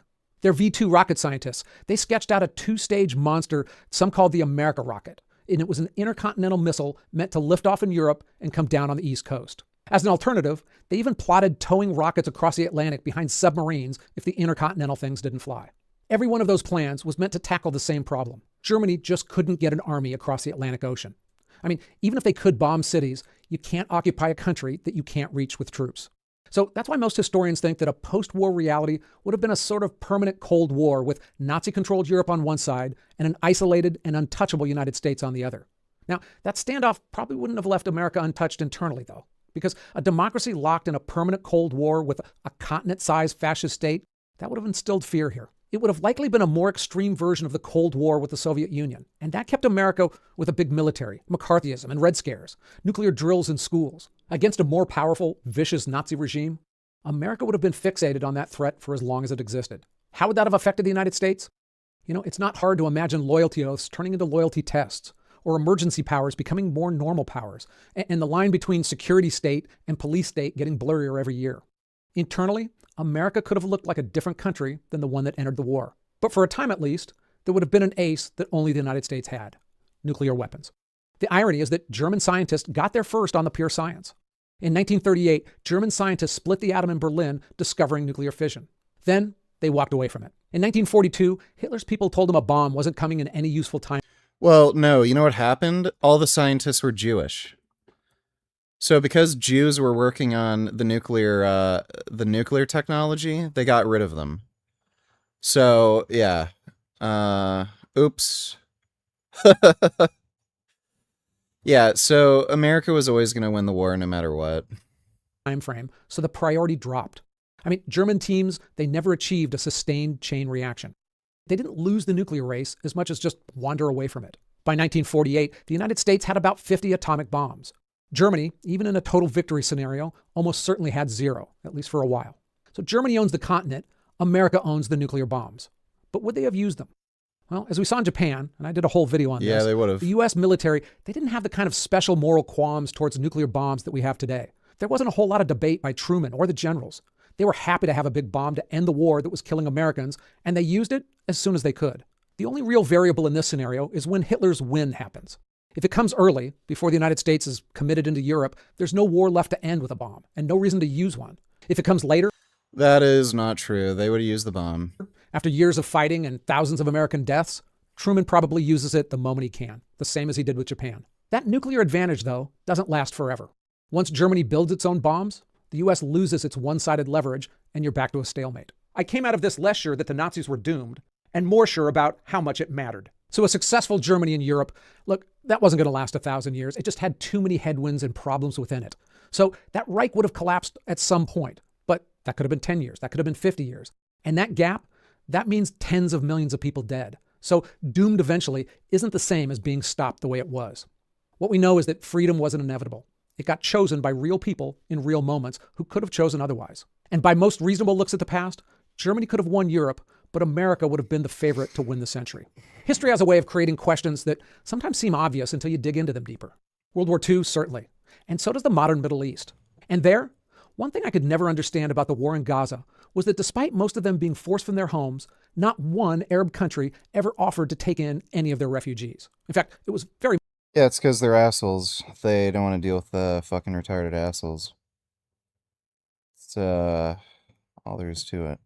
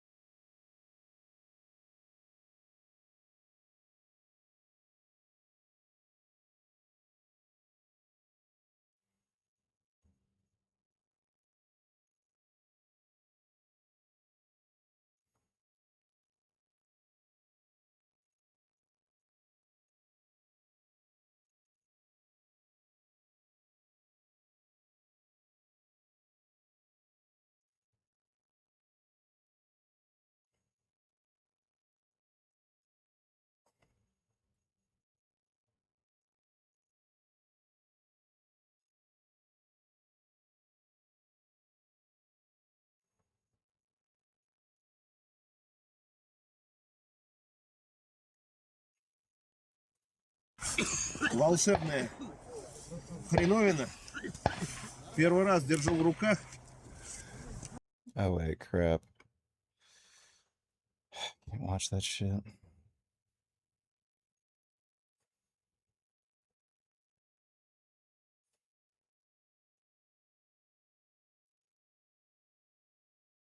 Five things that are absolutely worth the money. Number one, grass-fed, grass-finished beef.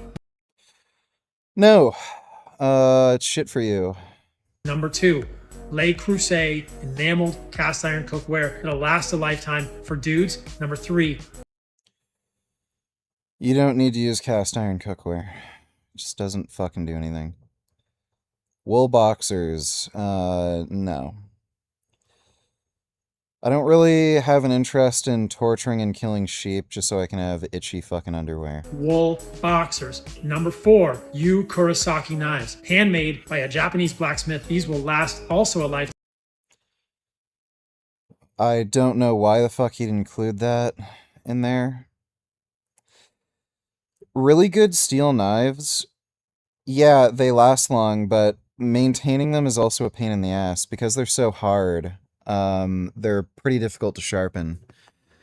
Like, most people probably aren't really going to be able to sharpen them on their own. Number 5, a good home air filter. You breathe this air in your home all. Okay, yeah, retard. Good amount like you would on. Just fucking retard.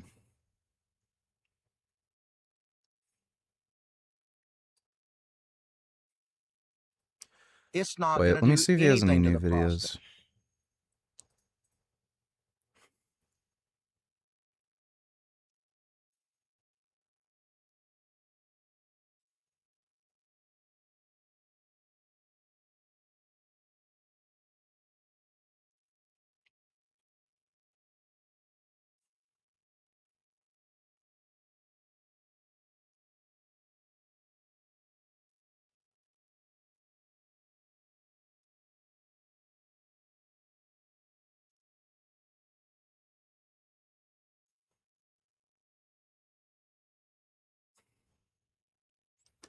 TRT increased my income by 82%? The fuck? He was that much more productive?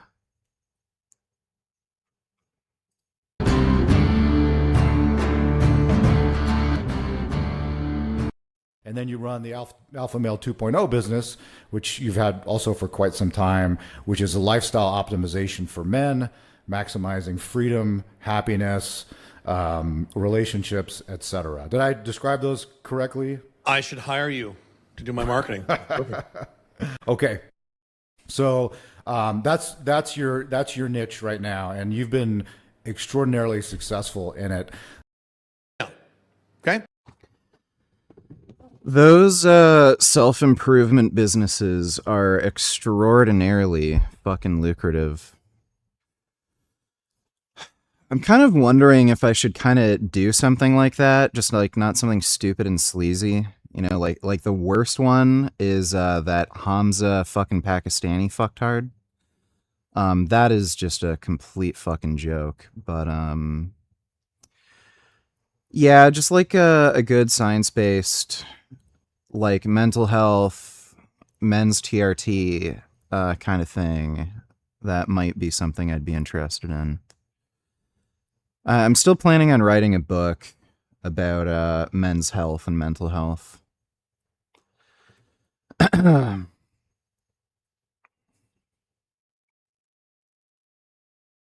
Air filters are disgusting. Wake up all snurfed up with them. Snurfed up. I have an air filter. I've used it to like clear smoke out of a room. It makes the room smell different, but not like bad, you know?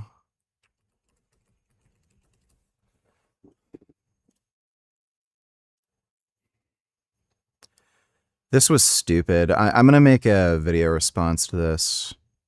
Like, that was one of the dumbest things I've ever fucking... Thoughts on you only getting pussy once or twice in 2 years and then telling people they don't get any pussy? And saying I'm getting more pussy than you in debates? Yeah, I'd say that's based. Thanks, 21st. There's a formal definition of like what constitutes quote sport TRT. Right. So yeah, I'd be curious to see like what your definition of that is. I kind of think of it as doses and levels that they're well above what a man needs to resolve his hypogonadal symptoms. They're well above what he would need to treat any like underlying medical condition. So let's say you're insulin resistant, type 2 diabetes, you know, whatever you're taking, whatever dose that may be, whatever level you have is well above, you've sort of maxed out the effects in terms of that particular medical condition. And really you're taking levels that are primarily for purposes of physique optimization, sports performance, and essentially muscle hypertrophy. So everybody should be on sports TRT.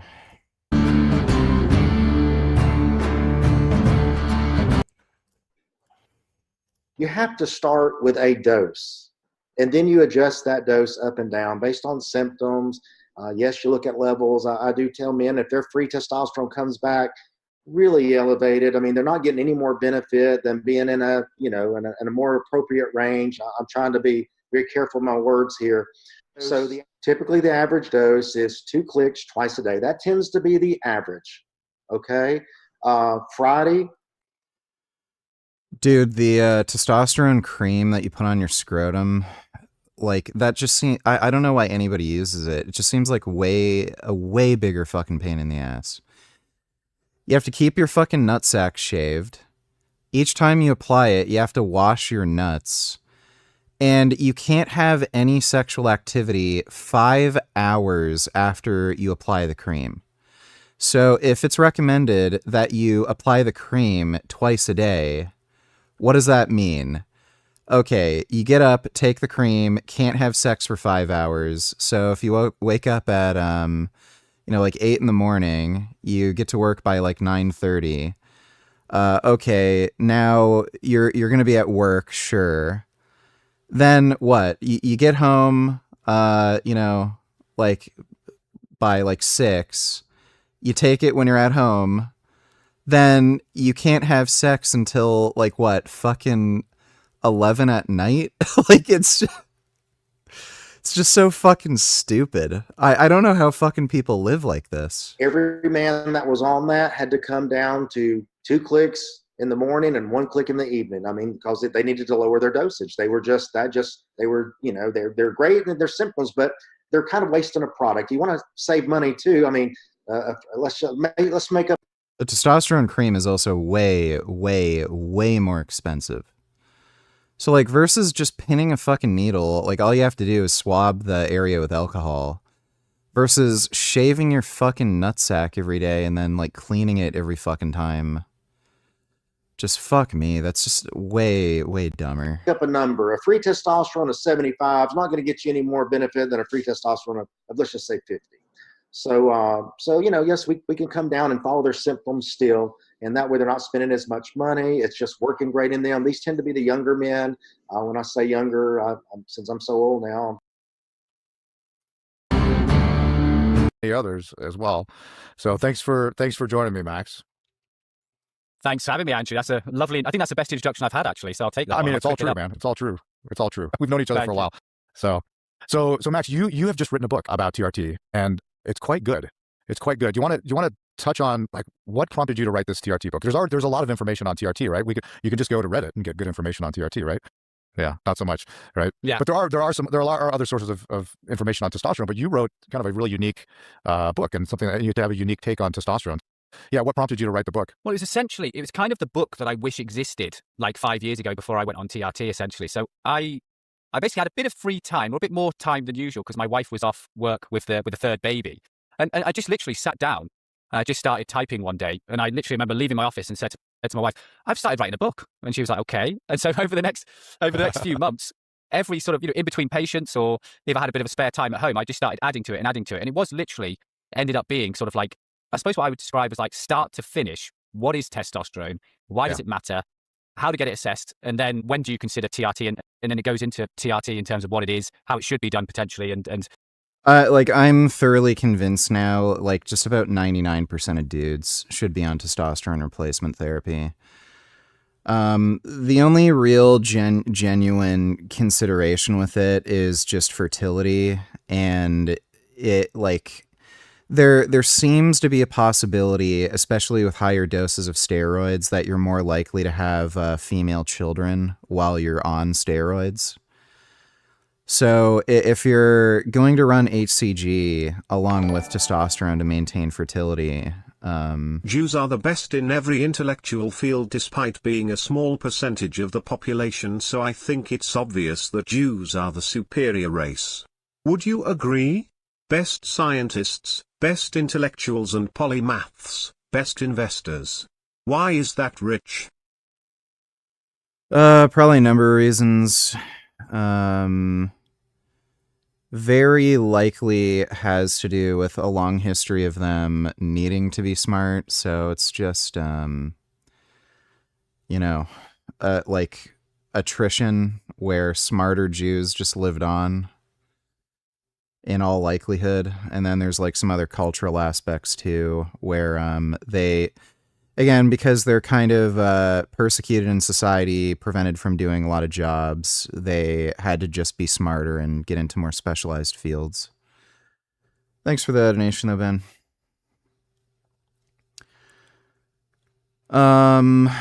What the fuck was I talking about? Oh, yeah. 99% of dudes should be on TRT. It's just that if you're running HCG... while running testosterone, you may have a higher likelihood of having female children. That's really the only thing. Other than that, like again, you can look at how testosterone levels have been declining over the last several decades. It seems to have been happening since the beginning of the 20th century, at least. Like average testosterone levels used to be between 700 and 800. And then again, dudes on the higher end were getting into the 1800 range. Now you're seeing the average around 450 to 500. Like that biological need for testosterone hasn't changed, but people are hundreds of points lower than they were before. And like normal, like these normal physiological levels, it is so inferior to being at super physiological levels. And there's no risk. Like there's no risk to your fucking health going from like 500 to 2000, That's the real irony of the world. Jews being objectively the most supreme race, and people on the right and the left coping with that fact by saying they are manipulators or steal other people's ideas and inventions and are not actually productive. Yeah, they just say that because they're jealous. Thanks, Ben. The frequently asked questions. But it was my own journey, really, that inspired the whole thing, because I was kind of writing it for the person who doesn't understand a lot or wants to know more, and kind of wanted to have it all in one place. It would have been a great book for both of us, even as physicians, when we were first diagnosed or when we were first entertaining the possibility of starting TRT, I think. Because even as physicians, I mean, obviously, as physicians, we don't get any sort of formal training in our regular medical training. So in the book, you have a great story. I already know it already, but for the viewers out there who don't know you or don't know your background and how you ended up first getting on TRT and then making the transition from a general practitioner in the UK to changing your entire career path by now becoming a men's health, provider. So that's a cool story. How did it start? Yeah, about 10 years ago. So I was diagnosed with testicular cancer 10 years back. So I was 29. I just turned 39, actually. So I'm approaching the big 40. And it's a biggie. I got diagnosed, had surgery to remove my left testicle. And I would say probably I was pretty all right following that. I mean, I had a new baby at the time. It was our first child.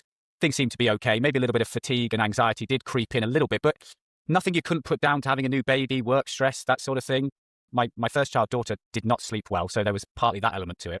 But then about a year and a half or two after that, I got viral meningitis, and it was after that. Forgot that part. Yeah, everything after that. I forgot that part. I knew about the cancer, but I remember you told me you had viral meningitis. Yes, thanks, 21st. Yeah. So take me from there then. So you got viral meningitis. Obviously, you were quite ill.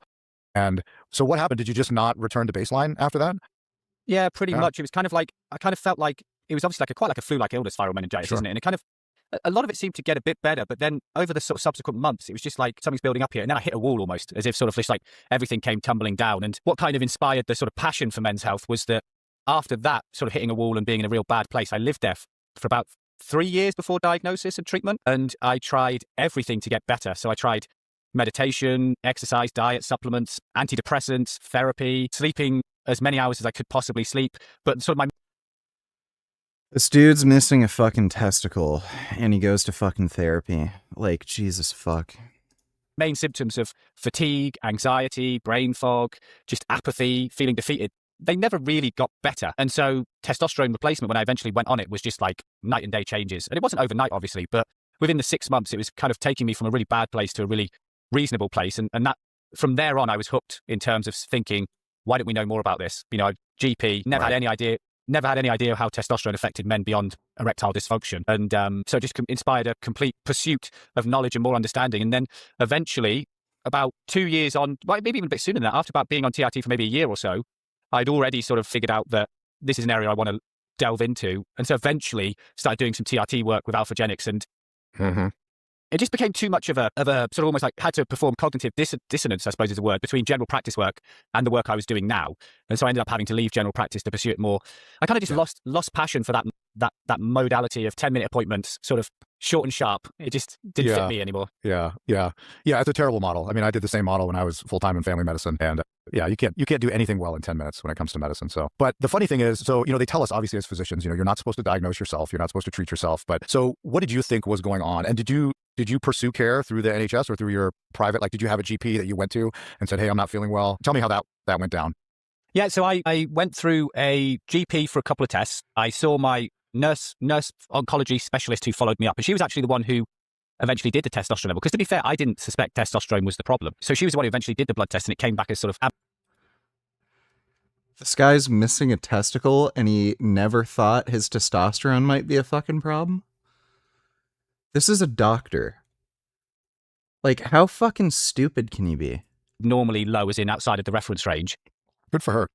Yeah, and so she pursued the referral to endocrinology. I went private for that because the NHS wait was like 11 months. So ended up... Wow. Oh my God. Nationalised Health Service. Bro. Yeah, you wait 11 months to be told, congratulations, you're normal. Let's retest you in 6 months. Right? Yeah. Well, that's one of the comments I make in the book about the whole retesting in 6 months, question mark, why. Yeah, right. But Why? So I actually, to be fair, I fortunately saw an endocrinologist who... Dude, just... And then they wonder why there's black market drugs. Like... Because my level was about 7, I think, which I think in the US is about 200, 210, maybe something like that. Okay, that's objectively low, yeah. Yeah, and he actually said to me after having the appointment, because I went privately to see him sooner, basically. Actually, he was the one who actually said, I think that a lot of what you're describing could be due to this testosterone, which was like, that was the sort of, whoa, okay. Good for him. That's interesting. Yeah. So although a lot of, we often say a lot of endocrinologists don't seem to understand this hormone, he seemed to have a better grip than most, to be fair. Good.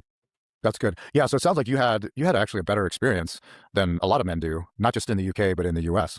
I mean, I've heard the horror stories from guys in the UK and, of course, from the US as well, where their complaints are completely blown off. And many times they're just offered SSRIs instead of, a proper workup. Where, I had a good friend of mine who's an ex-military guy who was involved in multiple IED blasts, who, had traumatic brain injury, and his VA physician flat out just refused to even order the test. And he was grossly symptomatic. And he came back under 200 in our units. Like, yeah, you pay for healthcare, and then I'm not even gonna do the test. I wonder why there's a black market for steroids. Not just low, but like profoundly low. And Buddy had to go get that done privately. He had to pay out of his own pocket. So, well, that's good. So you had, your oncologist is, rightly, the light bulb went off, it sounds like, in her mind, and said, that's interesting. Yeah, let's look into this. Dude, because doctors I are the biggest piece of shit on the fucking planet. I remember in my first residency being told that men who had testicular cancer, if you have one testicle remaining, that it will pick up the slack. And like those men do not develop low testosterone. The other, you can get by, and your fertility is not impacted, and your testosterone is not impacted either. And we know now. I mean, that's objectively untrue. Many of those men, I forget the percentage, it's like 40 or 50%. At some point, that one testicle is just not going to be able to keep up. Yeah. So, yeah. Well, I like it into the idea of like, if kidneys, if you take one kidney out, then you monitor and observe that kidney more closely than you would if you had both. Exactly. Do you know what I mean? Exactly. Yeah. But they don't seem to do that. After you've had a testicle removed, they're like, you don't need that. Yeah. So yeah. So what Actually, was? Go ahead. I saw my nurse oncologist just a couple of weeks ago to be discharged because it was like my 10-year mark. Congratulations. So from any follow-up and things Cancer like that. free. Yeah, but she actually commented on it because I spoke to her about the testosterone and the change of career and everything like that. And she actually said that she'd love for me to do a bit of a talk because she does find it difficult when she's referring men who she sees in clinic to endocrinology, and that she's often getting back they're normal. 300's okay. All of this is normal. And she feels like she's struggling a little bit to kind of push for them to get treatment because it does change lives. Sure, for sure. Yeah, you would be the perfect guy for that because you're just a perfect example of someone who's benefited from that. So yeah, you should definitely take them up on it. It's I'm here in the UAE now, and the issues are pretty similar to the UK. It's very difficult through mainstream channels to be prescribed testosterone. There are a lot of these like longevity polyclinics, I guess you call them, but their protocols are pretty absurd. So it's a shame. You can get it on the private side here, but nobody really knows what they're doing from what I've seen. So it's an uphill battle, unfortunately, for a lot of men who want to get, first of all, just to get treatment and then to get good treatment. You're literally better off just doing your own research on the internet and then just ordering shit black market. It's cheaper, more efficient. Nobody's trying to fucking humiliate you and shame you. Like, again, if these doctors are going to act like fucking clowns, then you can just sidestep them. Stuff. Hopefully, things will move in the right direction. So yeah, that's a great story. It's not that different than mine. Not sure if we're going to play Battletoads. It's, I think I might need a break tonight. I didn't have testicular cancer, but I had cryptorchidism. And so, I'm embarrassed to say as well that I was symptomatic for quite some time. And despite, again, being a board certified physician, I never put two and two together that this could be low testosterone until a urologist who was a friend of mine was like, hey, dummy, why don't you go get your testosterone checked? Yeah, sure enough, it was profoundly low. And I had the same response as you did. It was amazing. And it also changed the course of my career as well. So even just because you're a doctor doesn't mean you know what you're doing, even with yourself. Well, that's the lovely thing about our story is it means that we can come at it with a bit of self-deprecation because Absolutely. We're physicians who didn't know what was wrong with us, even though that looking back, we had quite barn door symptoms and risk factors for a hormonal issue. So in a sense, we're coming at it from a self-deprecating view and saying that, look, if we're that sort of thing, because that's what the guidelines say that I need to do. And, nobody checks T3 because that's sort of silly. Nobody needs to do that. Right. And yeah, everything is very TSH based and all symptoms are non-specific. It could be anything. So yeah, I mismanaged a lot of hypothyroid. I kept my thyroid patients, I kept them from going into myxedema coma, but that's about all I did for them. Yeah. You know what I mean? Yeah. I don't know that I did a hell of a lot for them. If I knew then what I knew now, obviously I would do things quite a bit differently. But again, that's you learn. That's why they call it practice, I guess, clinical practice. Yeah. Well, the good thing is that I think what changed probably in you and me as well, in a similar way, was that we started delving a little bit deeper. Because once you realize that, hold on a minute, why didn't I understand testosterone to any great length? And then you end up learning about hormones, and that takes you down the rabbit hole of thyroid, DHEA, everything like that. Yeah. So it does end up opening your mind up a little bit, really. For sure. And again, I just like you, I had such a great clinical response. I thought, I have to learn as much as I can about this so I can implement it in my practice. And initially I didn't feel comfortable prescribing testosterone, probably for a couple years, a year or two at least afterwards, because I wanted to, build up the CME courses and learn, and I paid a lot of money out of pocket to get additional training to where I finally felt like, okay, I can start implementing this in my practice. But I didn't take a weekend course the next day and then just start, which unfortunately some people kind of do. They'll take the online 8-hour crash course and then start prescribing testosterone, which is probably not the best way to go about doing it. I was a full year plus of CME and reading and studying, and I was very cautious about it. Yeah, so 100%. Yeah, you've got to really swim in the waters for a good while before you feel like you should get deep involved in it, which is this is just the way of the world, though, isn't it? Because you see a lot of clinicians who pop out of the woodworks and they're like, I'm prescribing TRT, you see it online and things like that, and you're like, exactly. You've got to get the symptoms looked into, but beyond just a testosterone investigation as such. And again, this will probably be one of the big points, is that just checking a testosterone level to go on TRT is not enough, but to actually investigate the symptoms properly is not enough, because it can be so many different issues. I think I have a line in the book that says something along the lines of, if you started TRT based on just a testosterone level, you have not been fully assessed. 100%. But we see it. Yeah. All the time. Yeah, shockingly, without even an LH or an FSH occasionally. It's just a low T. And, that is one of my biggest beefs with these windmill, TRT clinics that are popping up everywhere in the US is that, they're in the business of prescribing testosterone. They make money by selling testosterone. They are testosterone salesmen. And so they are just looking for a reason to write the prescription. They're not there to make you feel better and improve your health per se. Their primary objective is to see if you qualify by whatever algorithm they choose to use for a sale or a purchase of testosterone. And you're right, they're not investigating the lifestyle things. And again, those are the guys that don't do well, or they have a bad experience on testosterone. It's been my experience. They don't address their metabolic health problems. They don't address even basic things like diet and exercise and sleep apnea and their hypertension and their lipids and all this sort of stuff. And, it's not uncommon sometimes for them to feel worse when they're on testosterone. Mm-hmm. And nobody's ever talked to them about those things. Nobody's ever done a proper investigation. And that's not, it's not appropriate. It's borderline. You could argue that it's malpractice to put somebody on a testosterone. Your local pharmacy won't sell syringes anymore without prescription? I don't know if that's illegal. I don't know if there's like a lot of drug addicts in your area, but yeah, that's kind of weird. Like last I saw you, he had a fucked up head of hair, like dreadlocks and shit. I don't know if they think you're a drug addict, but I'm pretty sure that's like illegal. Yeah, you can either order off Amazon. There's also just medical supply, like online retailers that you can just order off of.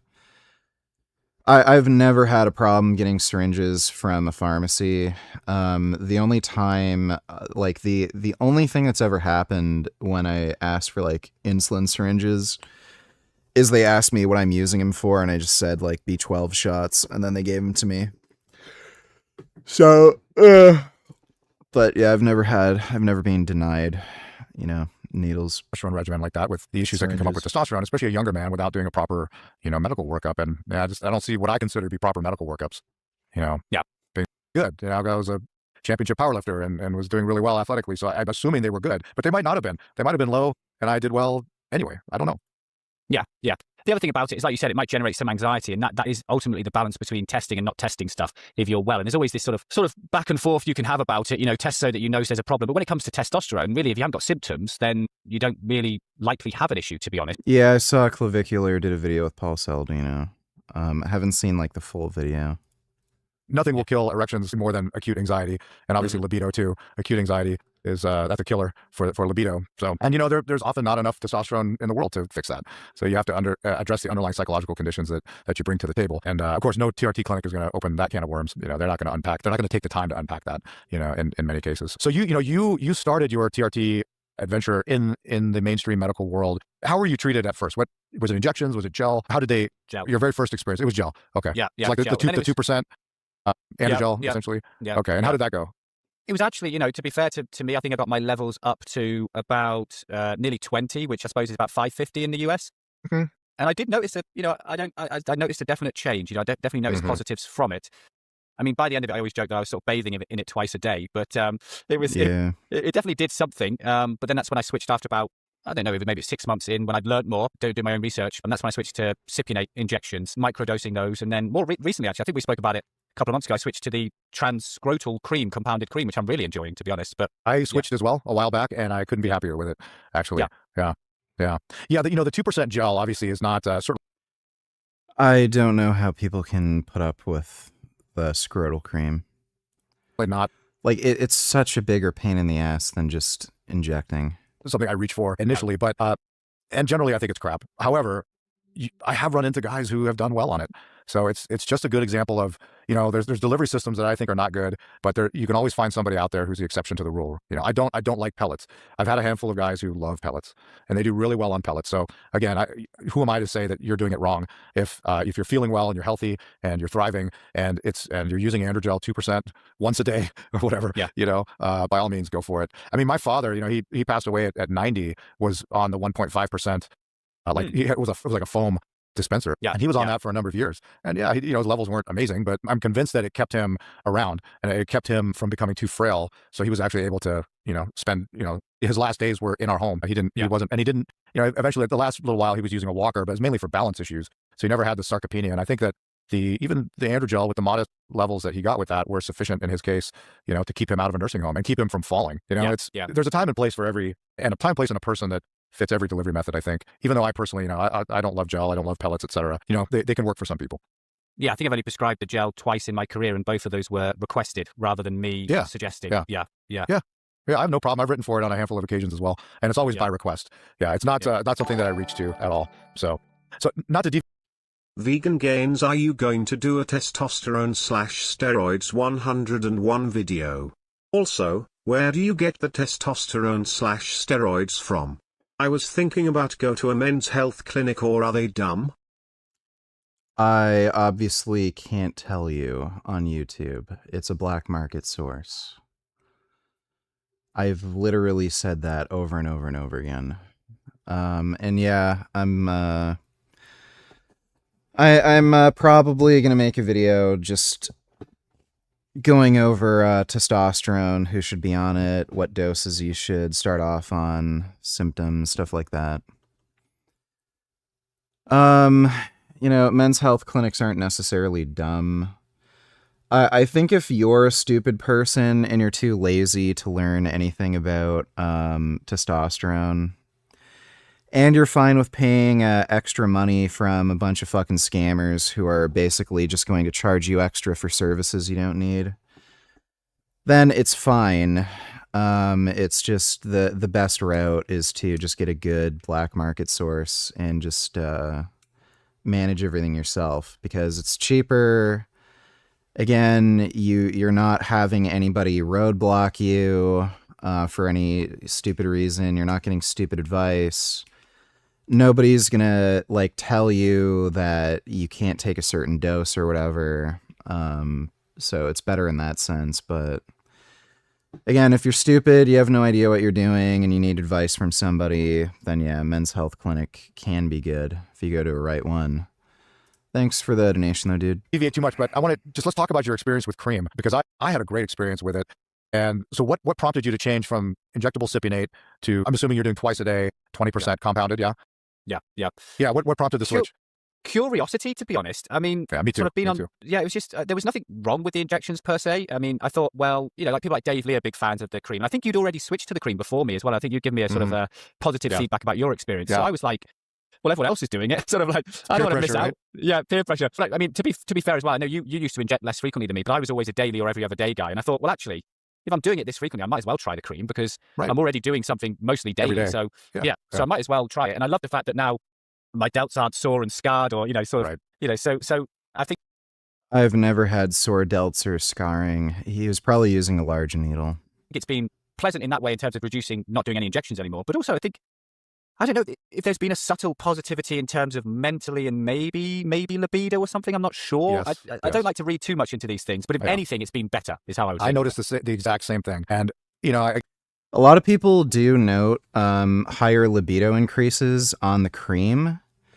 The problem is you can't have sex for like 5 hours after you fucking use the cream. And if you're taking it twice a day, when the hell do you ever get to fuck? It's so stupid. Again, I'm always skeptical. Could this just be a placebo effect? But I really do think that it was real. Yeah, there was a slight uptick in cognitive sharpness and a slight uptick in libido, which was already good. And for me, it was the exact same thing. I had no complaints with my injectable routine. My levels were good. My symptoms were totally under control. I felt great. But, I've been prescribing cream for years, and the guys that I was prescribing it to were all having really good experiences. I've obviously heard some of the stuff that Dave Lee has talked about. My friend Keith Nichols is a big advocate of cream. And so I was sort of, just like you, I got, am I missing out on something here? Let me give this a try. And I haven't gone back. It's the only issue for me with the cream is the twice a day dosing, because I'm still pulling ER shifts and I do shift work. So I occasionally miss that second dose. But the beauty of the 20% cream, I feel like it's for me at least, it's very forgiving. I can miss that evening dose and really not, if I just make sure that I get back to being on schedule the following day, I don't notice any significant symptoms from that, even though I know my levels actually have tanked, for that period of time. So I have, it's all been universally positive. So yes, absolutely. I think no transference. Yeah, I'm assuming it has something to do with DHT conversion. You can try using test prop along with test sip or test enanthate to get that DHT conversion effect with a higher libido.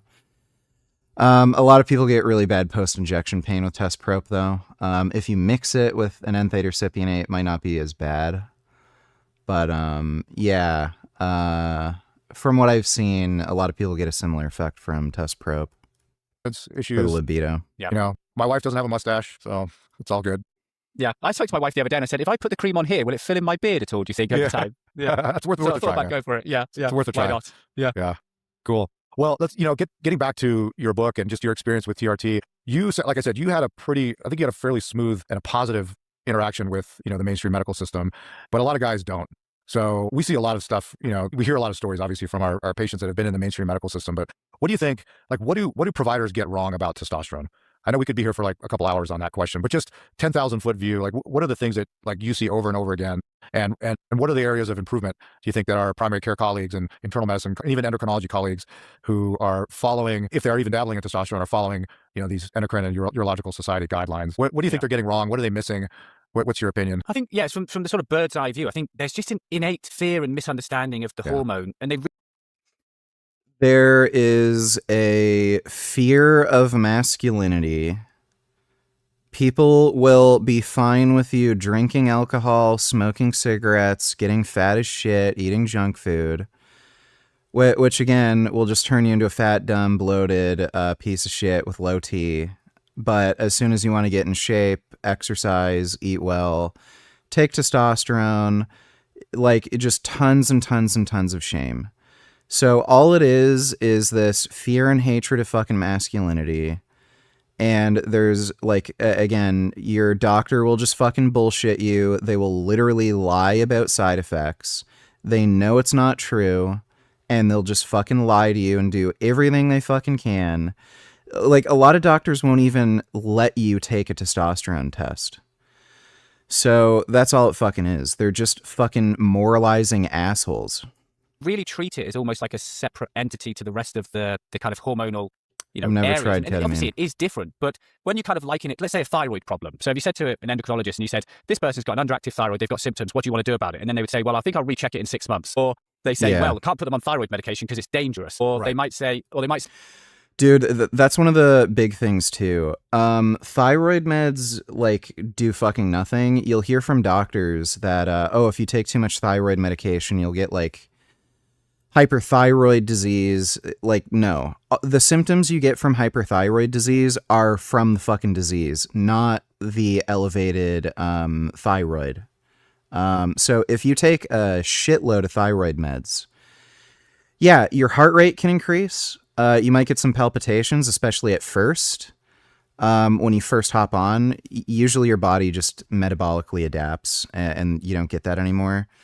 And you can get like sweating and feel hot and stuff, but nothing happens. Like all you have to do is reduce the fucking medication, but then they'll just like bullshit you, and like fearmonger. And again, you're symptomatic, you have all these fucking problems, and they won't prescribe you the medication because like they're just risk adverse assholes who just lie. say, I'll put them on thyroid medications for 6 months, but then if their levels are normal, I'll take them off because they're obviously been fixed. And that's the sort of, when you say it like that, you realize how silly it is. Oh, dude, I had this happen to a friend of mine. He was on blood pressure meds. His blood pressure went down to normal. I think it was like 140 over 90 or something, and then he got it down to like 120 over 80 or slightly below. He wanted to get his prescription refilled for the blood pressure meds. They wouldn't just let him refill the prescription. He had to go back into the office and get his blood pressure checked. It read normal, 120 over 80. They refused to give him the prescription because they said his blood pressure was normal. This is how fucking stupid doctors are. They literally can't understand the reason his blood pressure was normal was because he's on the fucking meds. So he had to go to another fucking clinic, schedule another fucking appointment with another fucking doctor to get prescribed the fucking meds he needs. Like, doctors are so fucking stupid, it will blow your fucking mind. It sounds, how silly. Dude, it's like, imagine going to a gas station that doesn't allow you to have self-serve, and your tank is like mostly full. It's like 3/4 full, and you just say, top up the tank. And then the gas station attendant says, oh, well, the tank's mostly full. You don't need any more gas. And then you tell them, well, yeah, but I'm going to drive, and then the tank will be empty, and I won't be able to get to where I'm going. So I need a full tank to get where I'm going. And then he says, well, no, just like fill up your tank when you run out of fuel. Like that's the fucking logic. Like, it's just so stupid. I'm laughing because I've heard all of those things. Yeah, yeah. I literally verbatim, I've heard all of those. Yeah, it's just like, if you just substitute the word testosterone for thyroid, you realize how weird some of the behaviors are that the way we treat testosterone problems. I had it very recently, similar experience where I know someone who's on libido injections in the UK, and the endocrinologist, they've been on it for over a year. So presumably if you can get stable levels on libido, which is those 10 weekly big doses, then they'll be at a fairly stable level for libido's sake. And their result came back as trough level was about 500. And the endocrinologist came back and said, right, well, we can stop the treatment now because your levels of testosterone are good and we don't want to carry it on because the levels will get too high. And it's kind of like, yeah, they're that stupid. that doesn't make, he's on treatment. That's his level, is his treatment level. Right. And Yeah. if you believe that, that you achieve a steady state of any description on libido, why would his level keep climbing after over a year on treatment? It was just... You don't need any critical thinking skills to be a doctor. You just have to read and memorize paperwork. That's it.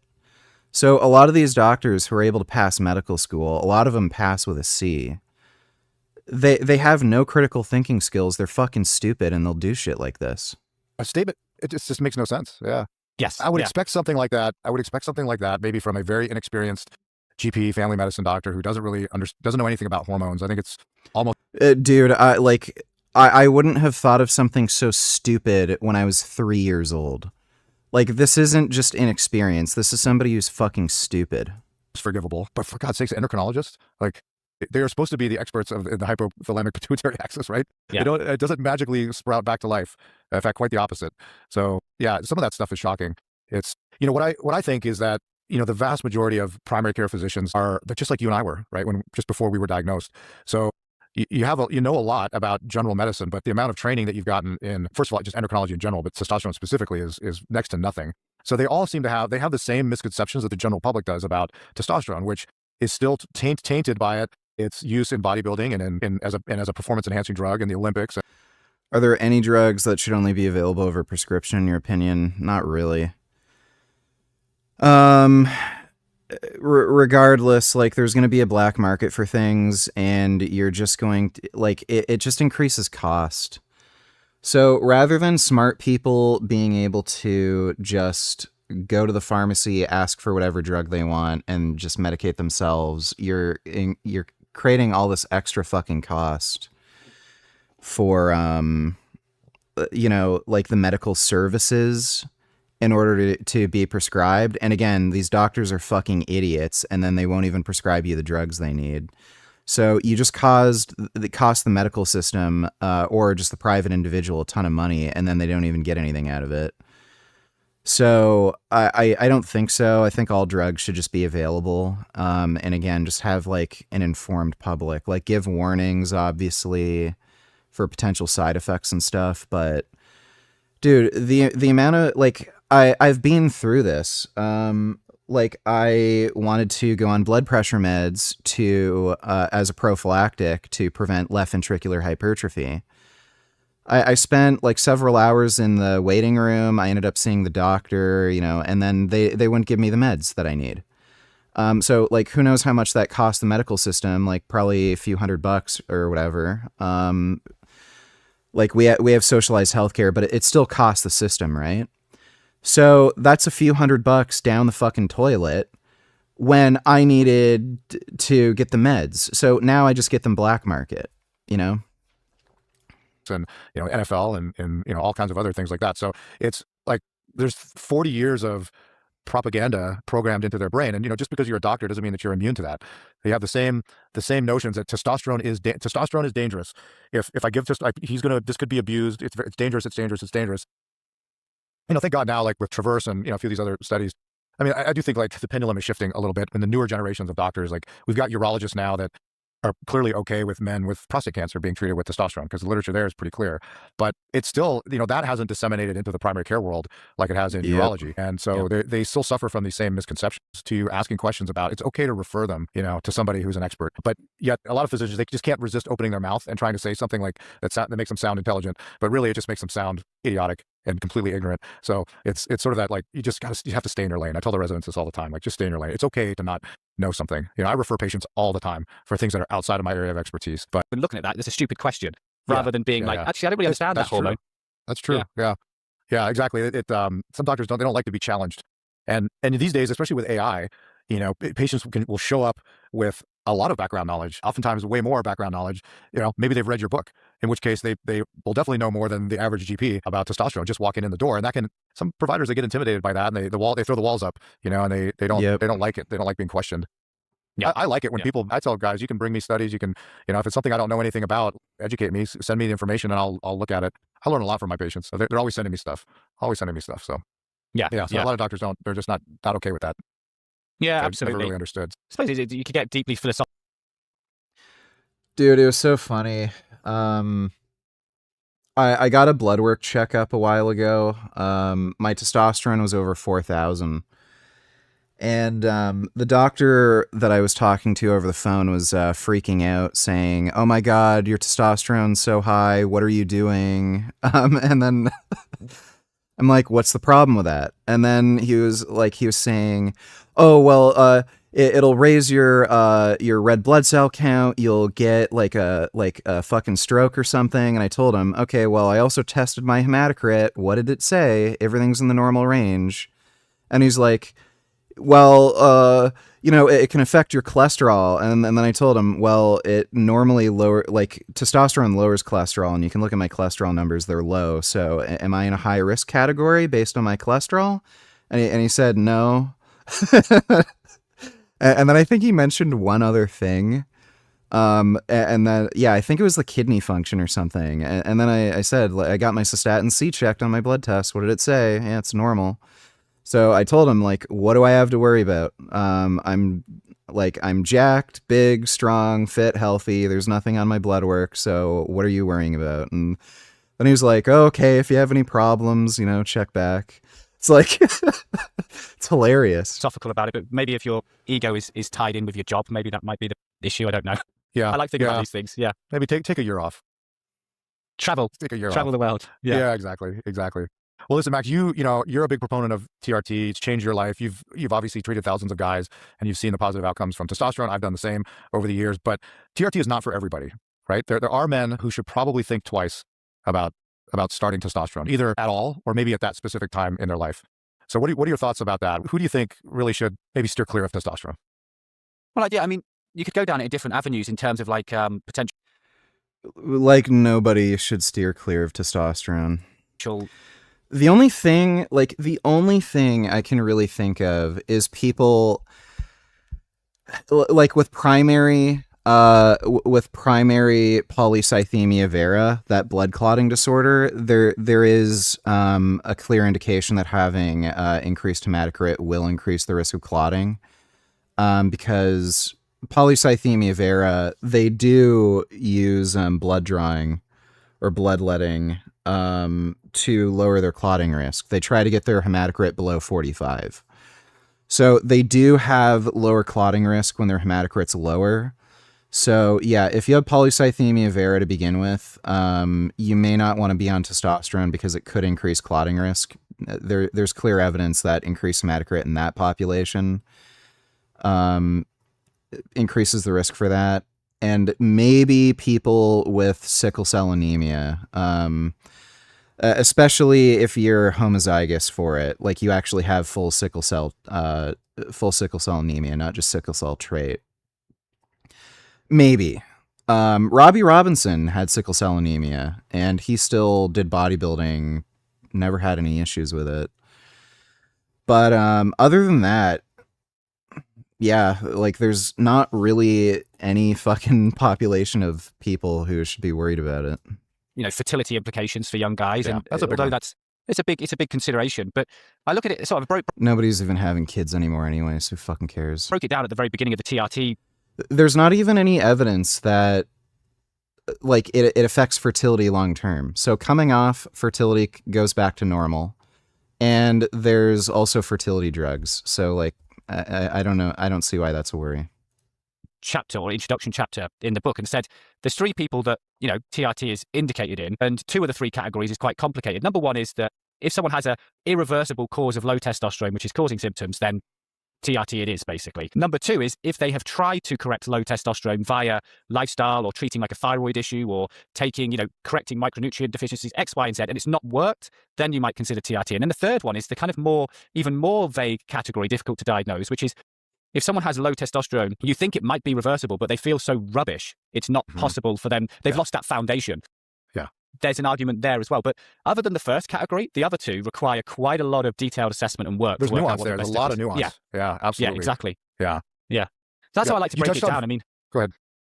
Yeah, just saying that's a good way to break it down, because I think usually endocrinology are quite usually okay at number one, where it's clear cut, irreversible. You've lost Usually one or that's- more of your testicles, right? Yeah, exactly. That's where you're going to get the most luck in terms of getting treatment. But they're probably nowadays the rarest.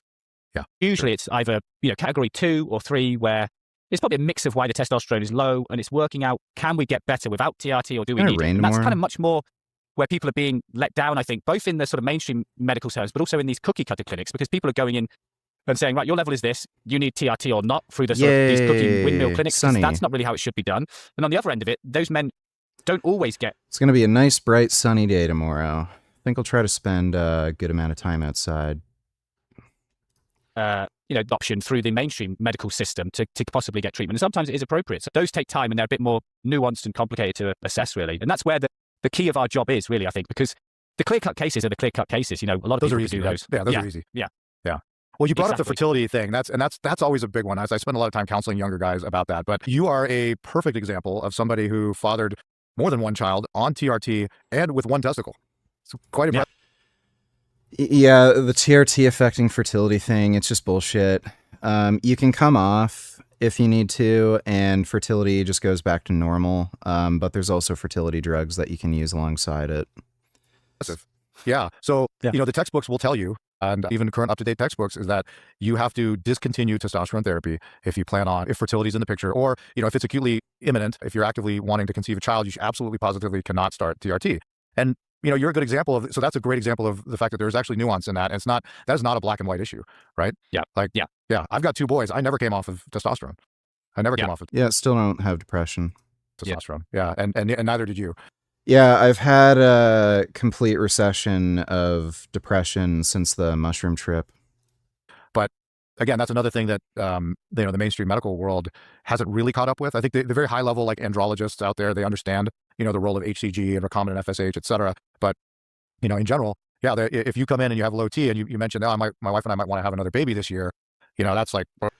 Freezing your sperm isn't that simple. Sperm samples aren't viable indefinitely. So if you freeze your sperm when you're like 15 and you want to have kids when you're 60, you can't just use those samples. Big red flag. Like you're not going to be prescribed testosterone per their guidelines. Yeah, for sure. Yeah. And I mean, for me, to be honest, if I'd had to come in. Oh, yeah. That's something a doctor told me. A doctor told me, oh, you should go off steroids because it's going to affect your fertility. You won't be able to have kids. And I told him I got a vasectomy when I was 23. So I don't think that's a worry for me. It's so hilarious. Coming off TRT for me was not an option. Like I was not willing to accept how I felt with low T. So yeah, me either. But I was confident because I was pre-TRT fertile. I had evidence of it in having a baby already. So I was like, this should work. And to be honest, within starting a fertility protocol for me, it was kind of like 3-4 months down the line, job done, and I could come off HCG and FSH. Exactly. And that's fortunate in a way because I have to kind of tolerate HCG. It's really not a friend of mine. So right. Yeah, so I got lucky in that sense. Yeah. But, again, if you dive into the literature, that's what it shows is you can recover fertility with, honestly, assuming you have baseline function that was normal pre-TRT, oftentimes HCG alone is sufficient. There's some cases where it's not, where you do need recombinant. I needed recombinant FSH to get the maximum. Like it's funny. I got a vasectomy when I was 23. No questions asked. It's actually covered through Ontario OHIP. So I think if you pay out of pocket for a vasectomy, like it ranges between like $500 to maybe $1,000 depending on where you go. Ontario, the health, which is the social health care provider here, they cover the expense. I think it was only like $50 or something for the appointment. So like I only paid like $50 to get it done. But no questions asked when I was 20, and that was when I was 23 years old. I set up the appointment. I booked it online. The same day I went into the clinic, they did it. Usually for whatever reason, they ask you to do in-person appointment first. I don't know why. I just told them not interested. I just want to book the surgery date and then get it done. So they booked the date. I think it was only like a few weeks later, like 2 or 3 weeks. I went into the thing, just said hi to the lady at the desk, brought me into like the like surgery room. It's not really. It's hard to call it a surgery. It's technically a surgery. It was really, really simple and quick. Yeah, but nobody told me, are you sure about this? Like, do you really want to do it? Like, maybe you should think it over. Like, they just did it.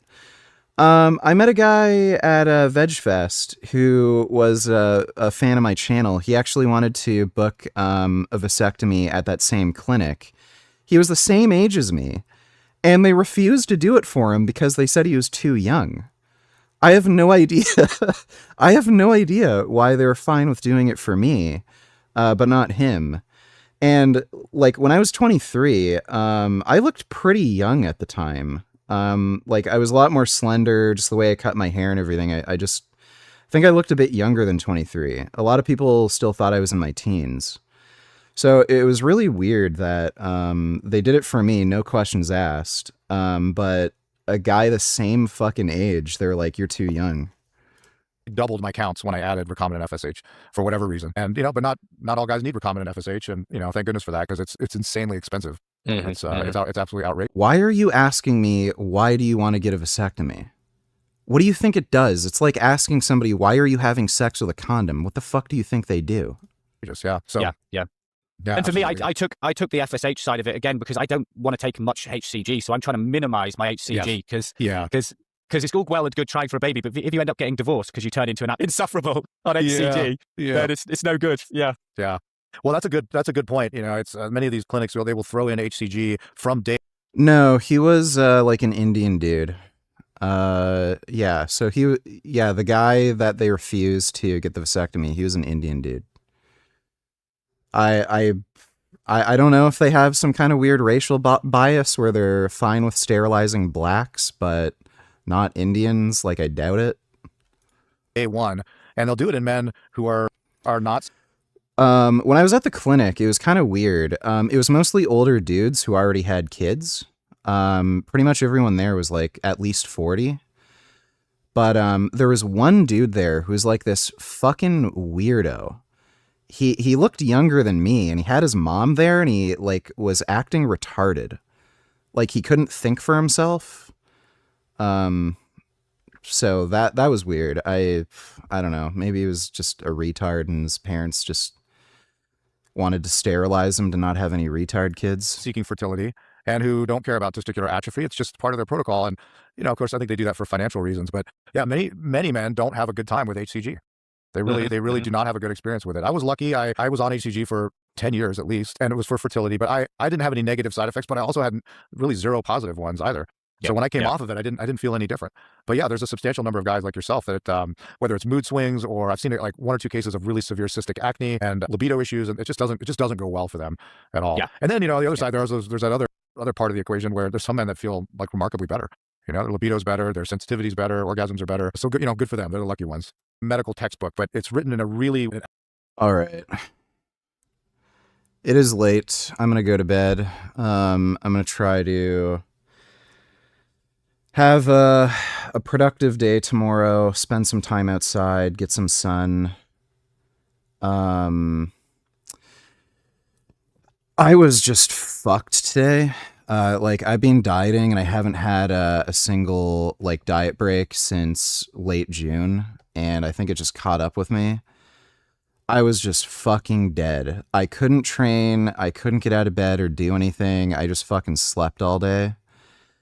So hopefully tomorrow with this rest, I'm a bit more energetic. I'm going to try to train legs, but again, try to get some time outside too, just to enjoy the sun, good weather. And we'll do some more streaming like usual. But big thanks